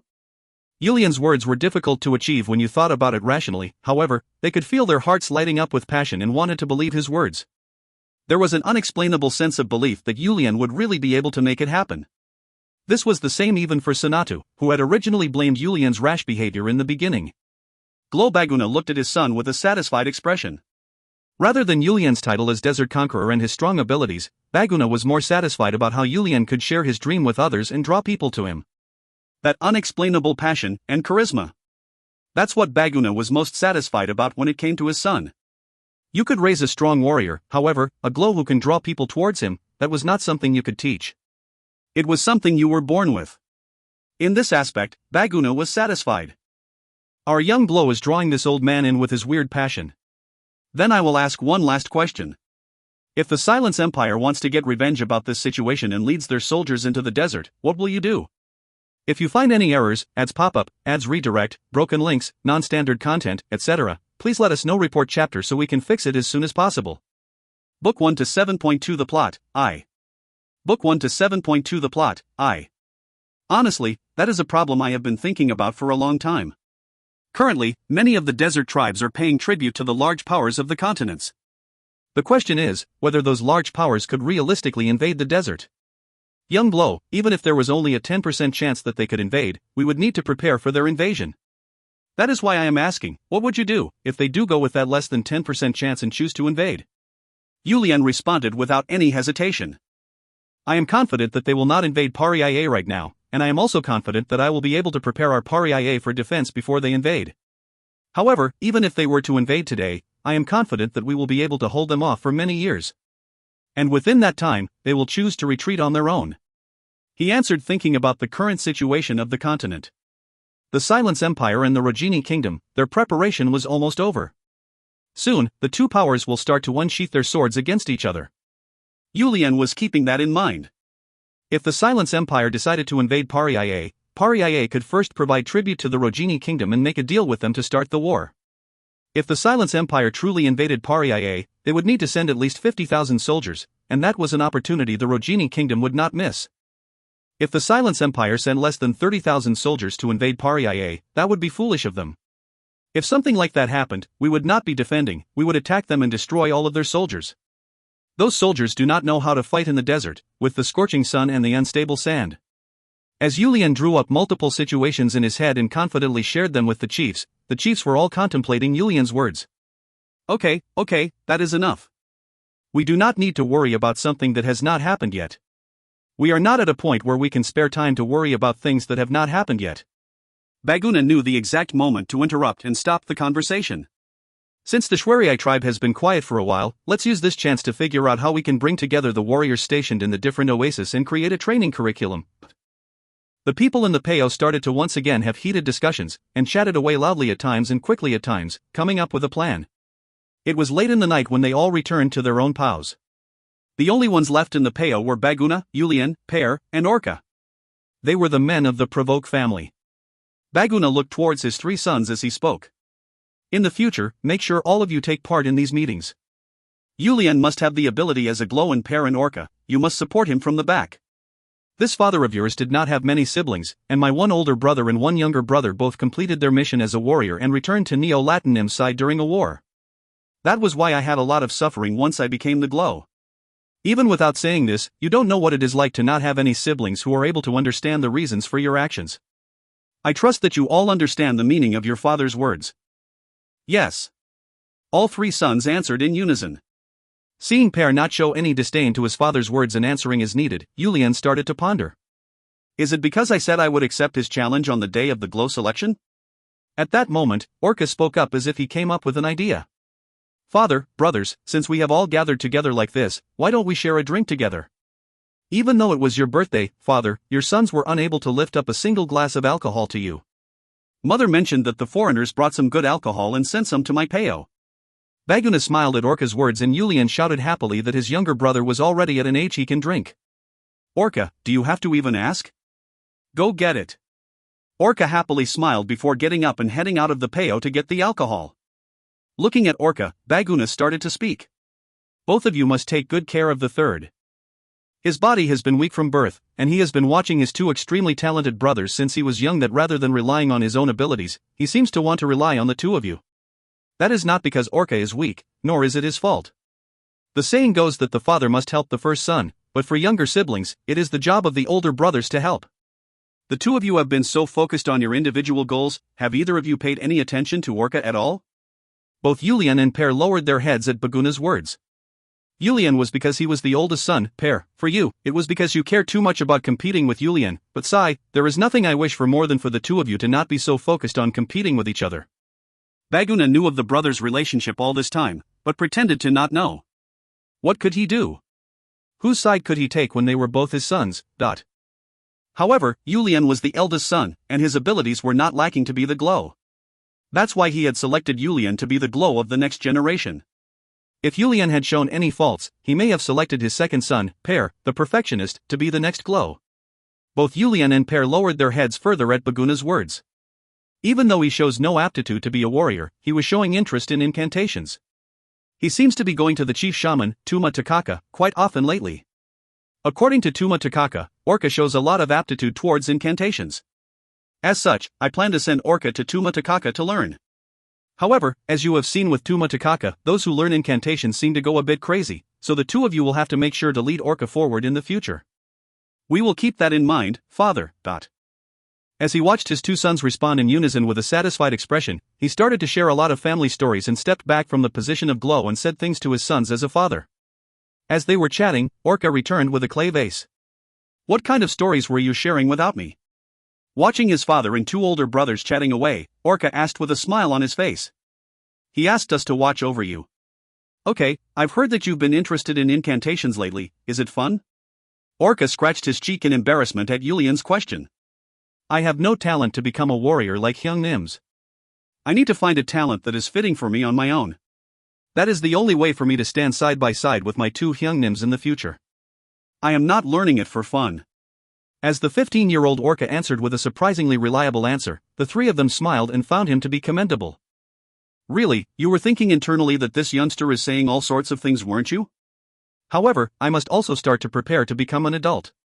Hyung Nims, the two of you were interacting with warriors at my age, but you two have a habit of looking at me as just a little child. Orca spoke as if he did not like how his brothers treated him as a young child, and Per put a smile on his stoic face and answered. If I have done that, this Hyung apologizes to you. I forgot what kind of thoughts I had when I was your age. You are also my brother. I also forgot that you are a son of the desert. This Hyung also apologizes to you. Even though he was just sharing his complaints, seeing his two brothers respond like this, Orca was completely surprised. There is no reason for you to apologize. There is nothing I hope for more than for the two of you to consider me a son of the desert from here on. This alcohol is very fragrant. I don't think it is an alcohol of the desert. After smelling the fragrance rising up from the clay vase, Orca started to fill his father and brother's cups. Baguna took the vase from Orca and put a glass in front of Orca as he started to speak. A desert son who is 15 has earned the right to drink. It is time for you to accept a glass from your father. Ah. Thank you, father. Being accepted as a man by the father he respected, Orca was extremely happy as he received the alcohol with two hands. Alright then, since all of the men of the Provoke family have gathered together, we will drink the first glass for the glory of Pariah, the second for our Provoke family, and the third for only good things to happen in the future. As Baguna spoke like that and took a drink, the three brothers all took a drink as well. However, Per just pretended to drink, and poured the alcohol into his sleeve. The reason Per, who could finish 4 jugs of alcohol if he started to drink, did this, was because he had been praying to their guardian Neo-Latinim for the past few months and promised to abstain from alcohol for the next year. Next, I will pour. Yulian stood up and filled his father and younger brother's glasses, and with another gunbei they drank again. Lastly, Per repeated the motion and the third cup was finished. Afterwards, the three brothers shared many stories they could not share before and shared their brotherly love. Soon after, Orca was wobbling as he spoke. This is weird. I have secretly drank before without father or Hyung Nim's knowing, however, I have never been so dizzy before. As Orca fell over before he could even finish, Baguna, Yulian and Per all laughed while looking at Orca. As Orca mentioned, the taste of this alcohol is quite peculiar. I have never drank alcohol like this in the desert, seeing my head spin like this already, it is very strong. Slam. Watching Yulian, who had a pretty high tolerance, fall over not long after, Baguna and Per were about to laugh. However, Baguna's expression changed as he realized that something was wrong. He was someone who could drink 10 jugs of alcohol without problem, and he had even tried the strongest alcohol in the continent. But even he was feeling weird and his mind was starting to get fuzzy. And feeling this sense of danger starting to creep up, Baguna woke up his intuition that he had not used in a long time. Per, hurry, go get Tuma Takaka and the warriors. Per finally realized that something was wrong and quickly got up and headed out of the peo. However, his feet stopped the moment he headed outside. There were many desert warriors with murderous gazes standing in front of him with weapons. And surprisingly, in the midst of the desert warriors were the soldiers and knights of the Silence Empire. As Per hesitated, a woman stepped forward from the crowd. Mother Libri, what is going on? Per shouted towards that woman. The woman who had stepped forward from the crowd was the Glow's third wife, their mother and Orca's biological mother, Libri. Looks like you didn't faint? That's too bad. If you had fainted, I wouldn't have to kill you like your mother Sena. Just blame it all on your bad luck. Listening to Libri's word that struck like lightning, Per became lost. What was this woman saying? What are you saying? As Per got anxious and started to stutter, Libri had an evil smile on her face. If you find any errors, ads pop-up, ads redirect, broken links, non-standard content, etc., please let us know. Report chapter so we can fix it as soon as possible. Book 1 to 7.3 The Plot, 2. Book 1 to 7.3 The Plot, 2. Must I repeat myself? Your mother, Sena, is no longer a person of this world. You will also die in this spot. What are you all doing? Capture him. He poisoned Glow Baguna Nim. Now what was this about? Who poisoned who? How? Then Per realized why he did not faint. Then really, in that alcohol? Per did not have the time to think anymore. Sharp swords and shamshears were coming closer to his eyes. You've been planning a rebellion. As Per took out his shamshears and defended against the warriors' attacks and shouted, Libri answered. Since you are going to die soon anyways, what can I not tell you? It is not a rebellion but a decision for the future of Paria. Whether it is a crazy young Glow who says he will attack the Empire or Baguna who will allow such a person to become the next Glow, I am doing this to prevent the destruction of Paria. You, crazy. Libri no longer cared for Per and shouted. It's just one person. Why are you so slow? Hurry and kill him and feed Orca the antidote. Per realized that he could not stay here like this. He needed to hurry and let the warriors know. Since all the chiefs brought the warriors of the oasis, as long as he let them know, they would be able to assemble quickly. Per avoided the swords of the knights and the warriors as he rolled back into the peo. Baguna had yet to lose his consciousness. Baguna had heard everything going on outside, and shouted as soon as Per entered. Hurry! Your brother, take your brother and run. Father! Thinking about the future of Paria, your brother is more important than me. I'm sure you can feel that as well. Per shook his head at Baguna's shouting. Father and Hyungnim. I will take both of you and escape from here. Per shouted like that as he quickly ran over to Yulian and put him on his shoulders. He then headed back to get Baguna, but Baguna forcefully slapped Per's cheek and shouted. You're always cold-hearted, but why are you so anxious right now that you can't even use your brain? I know you are strong, but do you really think you could escape with both of us right now? The warriors and Libri who had already come into the peo responded in his place. Even if was not two and just one, no, even if he was by himself, I doubt he could escape. Libri! Baguna tried to shout but his voice was not very loud. He was spending a lot of energy just remaining awake in his present condition. Why would you? As Baguna asked while staring at Libri, Libri avoided his gaze as she spoke. You and your son are too reckless. And when have you given me any warm gazes or touches? Since Myrez died, you've never hugged me even once. Just that, for just that reason you did this? It wasn't for just that. Our Orca will be like his mother, being unable to shine under the shadow of his two brothers. Even if I die, I could not watch and let that happen, but... Maybe Libri could no longer speak with Baguna. She turned towards her father, her uncle, and her cousins as she spoke. What are you doing? It's for your grandson and nephew. Plus, shouldn't our family handle the honorable position of Glow at least once? The warriors could not easily step forward. Libri had convinced them of this from a long time ago, and they did end up falling for her temptation, but it was extremely difficult to use their shamshir against Baguna, whom they had pledged their allegiance to for a long time. They'll all die soon even if you leave them alone, so just kill that punk named Per. Can't any of you use your heads? As Libri continued to shout, the warriors who felt less remorse headed toward Per. Per! What are you doing? Do you plan on just letting them kill you? As Baguna started to yell at Per this time, Per cried a single tear from each of his eyes as he shouted back. Father, I'm sorry. But this revenge. Per started to make a path through the warriors with his shamshir with Yulian still on his shoulder. Per was so strong that people would even say he was born with a divine power, and because there was a venomous nature to his personality, he had suffered through hell and back during his training to catch up to Yulian. Per was prepared to lose his life, but as he was swinging his shamshir with the goal of vengeance in his heart, the knights and warriors could not easily block him. A battle for their lives. As the saying goes, a battle for their lives had started. They had only made it about 30 paces outside of the Peo, but both Per and Yulian's bodies had a lot of injuries. To die like this, I can't die like this. Per continued to mutter to himself without stopping. How long did he work to make his dream a reality? To die a dog's death like this, he did not put in so much effort to die like this. Isn't that right, Hyung Nim? Per shouted while putting power into his whole body. He didn't care if the strength was not his own and came from his anger or desperation, or even if the power was given to him by the devil.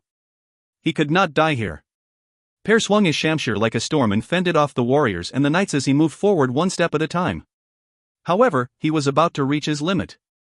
Were the heavens helping him? A savior arrived at that moment. Per Nim? Grace, who was writing a perma, called out to Per with a shocked expression. After seeing all the other chiefs return but Yulian not being present, rather than waiting for him, she had decided to meet up with him and planned to ride their permas through the night as a hike. That is why she had her perma as well as Yulian's perma with her. It was a nonsensical coincidence, and the help of the heavens. Sister-in-law. It's a rebellion. Seeing an escape route in front of him, Per's feet became full of energy as he shouted towards Grace and ran forward. An average woman may have become anxious, but Grace was not an average woman. She was the woman who crossed multiple oases and quicksands on her own and came to a different tribe to test her husband. Grace saw the soldiers of the Silence Empire and the Desert Warriors running right after Per and immediately realized what was happening. She squeezed her legs together to make the perma run. At some point, she had even gotten out her sasuntas and they were in both of her hands. As the warriors hesitated at the perma's gallop, Grace had already arrived next to Per and started to yell. Hurry and get on! The moment Per was putting Yulian on the perma, some of the warriors who had regained their thoughts started to run towards them to stop them. In response, Grace jumped off of the perma without much movement and landed on the ground. You are throwing dirt in the name of Pariah. The level of shame in these warriors were already as high as it could go. They started to swing their shamshirs at Grace without any response. In a normal situation, they would never even dream about waving their shamshir against a woman. Ha! Was that the reason? Grace, who felt that there were many gaps in their shamshirs, let out a shout and quickly used her sasuntas to take down two warriors.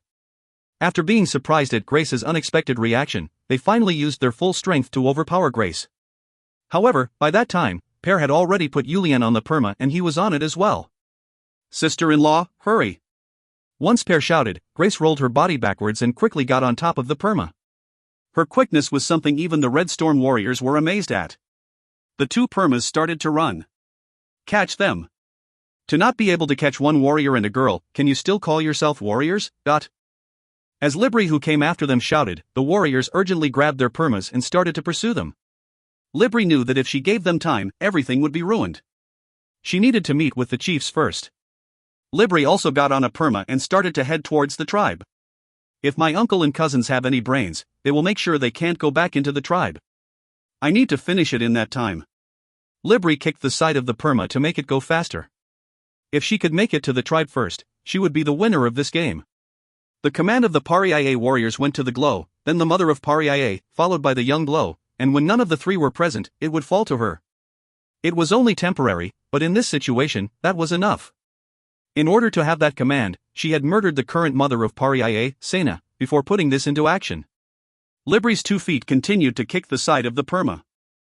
If you find any errors, ads pop-up, ads redirect, broken links, non-standard content, etc., please let us know. Report chapter so we can fix it as soon as possible.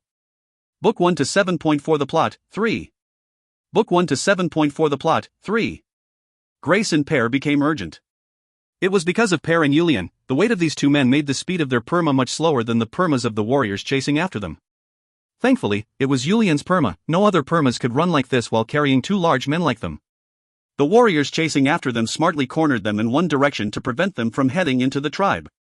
Grace and Per were regretting not bracing themselves for danger and running towards the tribe from the beginning, as the two were sweating while guiding the permas to avoid the shamshirs flying towards them from behind. Is there nothing we can do? The word despair started to float inside Grace's mind. As she started to think about it, Grace, who had been following behind Yulian and Per as if she was defending them, was injured multiple times by the warriors' shamshirs. Seeing her like that, Per started to shout. I will do whatever I can to handle them, sister-in-law. You must return to the tribe and explain the situation to them. If we can do that, As another shamshir started to fly towards them, Per stopped talking and used all of his energy to protect the perma and his body. After listening to Per's words, Grace realized that they would both just end up dying if they continued like this, and nodded her head as she spoke. Then, point the perma towards Rivold.